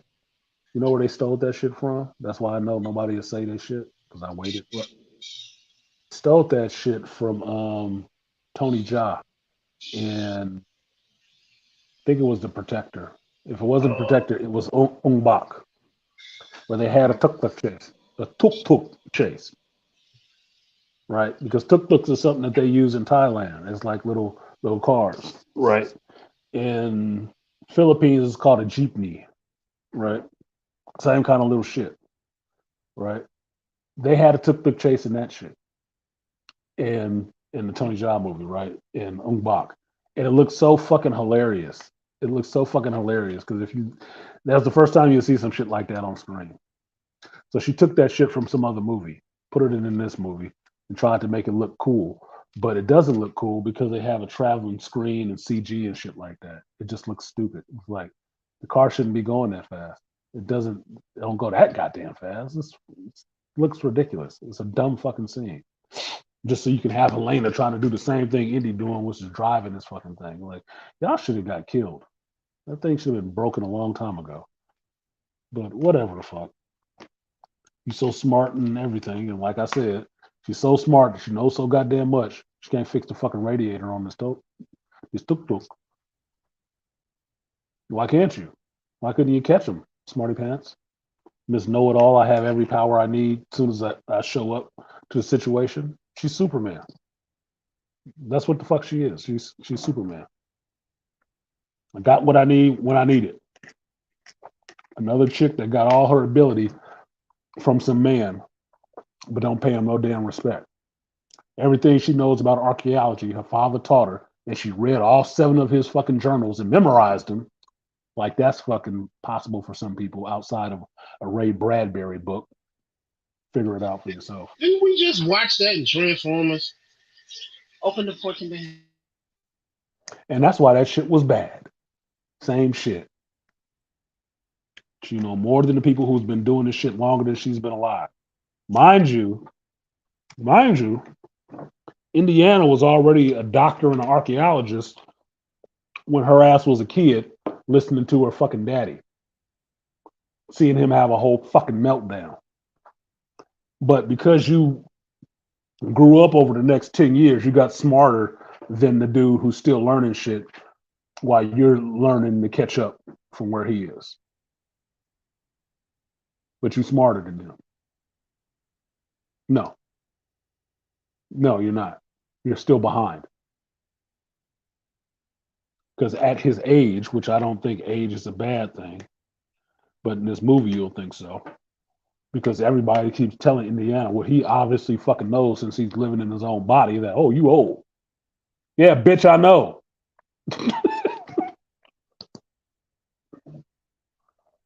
Is that knowledge doesn't stop. It can get stagnated, but it doesn't stop. If you're the type of person who keeps learning, then you keep learning. What I saw was the disrespect of Indiana Jones. So some people will say, oh, he was broken. He don't have a pool anymore with his students. It's not him. He's teaching the same material or newer material that he knows about. The students have changed. The audience has changed. And they don't give a fuck about none of this stuff now. Why? They don't care about history and stuff like that anymore now. Why? Because they just landed some people on the moon. Fuck all this history stuff. Wait a minute, that sounds like another movie. That sounds Sound like Alan familiar? Grant. That sounds like Alan Grant in Jurassic World. Oh, since Jurassic Park has been built successfully, don't nobody care about the archaeological dig.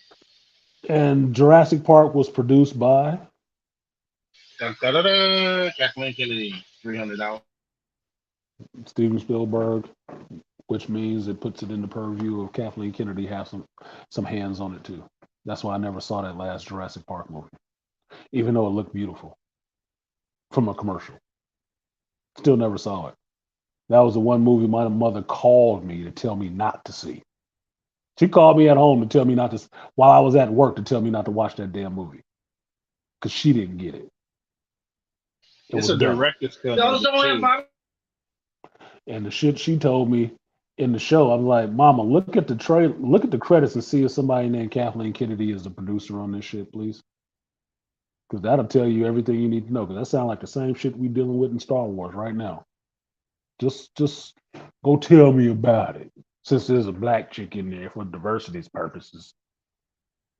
Just look it up. Tell me if you don't see what I think you're gonna see.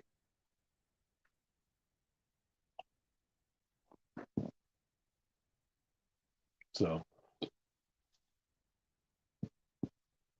it all works together. All fucks it up. And I like Hugh Grant. He's not in a romantic comedy right now. I might watch Notting Hill after this just because I like Hugh Grant. And Julia Roberts should keep it sometime. Oh, and the black chick was a lesbian too. She needed to what? She was a lesbian too. Who was? The black chick. She was a lesbian. So Oh yeah, I heard about that. Yeah, she was a man hater. She's the man hating one. Yeah. She had to have a bigger knife to him because that's symbolic for a chick pulling out her dick and it's bigger than a man's. Dumb shit. Yeah, but like I said, they have director's cut of that shit too as well. I was like, I just need to be bigger than you. When they call you up from the bullpen, all you can do is pitch. That's about it. Her constant disrespect and upstaging of Indy was one of the main things that pissed me off. Here's what it is that pissed me off about that. She didn't even upstage him. She was trying to. Put it this way. What do you think if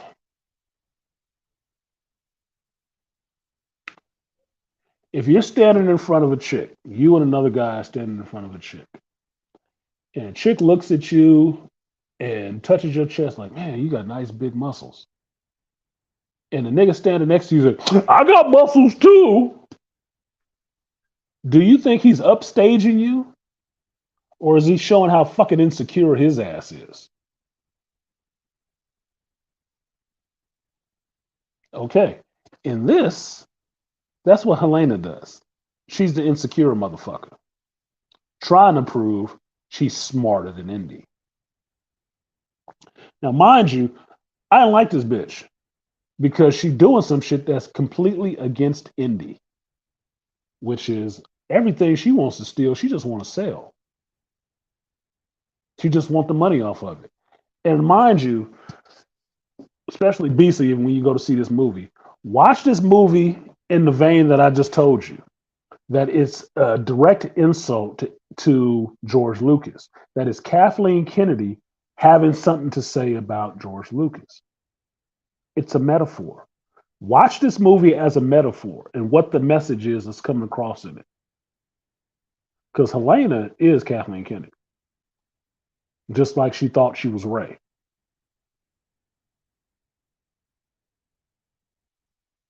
You go into it with that and understand George Lucas is Indiana Jones and KK is Helena Shaw, HS. You'll see it. All the shit she's saying is shit she want to say to George Lucas. What she thinks and feels about him and what he created and what he worked on forever. The university classroom where the kids don't pay attention to the professor anymore and don't care about this history and all the rest of that shit. Understand that that's the behind the scenes information about what happens when George Lucas comes on set anywhere in Star Wars. Everybody gathers around and wants to listen to him. And he starts teaching school to people about Star Wars because he's the creator. You know who hates that shit? KK. KK. You know why? Because it takes attention off of her of, I know Star Wars. No, the fuck you don't. You don't. That's what it is. It's the metaphor.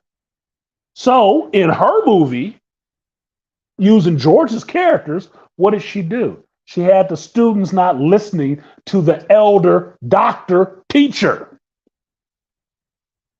Not listening. And some bitch who just showed up, his goddaughter sitting in the back of the room, just popped up to sit in the back of the class and look at all these kids like, nah, they don't need to be listening to him. I need that thing that he took from my dad.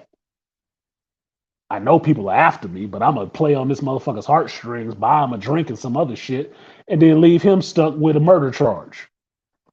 And peace out, because I just needed this shit to go sell it, man. Sound like a drug addict. Sound like your crackhead cousin. Coming to hang out for a minute. Hey, man, I'm going to the bathroom. I'll be right back. Come back and the TV gone. Like, mother... What? Nigga stole my... Oh! That's what it's like. It is a metaphor. That's the only way you need to look at this movie. So when you hear somebody say that shit and act like they fucking smart, let them know they had to sit through 4 hours of this shit to get to that part. I ain't throwing it out there for you in 10 minutes. Fuck yourself. Do some goddamn analysis for a change. It's a metaphor for George. Well, Helena just like is the KK. video game, George is when Indy. they made the video games, they would go to George. And George would, like, when they wanted to do that Force Awakens, they said, we're going to do a game about Force Unleashed. I said, we're gonna do a game about Wookiees. He said, Wookie, seriously? Wow. I tell y'all to be X, Y, and Z with this, and y'all gonna come back an idea about a story about Wookiees. Yeah. No. And I'll break it down a little bit better for you, Gerard. Helena Shaw is KK. Indiana Jones is George Lucas. Um, what's his name? Shaw, Helena's dad. That's Steven Spielberg. That's why Helena learned everything she could out of him in his journals. But you don't hear her talk about him too much. And she is the next biggest Mary Sue next to fucking Ray Skywalker. Because she just knows stuff when she needs to know it. And doesn't appreciate it except for gaining money off of it. Which is pretty much how KK treats Star Wars. She just wants to make money off of it. She don't love it. She don't care for it. She thinks you're children for liking it. But she does want to get paid off of it. She does want to get paid. That's why the original ending was Indy getting killed. That's why the ending that you got in this movie where Marion shows up, you get Indiana talking about how terrible he's been. Marion, give him a little nod. It's okay. Maybe she gave him a piece. And I still stand by my point. I don't know how a damn near 60-year-old.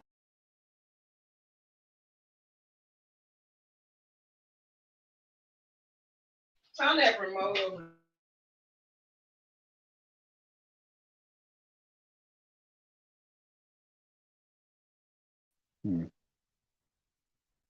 Interesting.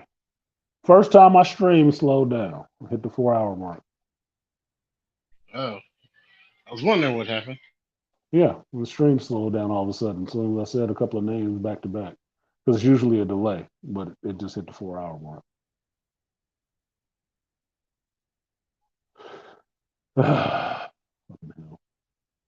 That's why I didn't want to talk about this shit after I watched it. I told y'all that beforehand. I didn't really want to talk about Indiana Jones after I saw it. I was going to talk about it once, and I didn't really want to talk about it again. Because I knew going into it, there was a lot of outside speculation, a lot of outside stuff going on with it. And if it was as bad as everybody was predicting, then I wasn't going to want to do it more than once. I told you, watching shitty stuff takes a piece of my fucking soul, especially geek properties, because I actually love these properties. I actually do. I actually pour money into these properties to perpetuate it and keep it going to the place that it's at now where they can make big ass movies off of it. To see it infested with people that do not like it, do not like the people who do like it, and actively try to destroy it is hurtful because I can do nothing about it. It's not like being in a fight with a motherfucker standing in your face and they punch you. You can make it work from there. You got something that you can do about it then. Right now, at this point, as a geek, a legit geek, not a 2000 on geek, but a geek since the fucking 80s, Gen X geek. Yeah, this shit is heartbreaking. A lot of it is. Yeah, I mean, it's none of these heartbreaking in the sense. Go ahead. I said not none of these posers. No, they're not even posers. Posers would mean they actually knew what shape to take. They know what clothes. They know what clothes to buy. They know what's trendy. They know what's on Google, and they probably have a Comic Vine account so they can digitally look up these comic books. But I told y'all before in this space, when I came in and started doing my show, it wasn't a lot of people doing that kind of shit. It wasn't. And the only person that I looked at that I really wanted to emulate or try to get to was Comics Explain, Rob. Because I knew from listening to Rob actually read fucking comics. Currently read comics.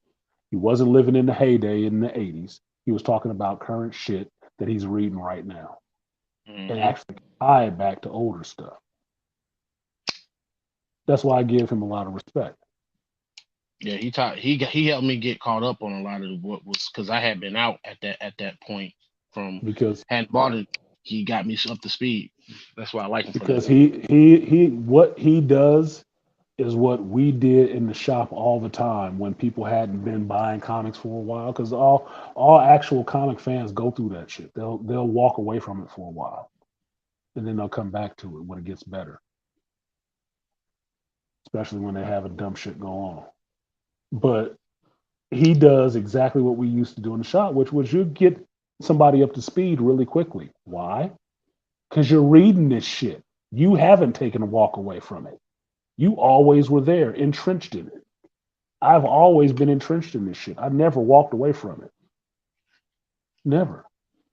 In that sense, even when the 5 years I didn't buy comics because my friend died and it was too hard for me to go back in the shop, I would still stop by once in a while and talk to my boy Zach about what was going on in comics. And that's when you get the hour download or whatever. You get the 15-minute download of what's been going on in the last couple of years from somebody who was actually reading this shit on a regular basis and can actually think about it and put it together in some actual chronological sense and tell you, no, this story came from the television show. This story came from a movie. This story came from the comic. All of these may have the same name, but it's not the same fucking story. And when you listen to people talk, they mix all this shit together. They don't know what the fuck they're talking about. Because it's all jumbled in their goddamn head. Mm-hmm. They have no linear progression on learning this shit because they just downloaded it all at one time. Which is something that I try to tell my cousin, because he'll I noticed that he'll jump on YouTube and listen to somebody give like a entire plot synopsis of a particular anime or movie. I'm like, dude, just go watch the damn anime. He said, well, I can't. I said, dude, I have Crunchyroll. Do you want to watch? I'm like, I don't want to. I said, because you don't actually get to sit down and enjoy the story and get a true understanding of what you're watching if somebody else is breaking it down for you. You got to actually go look at the shit for yourself if you're interested in it. Because you just got that breakdown. That's why I tell you guys, I don't tell you to go watch something or not go watch something. I tell you what I saw from watching it.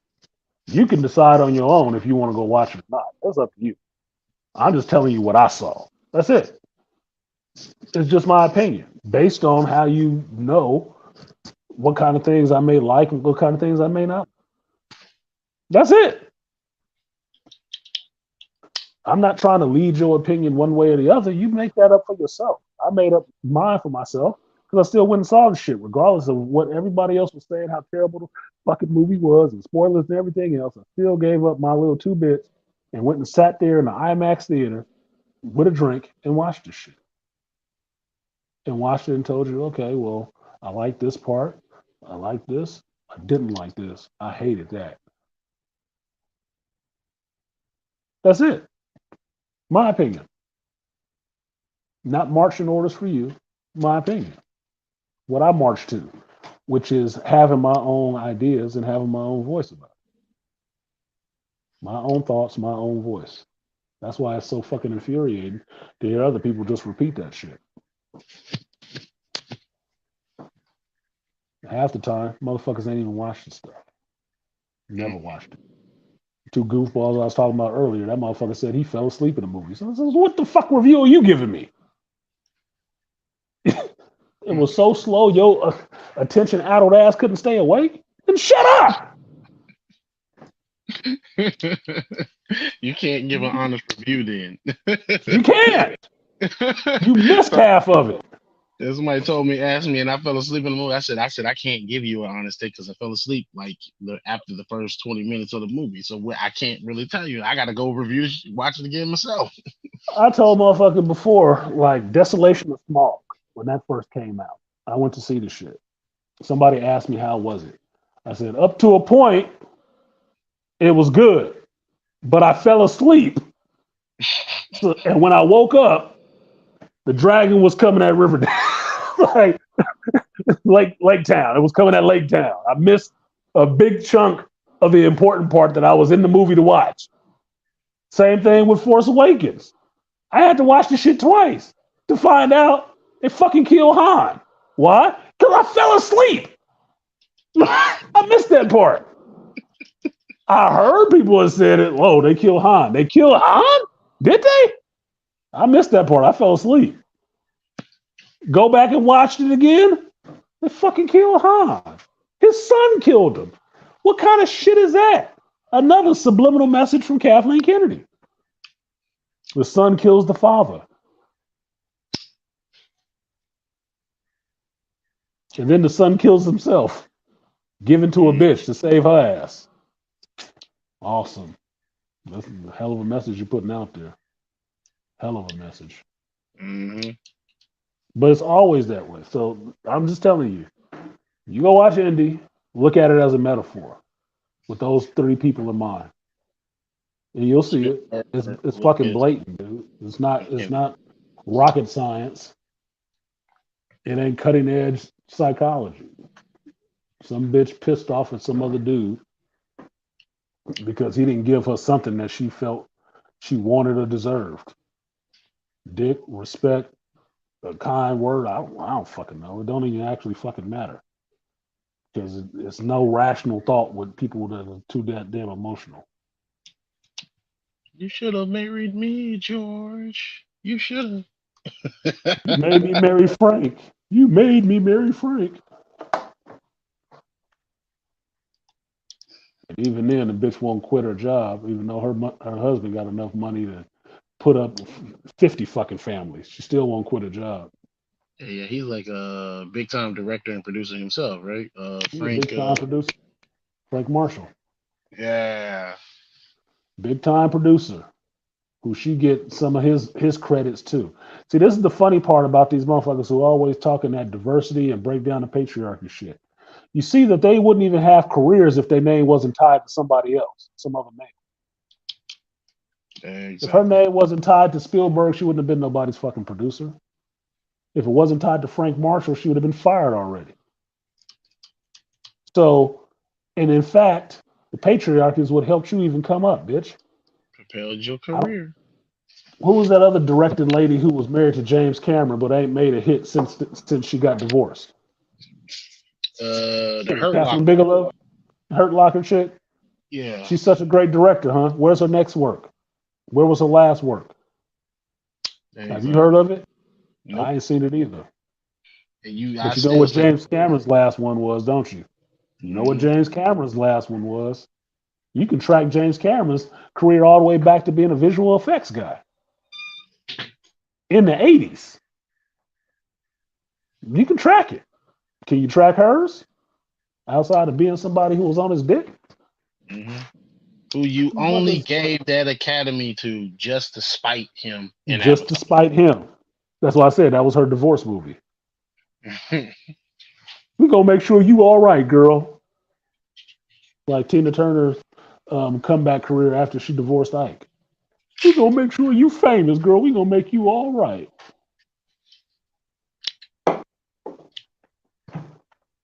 You're not like the shit I said. Don't make it not true. It doesn't make it not true at all. A lot of these chicks only have their position based on some dude. And their respect paid to them because from that is to shit on them every chance they get. That's why they keep producing these movies and shows with Mary Sue characters in it. Because that's who they are. That is their self-insert. Because they ain't had to cut their teeth to do that shit. They just got it from being next to the man. Who was the man? Your respect was not earned righteously. It was earned through it. And that's why you don't have any creativity. Yeah, yep. And that's why you don't have any creativity in making a character that appeals to a large group of people, predominantly people who have to work for all this shit, like, I don't know, the money to come do that, watch that fucking shitty ass movie. That's why you can't relate. That's why your characters don't relate to them. Because you don't have that experience to draw upon.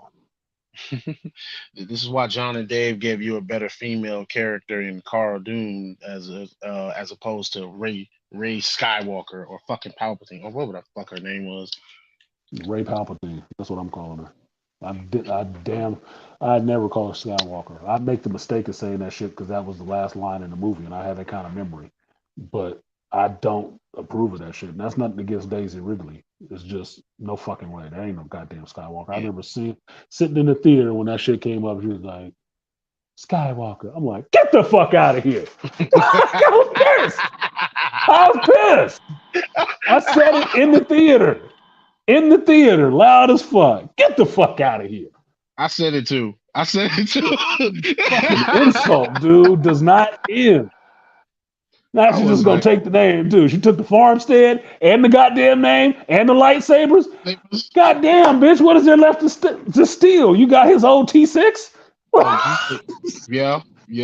That's gonna be the next one. If they try to come back with some more bullshit, she gonna find his fucking X-wing somewhere and claim that shit. Then I'm like, just as nostalgia, I was like, get the hell out of here. Oh wait, she got the Falcon too.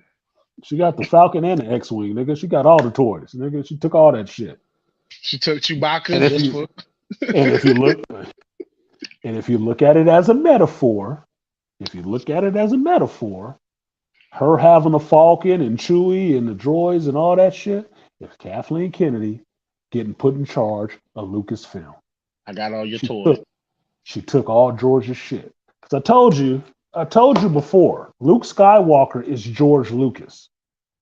George Lucas, when he wrote that shit, is Luke Skywalker. Okay? When he got older, actually had some children, he was Anakin. That's why he went back and gave you the prequels. Because now he understood. Because in the first trilogy, he's Luke Skywalker, not understanding your father, coming to terms with the fact that your father is this fucking genocidal fucking crazy person, right? I don't understand him. He's just fucking crazy. He's just evil. Yes, there's some good in him. I can change him. But no, feminist thinking. When he got older, he understood what being a man actually is. What makes you into the man that you are. Heartache, pain, and shit like that. Then he went back and wrote that story about Anakin. And then he was able to humanize Anakin. He was able to understand the father from the father's perspective now. And that's what he gave you. He gave you 3 movies about how this boy turns into that man that you hate. Because now you know the father's journey. That's what it was. It's always been George. That's why all the creations come from him. All creators create from themselves. That's why I say Kathleen Kennedy is not creative, because nothing comes from her. Everything she does is taken from other people, other creative people's works. Yeah. She just puts it all together in a blender because she know how to buy shit. She know how to pay for it. She don't know how to create it though. But she wants the accolades of being a creator because she's not fucking creative. You notice George Lucas never complains about getting the accolades as a creator. Never heard him call himself creator. He says, I created Star Wars, but he didn't say he's the creator. Same thing with James Cameron or any of those other people. They never say that shit. The only people pounding their chest wanting to be given credit as a creator are the untalented, uncreative motherfuckers. That's it. I'm an originator. Well, maybe. But if you had to say it, I think you protest too much. Mm-hmm. What's the name say to Joffrey in Game of Thrones? Oh yeah, Daddy Charles Dance, yeah. Tywin, you ain't got to tell somebody that shit. If you have to tell yourself you're the king, then chances are you ain't the king. All right. You ain't the king, nigga. And you know it. That's the problem. You know it yourself. That's why you keep saying that shit. I am the king. All right. All right. Yeah, okay. Yeah. I'm a grown up. I'm a grown up. Mm-hmm. Obviously not. Run along and play. Yep. And that's a unicorn. Now, this is the next funniest part in this Dungeons and Dragons Honor Among Thieves.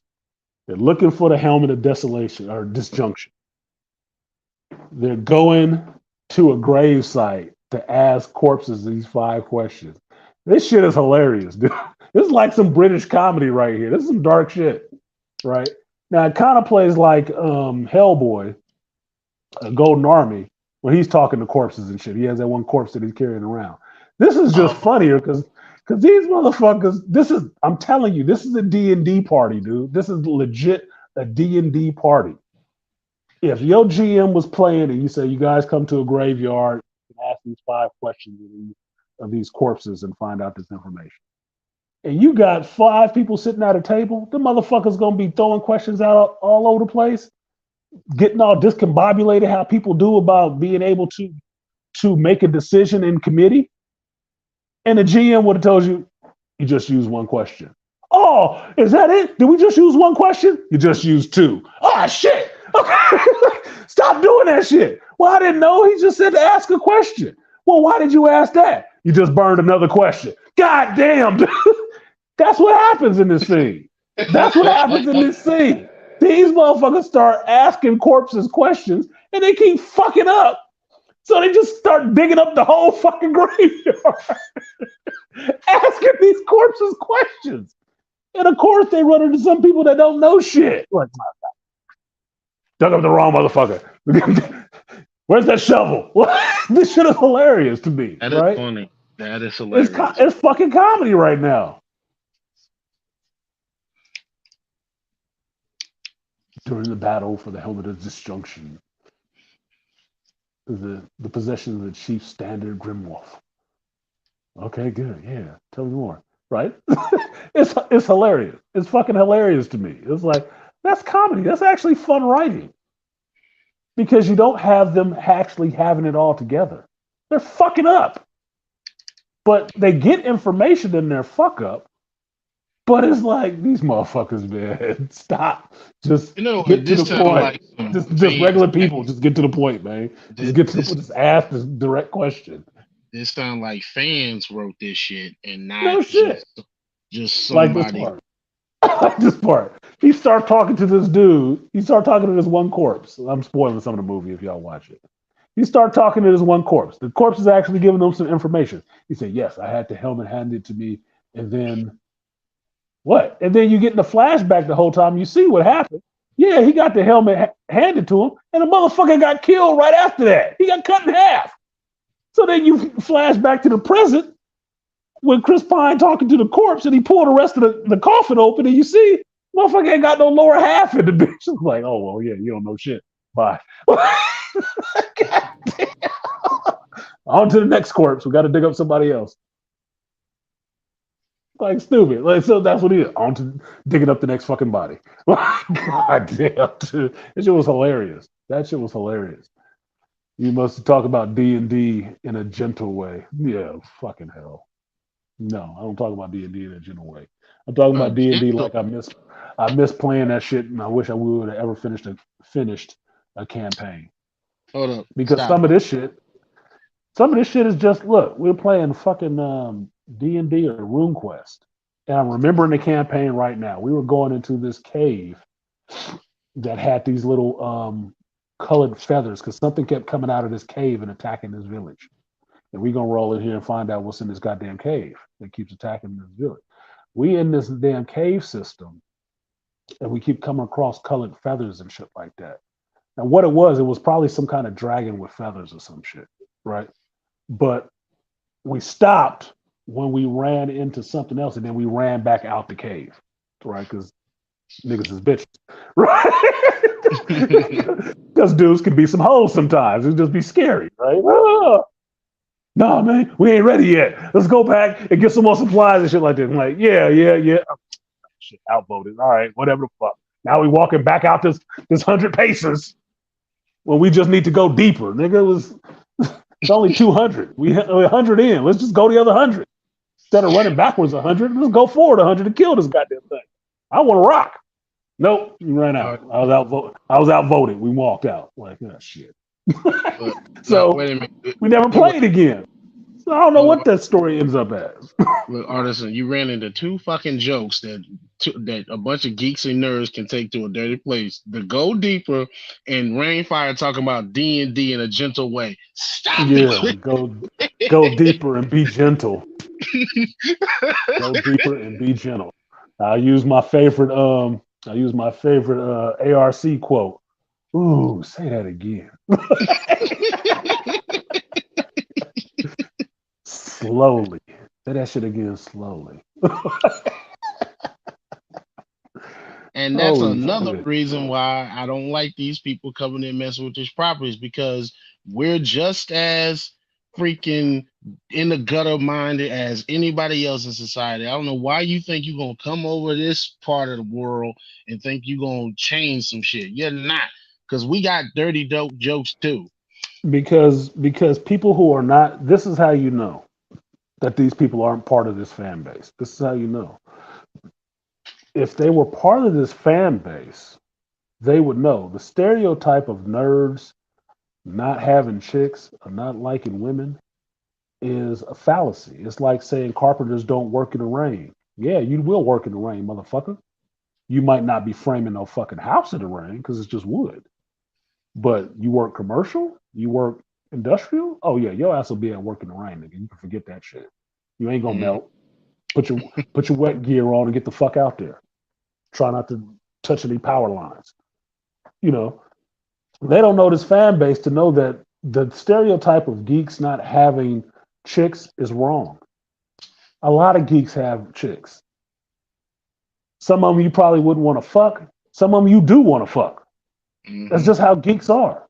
Because geeks are just made up of regular people. They're not the stereotypical revenge of the nerds kind of ideas that these motherfuckers running around with. That's not what it is. A nerd and a geek is two separate goddamn things. It's not the same. There are a bunch of nerds who can't get a chick. Yeah.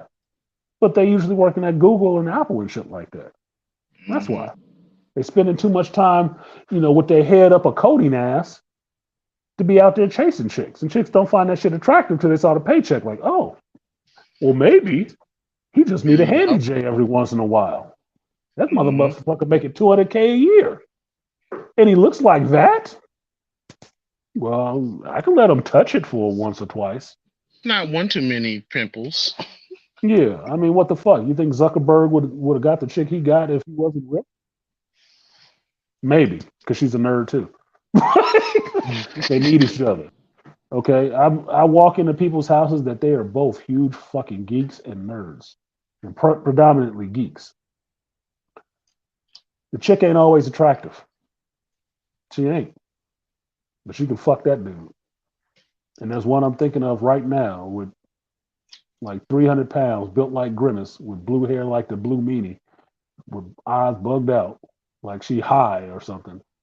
She got a whole husband and kids. I mean, that motherfucker fucked her more than once. Deeply. Deeply. And shot up the motherfucking club like he was repainting it. Well, in this case, the comic book convention. That wasn't a convention. Don't shit on a convention like that, man.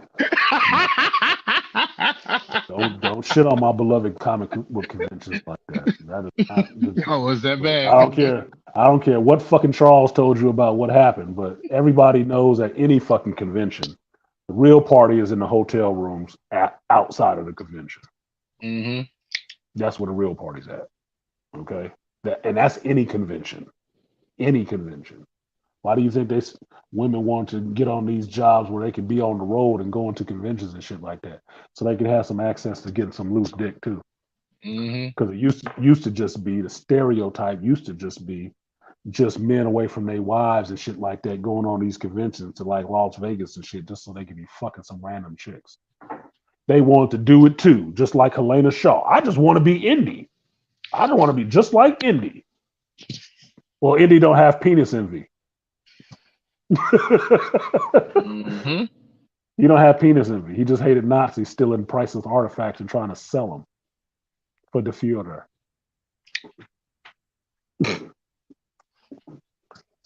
I love gold. What did he say? Gerard said how they left that one corpse living because they forgot to ask him that last question. Yeah, because they fucking walked away. They're probably tired of that shit. They've been there all night. That shit was funny. That shit was funny to me. And then they paid it off at the end in the credits. The motherfucker was still alive. Like, come on, man.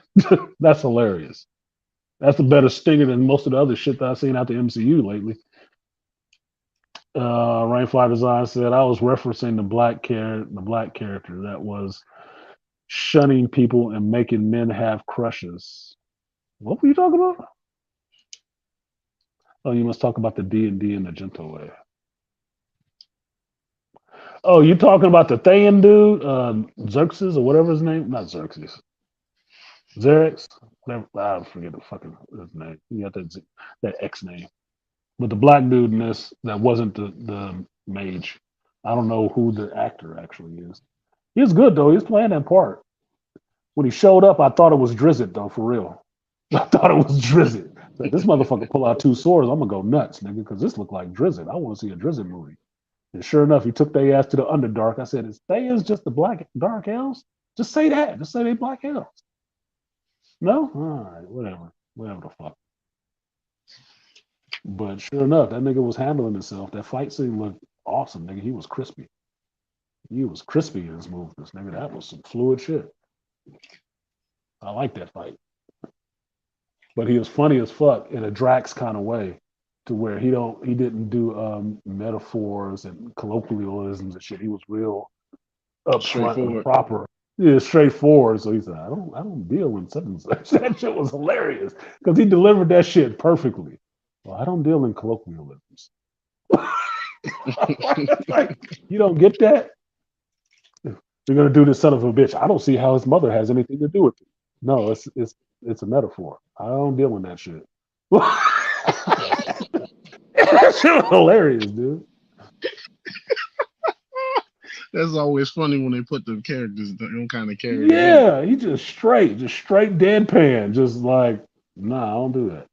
And you see how it would work in a multiverse like situation where you then put him with like maybe another character and then have a different character that that uses metaphors like that. Like, oh great, I'm surrounded by two of these now. Let's see. Yeah. So what did he say? What did he say? Wait, there's the line. He's talking about irony. And the way he delivered this shit, you have to watch this scene, right? What's the character he's playing? What is this dude's name? So Justice Smith is Simon. Okay, fine. That's who Justice. I don't know who Justice Smith is. Regardless, this is the first time I'm seeing him in something I give a shit about. Oh, I tell you.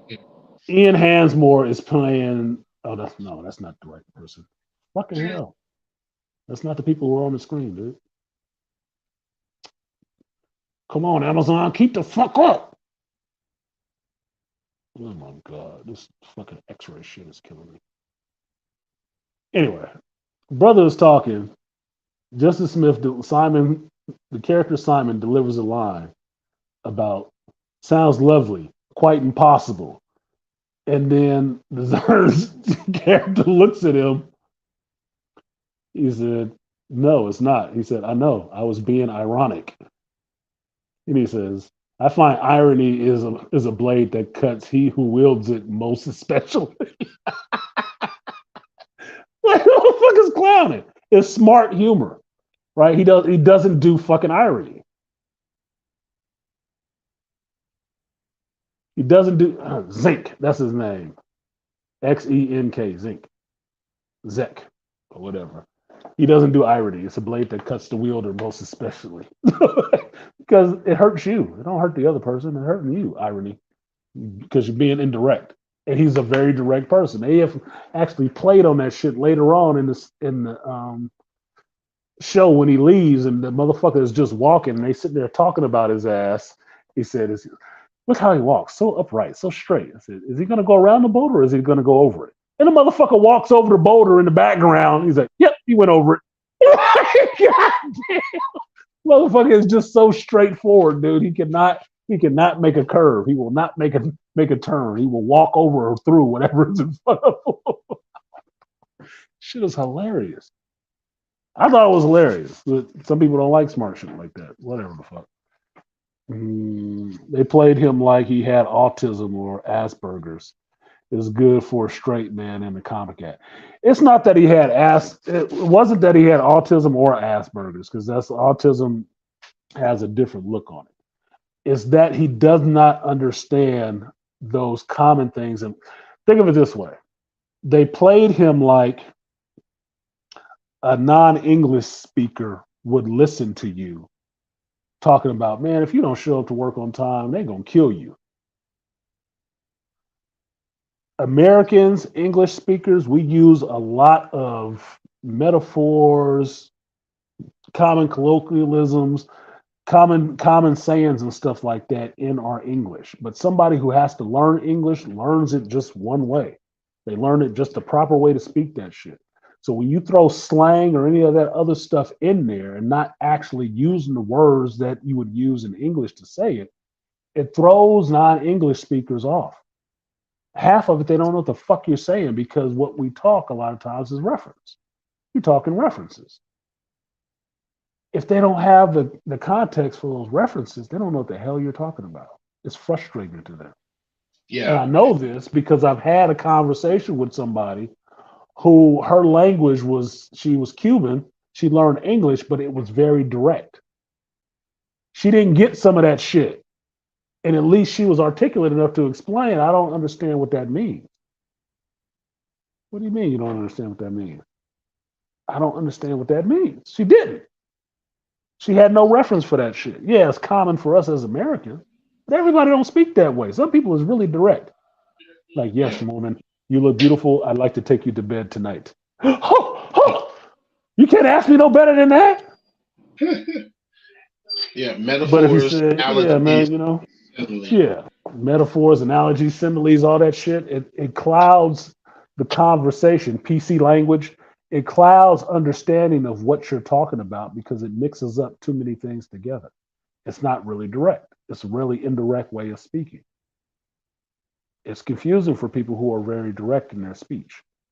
But likewise, what plays on this scene, which makes it funny, because he is very direct in his speech and everybody else in the room is not, it makes him the funny one because he doesn't understand them.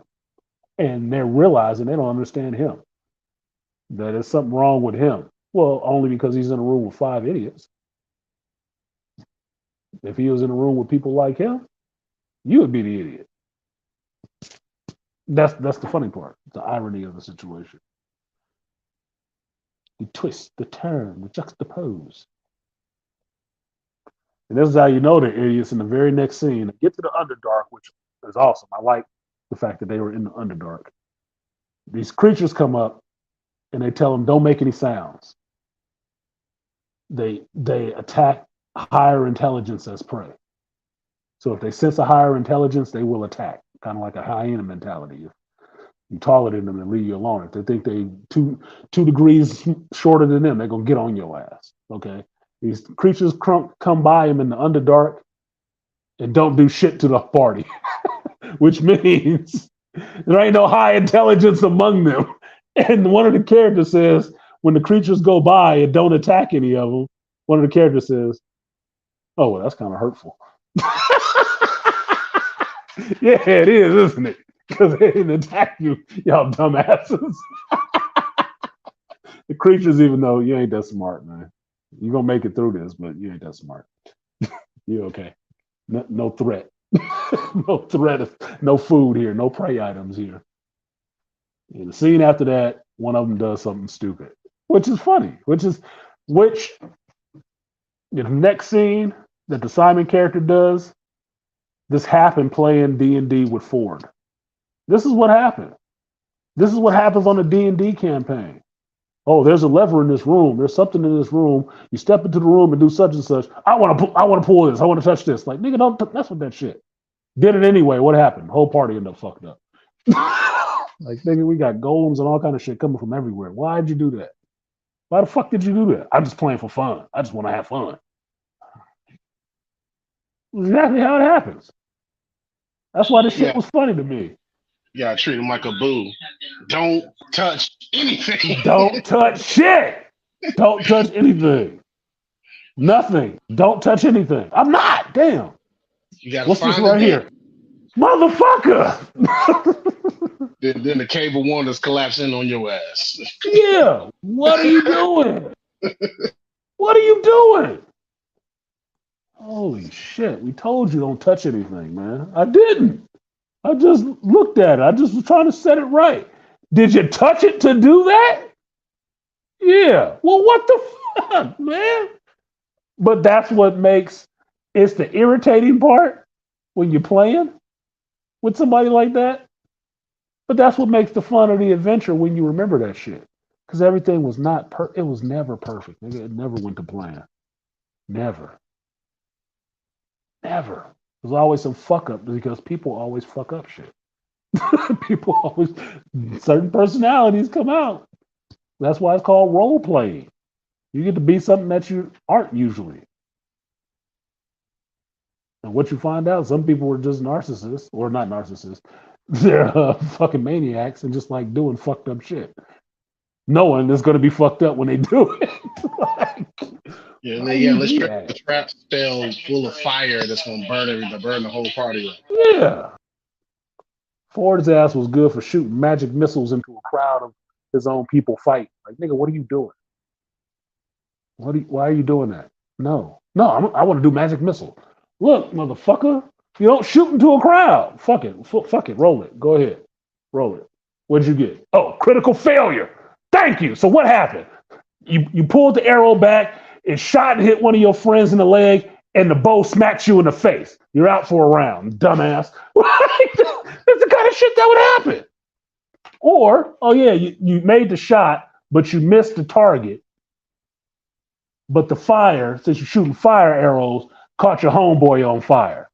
Homeboy, roll for Constitution to see if you burn to death or not. Asshole.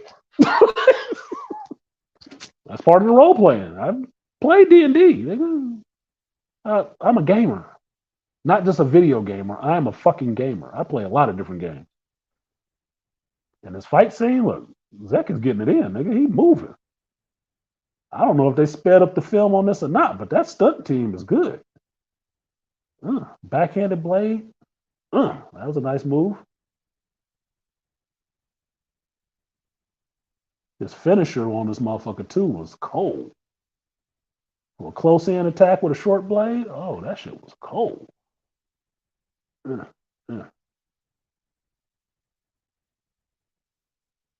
motherfuckers was hating on this shit. That was a good move. That was a good spin move right there.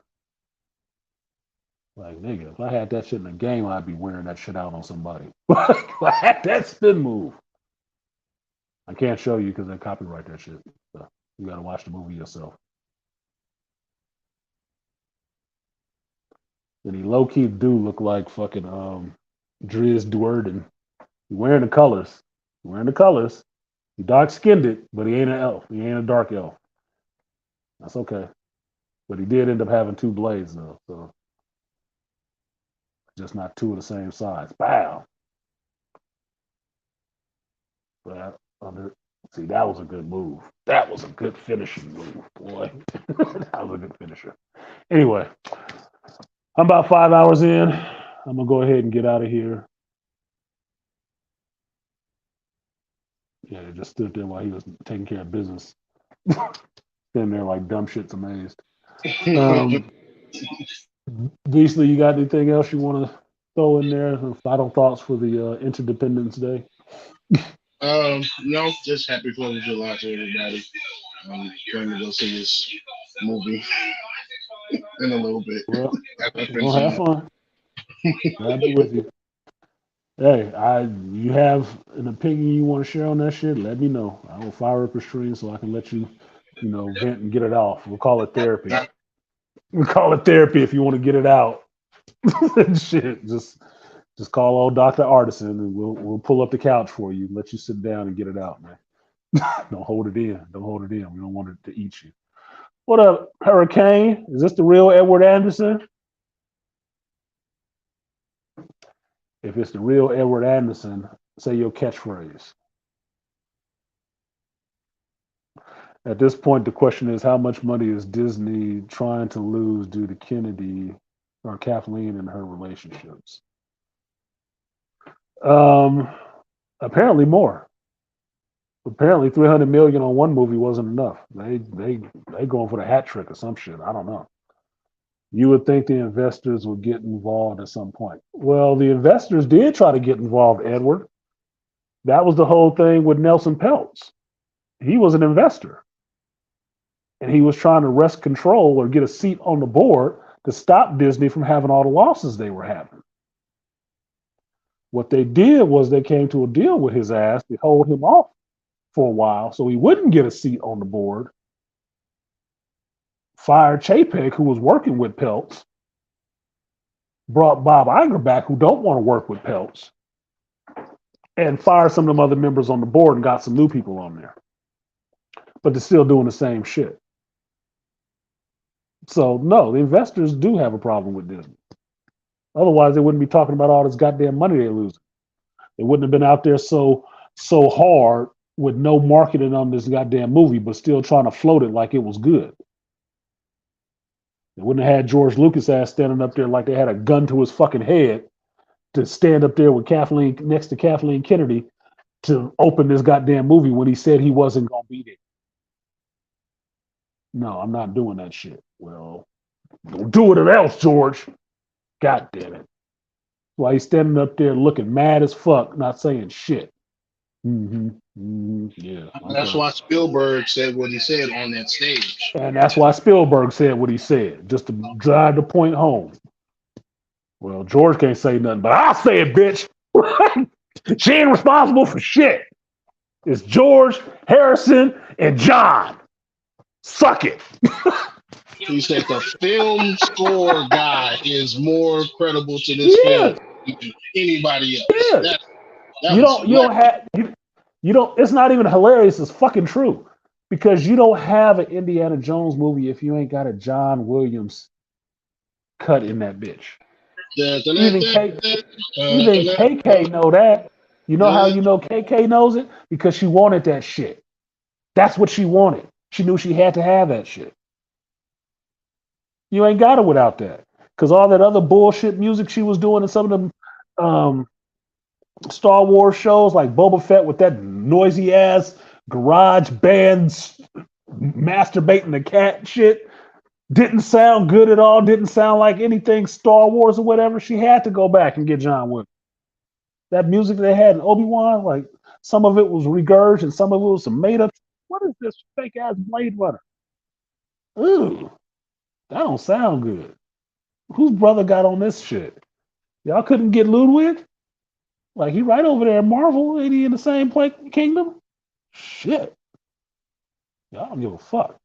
So, no, I don't have a problem with that because whoever thanks the damn producer outside of the director for giving them the money and letting them see their vision through. You notice you ain't heard one fucking director that's worked for KK say that shit, right? You ain't heard of one of them say that shit. You know why? Because it ain't their fucking vision, it's hers. And she forced them to do that shit she wanted to do because she the one holding the purse strings.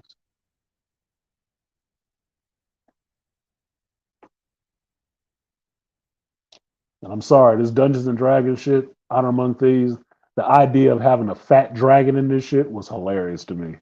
That was fucking hilarious. That is something you never actually think of. Like, you know it gotta exist, but a fat dragon, and it's a thermo whatever the fuck is. I think I had that magic card for that dragon. I think I actually do. It was like, yeah, it is a fat fucking dragon. That shit was hilarious. Like, it could have been how to train your dragon. That one little fat one with the little wings and shit. That shit was hilarious. You're like, he ain't flying. You already got one flying dragon and it spit fucking acid or venom or some shit. Now you got this little fat one just rolling around. Anyway. But yeah, I guess that's the real Edward Anderson. Good to see you, Ed. Glad you came back to streaming. Maybe your troll has died 1,000 deaths already.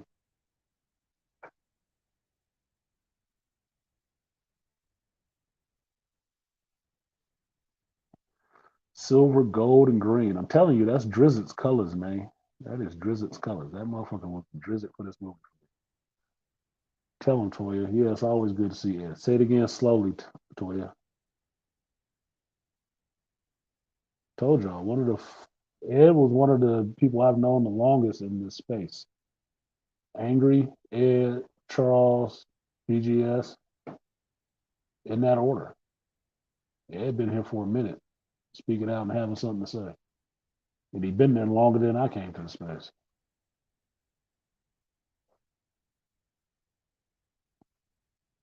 So I give him his respect. I ain't gonna name names, but I think I was the first person to call him a hurricane. On Angry Man's show.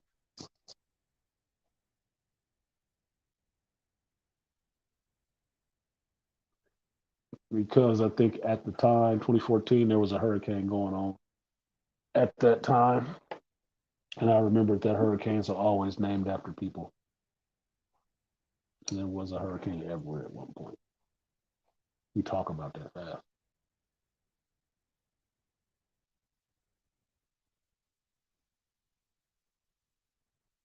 Anyway, I got to get out of here before the 5-hour mark so I can actually edit this damn video down. Exactly. Yep. So appreciate you, Beastly, for coming through. I didn't give you all the pomp and circumstance because I wasn't actually I was in a shitty mood, but I ate some food, so I feel a little better. I got to laugh. Still got some work to do here before I can actually go home to come back tomorrow and work this weekend. So we'll see what happens. But you got any final thoughts, anecdotes?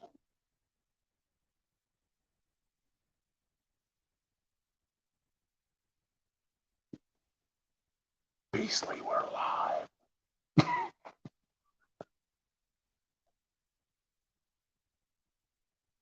Nope.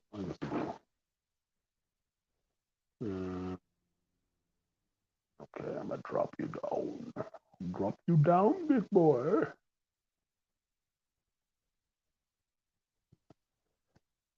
All right, later, man. Peace, Beastly. Grandma talking.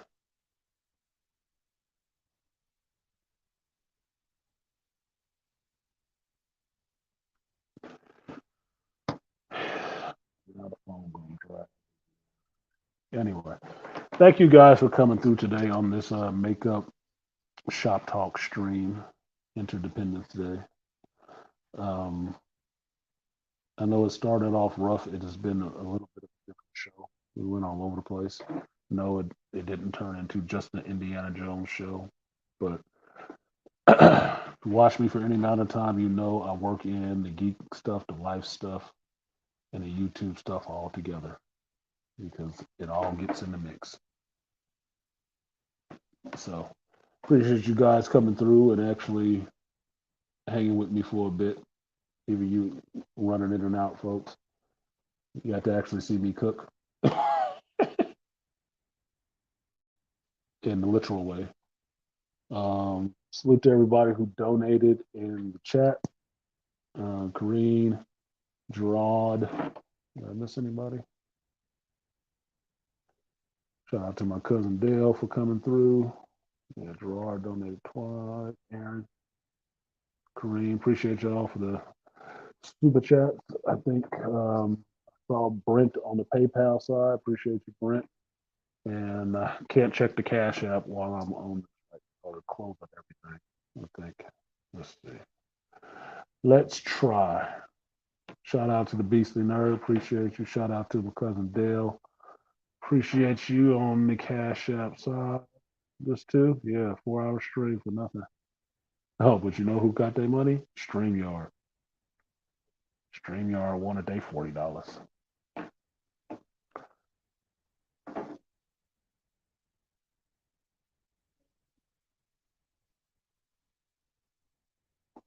So appreciate you guys coming through. Enjoy your fireworks. And I will see you guys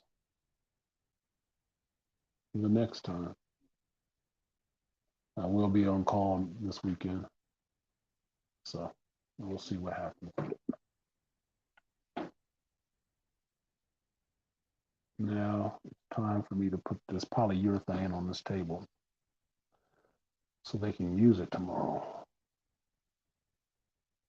I will not videotape it because I videotaped myself putting a router on it and I was cuffed.